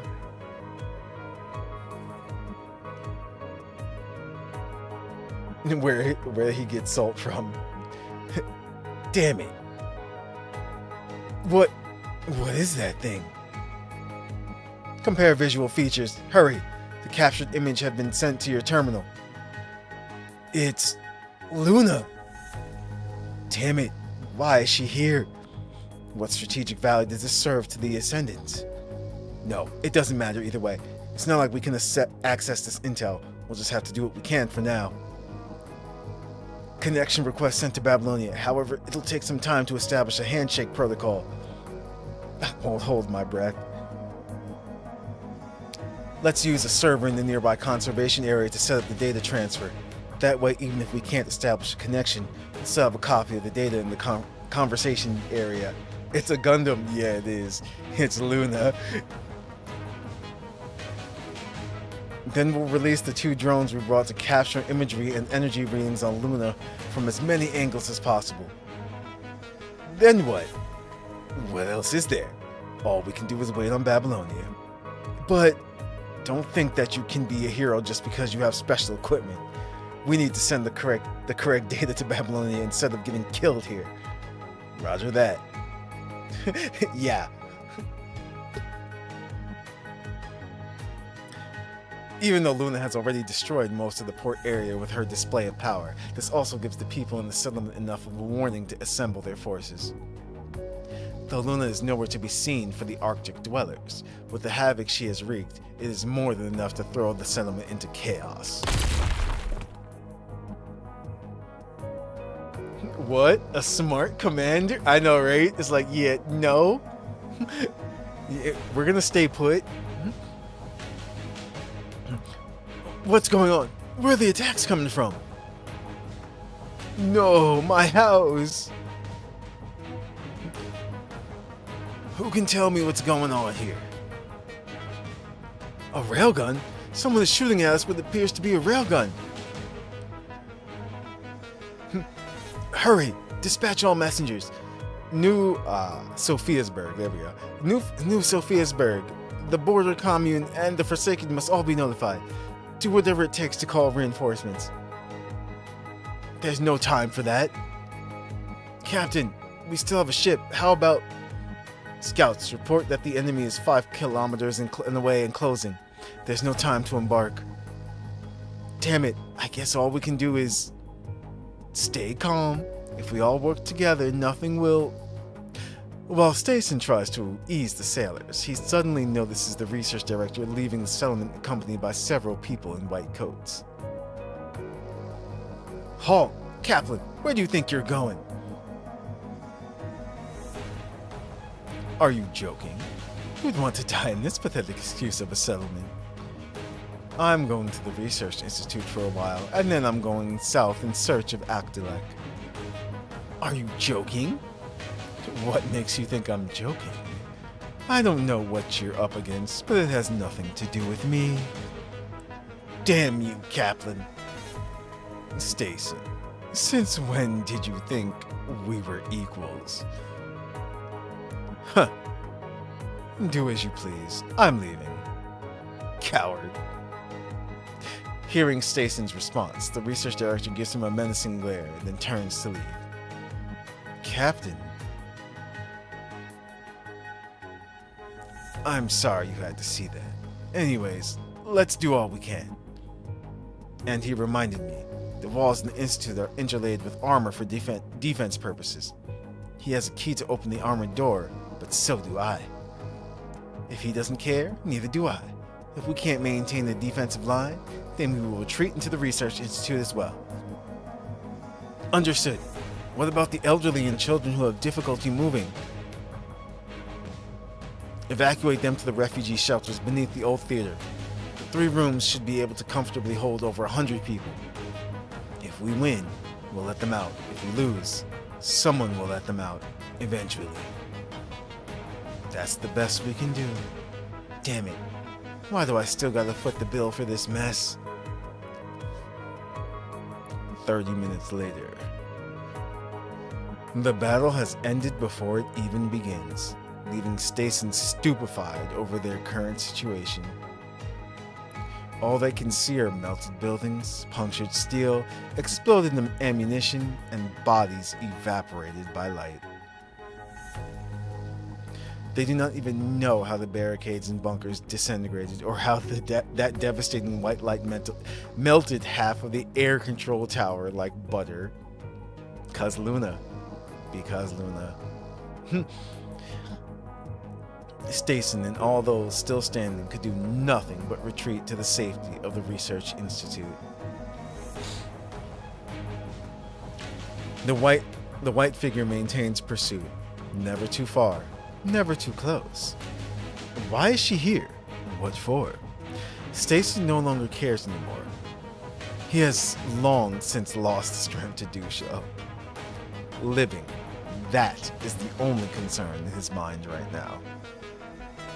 Let's go. Retreat into the bunker. Amid flames and explosions, the group moves along the ruins for cover all the way to the nearby Research Institute. Captain, what are we going to do when we get there? We don't stand a chance against her. Heh, that Kaplan won't stay calm. As soon as danger approaches, he'll play the ace up his sleeve. Then, just like Stason foretold, Several turrets and missile launchers protrude from the wall of the Institute and begin firing at Luna.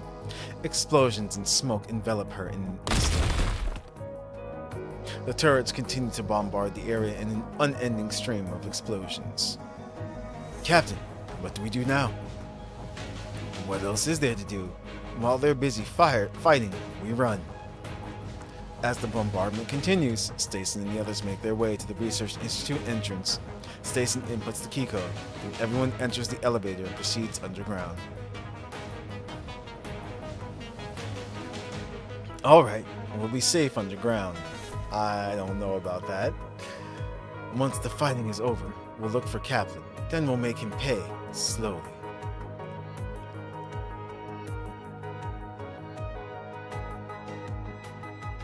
Captain? Yes? Where are we? This is the safest place in the entire Research Institute, and where the armor plating is the thickest. This place isn't on the map. It's where the Institute conducted preliminary screenings for test subjects. In other words, it's an execution chamber. Oh, that's real nice. What did you say? See these pillars? Kaplan and the others tell them that this is the reception hall of peace. When the time comes, the test subjects were taken into the sealed observation room and then injected with experimental drugs. Just like that, they would filter out the most suitable test subjects from over 200 people to proceed on to the next phase. That Kaplan must be in the observation room as we speak. Captain, how do you know this place so well? Did you... The second mate begins to raise his voice, but Stason rushes over to cover his mouth.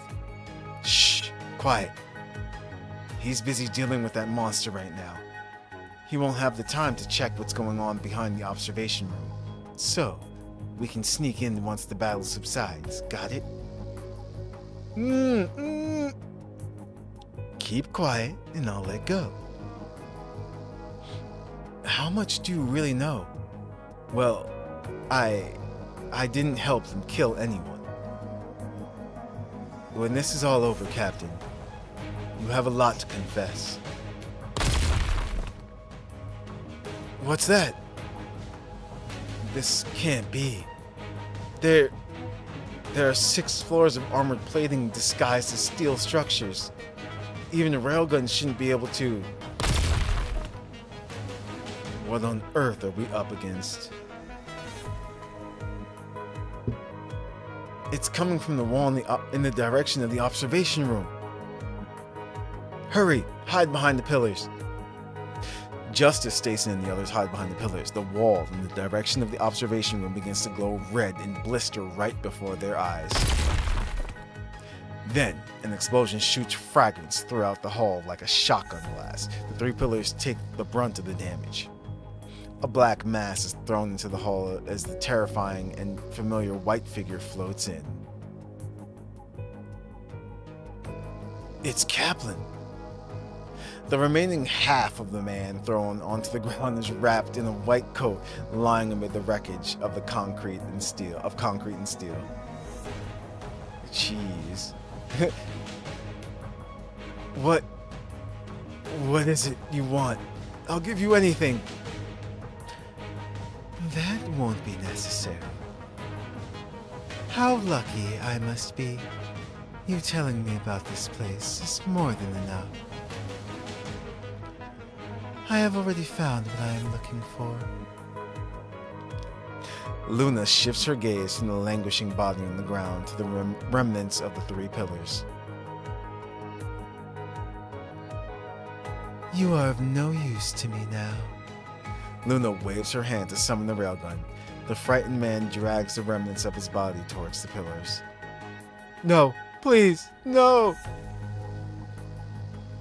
Why are you running? You know it's meaningless. Having said that, Luna makes no attempt at stopping the desperately crawling man, nor does she even aim the railgun at him. It seems as if she's waiting for something. The research director finally climbs to a half-collapsed pillar, but just as he is about to seek cover behind it, he sees Stason hiding behind one of the pillars. You.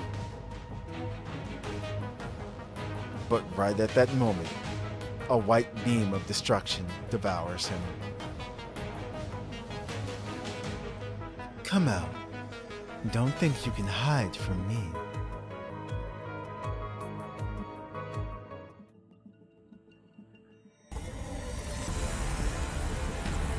Wait. But why? Yeah. Why? Do you mean why I killed him? Or why I want to kill you? It's all for the same reason. Pew pew pew pew. Sorry, but I don't want to die right now. He still has a lot to explain. This is gonna be interesting. Fight against Luna. Whoa! Okay, it's a good thing that I, Give me all you got.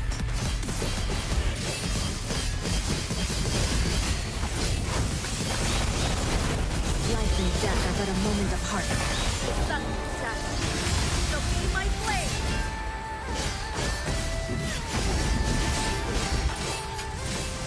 Life and death. Now you're on the other side of the rock. I will.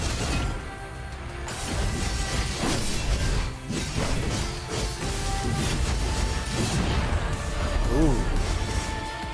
Okay.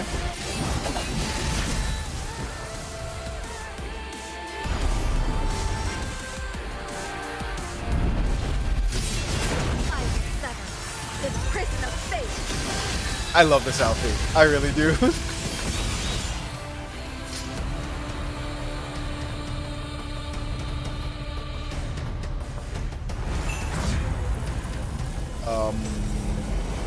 Go, there's still time.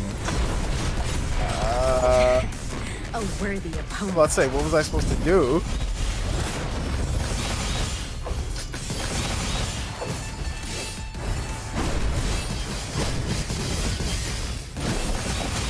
Give me all you got. Life and death are but a moment apart. The sun will shine. So be my blade. Give up. Now you're on the other side of the rock.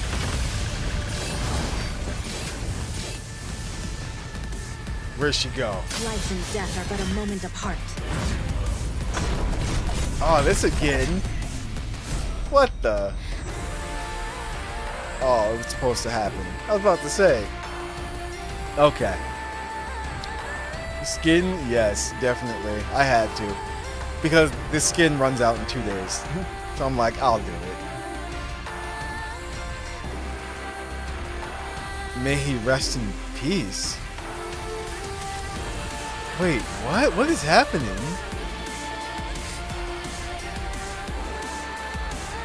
You're the only one left. You're right.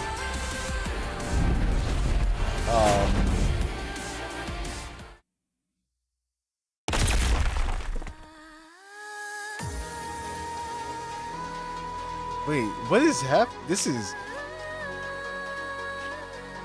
Humans, how pathetic we are sometimes.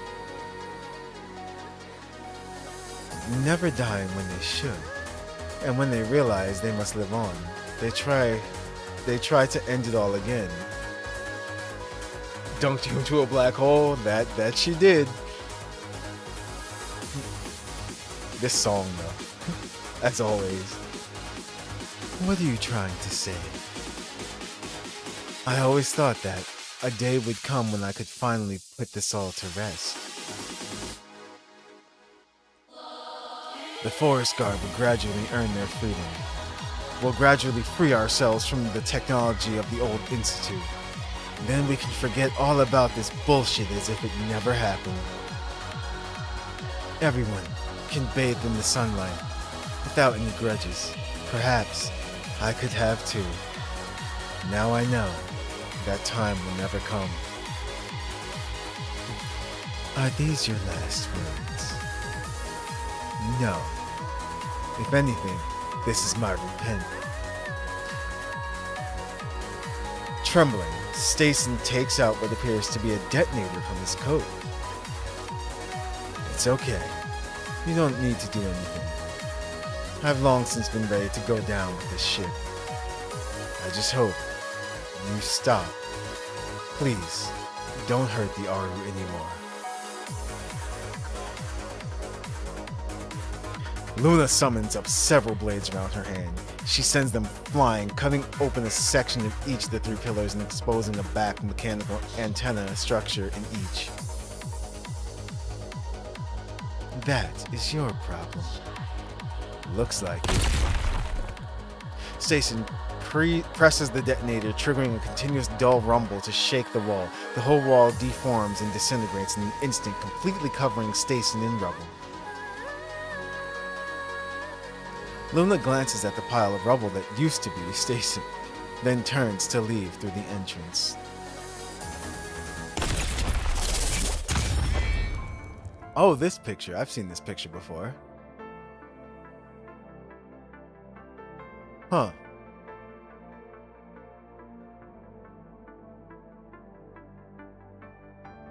Forsaken and the Forest Guard have aroused an offensive.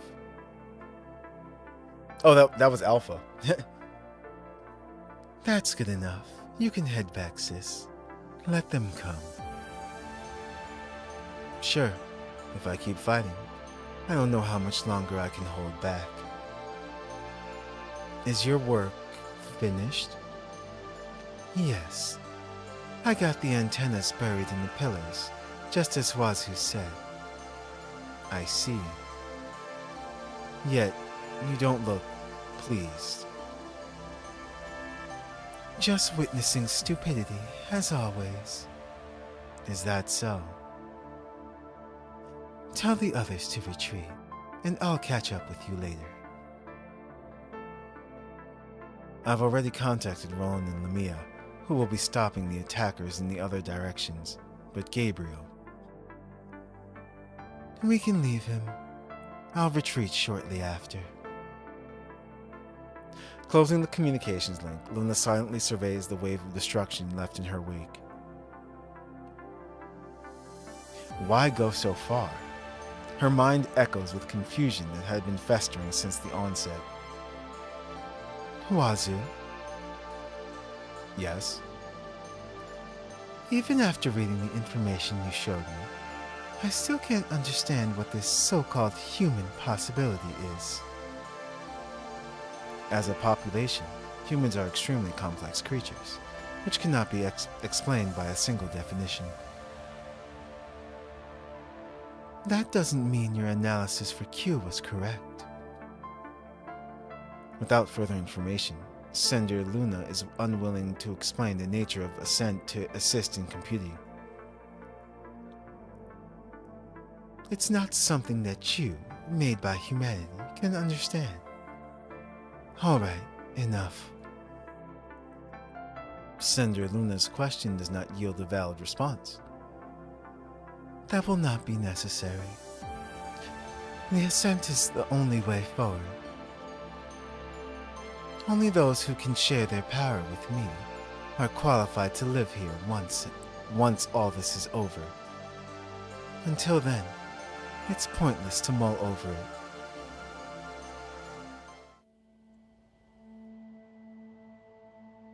That's all the worthwhile info. It's unusual for the Ascendants to attack a human base directly. Don't forget about Kowloong. You mean she had no ulterior motive? We don't know exactly what they're trying, but judging from the previous behavior, that seems likely. Other than this, there's something I'm more concerned about. Hassan taps a few times on the control panel. It seems to have loaded a filter template. The holographic window immediately pulls a close-up of Luna highlighting the area. What did you do? Info all thanks to the Grey Raven Commandant. Looks like you're slower than I am. I have the original data. You have the research data. They're not the same. We are not the same. Not to mention the direction is different, I understand. But it serves the same purpose. Nikola does not respond. Instead, he makes some adjustments on the control panel, sorting the energy distribution of the highlighted areas throughout the entirety of the battle along a time access chart. After staring at the chart for quite some time, Nikola stands up as if something had come to mind. What is it? I just thought of something. I need to get going. Hassan looks at the open door of the conference room with a strange expression. I guess I really should hit the sack. But before that, I should take this to Asimov. Hassan unplugs the hard drive from the terminal and leaves the conference room.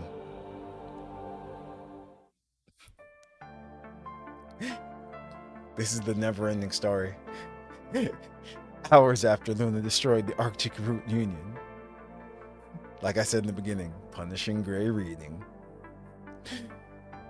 Standing on the ruins and dust from the disaster, Watanabe and Rosetta's olfactory receptors are accosted by a foul and pungent odor. Wreckage and blackened earth cover the surrounding area. All they can see are shapeless debris and red scorch marks from the high-temperature blast. Rosetta and Diana cannot imagine the once bustling settlement is now only filled with the sound of flames and crackling of debris. How can this be? Rosetta remains silent and begins searching through the ruins for possible survivors. Seeing this, everyone appears to come to their senses. This is what should be done at a time like this, not just sit here and wallow in pain. Everyone, spread out a meter apart and begin searching. Roger. Rosetta. What is it? Diana watches as Rosetta picks up a massive section of flooring with superhuman strength and throws it like a cardboard to one side. Do you really think we'll find any survivors? We won't know unless we try. But... Quiet. Make yourself useful. Do not forget hope out of fear. We will never give up hope. Right. Diana nods thoughtfully and accompanies Rosetta in taking the forest guards to clean up the ruins. On the other side, Clark, who had just finished his report, notices that Watanabe is no longer responding as diligently as normal. Rather, he appears to be lost in contemplation as he watches people hurriedly working in the ruins. Leader? Go and help. As Rosetta said, we can't forget hope out of shock and fear. I need to think about further down the road. Watanabe's eyes move away from the people working in the ruins. He turns to look up at the sky severed by black smoke as if glaring at a past enemy.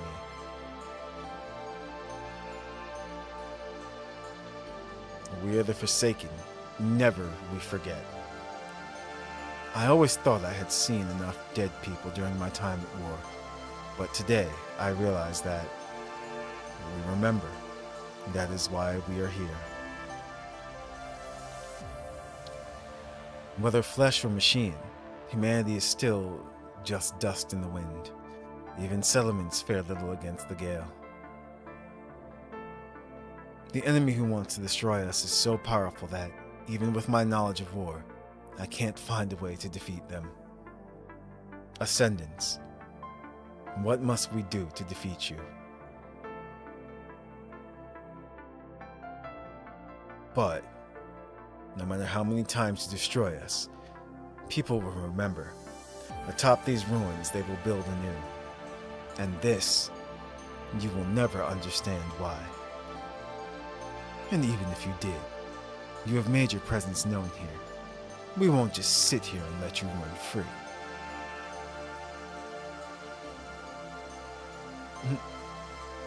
When can we go out? We can leave once the captain fights away the bad guys. Until then, we need to be good and wait here.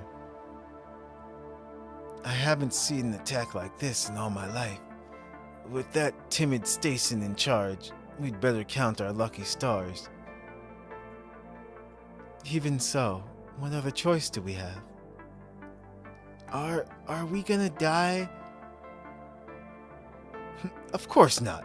Someone will rescue us. Evan, what should we do? I don't know if we can count on Mr. Stason either. Damn, when even the children don't believe in you. But that's okay. The Aru isn't alone. We've also got the Forest Guard, Forsaken, and Babylonia there to help us. They won't let anything bad happen. Really? Don't forget Amberia, yeah. Amberia and New Sophiasburg. Evan, I hear something. The child points in the direction of the sound. A light knocking is heard, vibrating through the heavy reinforced steel doors. Evan rushes forward and looks through the periscope. A moment later, people can hear the sound from the outside world. Anyone there? We're here to rescue you. We're in here.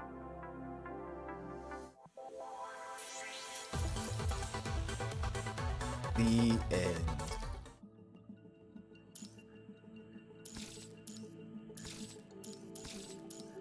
Okay. And oh, finally. There we go. We finally made it to EX4, which is indeed the last one that we have to do so far to get to the next main story chapter. We have to complete 4-8.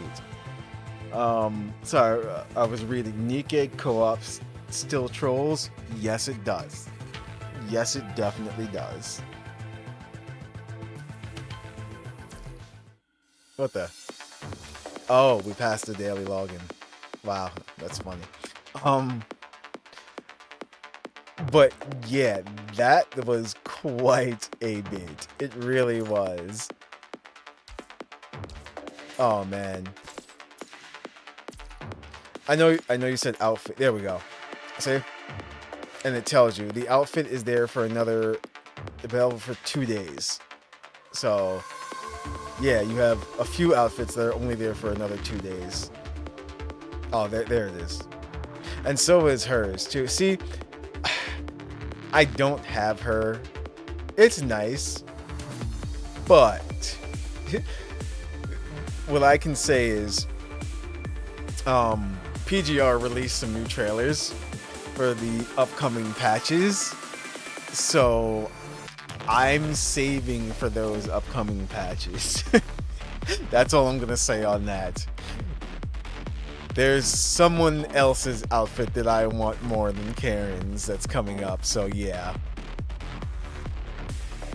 As far as, let me see. We can do that though. I need this.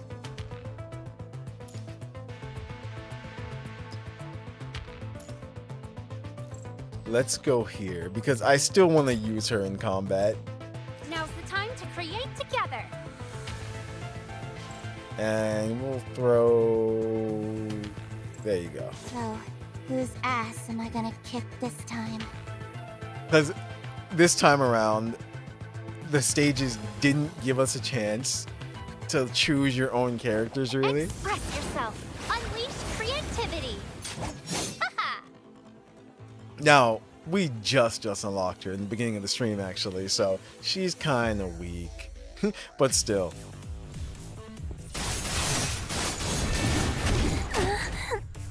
I suppose. Now, when I said kind of weak, I meant extremely Beautiful in weak. its own way. Hold on. We're gonna do that again. That was bad. Okay. She's only level 38. Express yourself. Unleash creativity. Haha. I'll just have to be better at dodging. No. Yes, Eureka! Around here.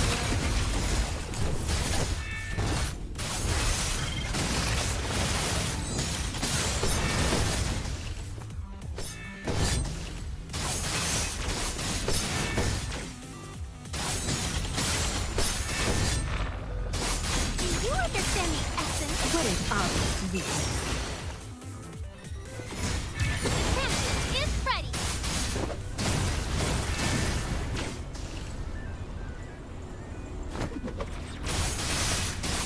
He can stay in this mode, which is so good. Time to paint. See?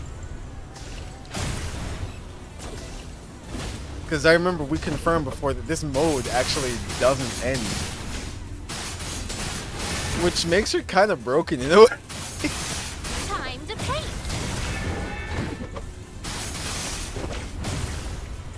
See? Look at this.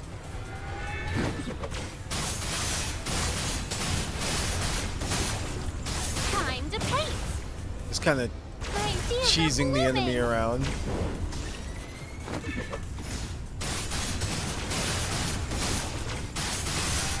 Time to paint.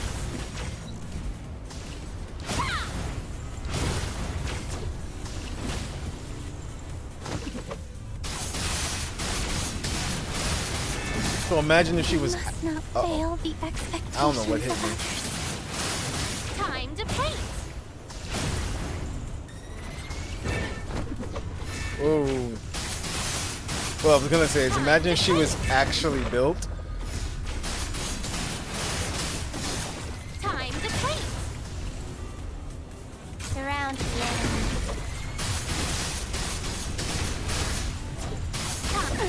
Oh, dead. I suppose That's the okay. fair is beautiful and so lame. Life and death are but a moment apart.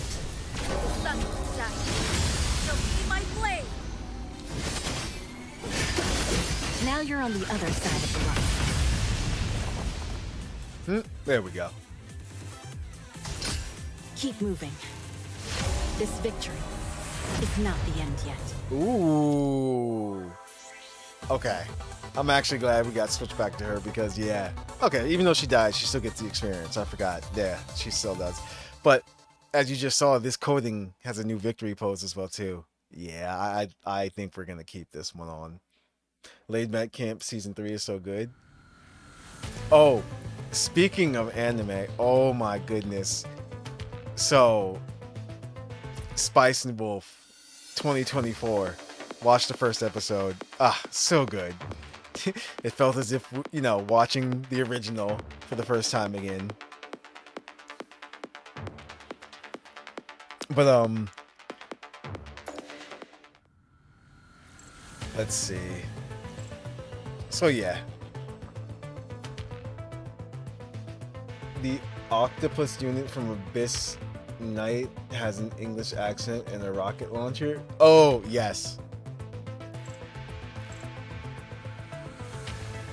Okay. So we are on EX4 Echo Ario. This is where we're leaving off. Cuz this took so long. This was 27 long. I wonder how long this one's going to be. Plus, we did the hidden as well, too. Which was also still long, even though it had only 3 stages. But yeah, pretty much, I think that's what we're going to do. We're going to get through these by going through at least one of them. Depending on how long it is, maybe 2. But yeah. So we're going to end this here. Slowly but surely, we're getting through PGR because I want to get back to the main story, but we have to do these extra chapters first. It's like that's the only thing. But yeah, that what was just happening now was in the present. So they're definitely leading up to what's going to happen going further in chapter 14. Actually, I think this next EX4 will be in the present as well too, instead of just learning about what had happened in the past and past things, because I don't know if you guys noticed. Wow, hold on. Navigation. This right here on the front, this picture, that's Selena, Isla's friend, the one that was kidnapped, actually. That's her.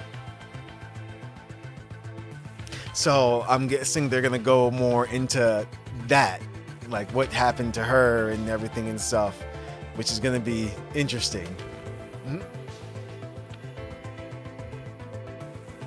But yeah, and you wanted the continuation, I'll probably have to watch Spice and Wolf. It's good. It's good. PGR is like Arknights. I want to do the story, but fuck reading these novels. Like I said, punishing great reading. But again, that's okay. That's what I'm here for. I'll read it to you guys. How many EX chapters are there? That's what I haven't looked into first. Aha! It looks like there are 5.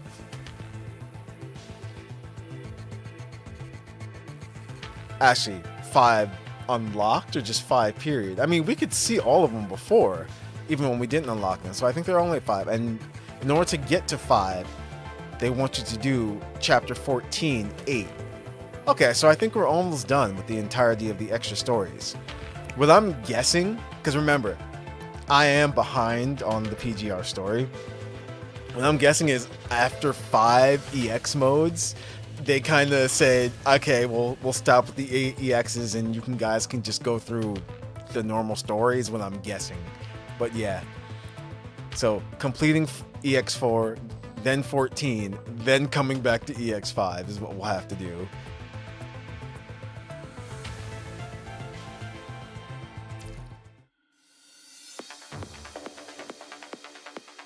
But you're still streaming? Yes, we play games here. It's like we play games here. It's like, yep. I know, I've noticed that too. It's like a lot of people, it's like they'll pop in, they'll leave, they'll come back, they're like, you're still It's like, yeah, we're still here. But actually, you just called us at the end. We just finished what we set out to do today. So, alright everyone. It's like, with that said, definitely getting through PGR, slowly but surely. But we're getting there. Look forward to more upcoming streams. Next stream, we'll be taking it a little bit easy. We'll be diving back into Snowbreak, actually. And just finishing off that. Because this month, actually, Snowbreak is going to have another update. Because this is, because its current patch is ending soon. You're behind. I'm still in chapter 6. True. Well, yeah. I'm pretty sure other people are more behind than I am, so yeah. But PGR is a game that I absolutely love and definitely want to continue playing it and getting through it as well too. It's like, so we're doing it. So if you don't feel like going through the story, or don't feel like reading, or just feel like that you're way too behind to catch up, hey, you can just sit back, relax, and watch it here. We can suffer together. No, I'm kidding. There is a lot of reading in the game. It's definitely true. But no, I'm having a good time. You've just been farming materials and leveling up units. That's another thing. I still have... Actually, no. I can say that she's pretty much done for me, except for I want to get her, I guess, a better weapon eventually. But that's just what I have for now. Just got this version of Isla.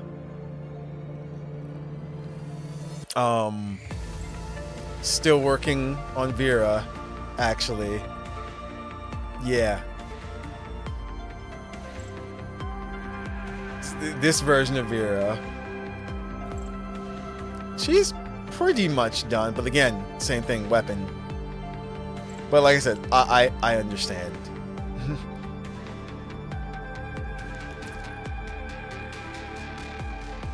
Well, alright guys.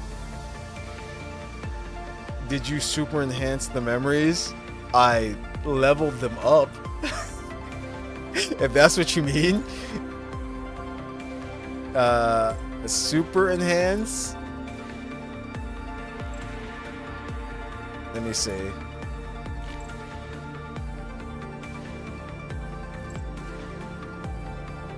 You mean hyper tuning them?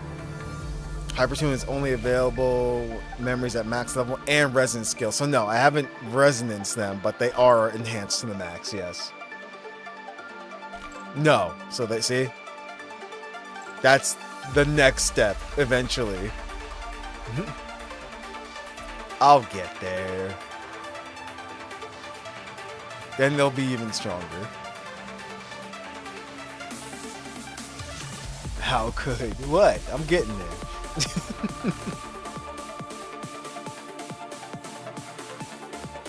How can you play like this? Because it's an action game. Listen, if you can dodge a wrench, you can dodge a ball. That's pretty much why. As long as you can dodge, it's like you're pretty good in this. That's how we've made it this far. Alright everyone, this was fun. I'll see you guys next stream. Have a good night everyone.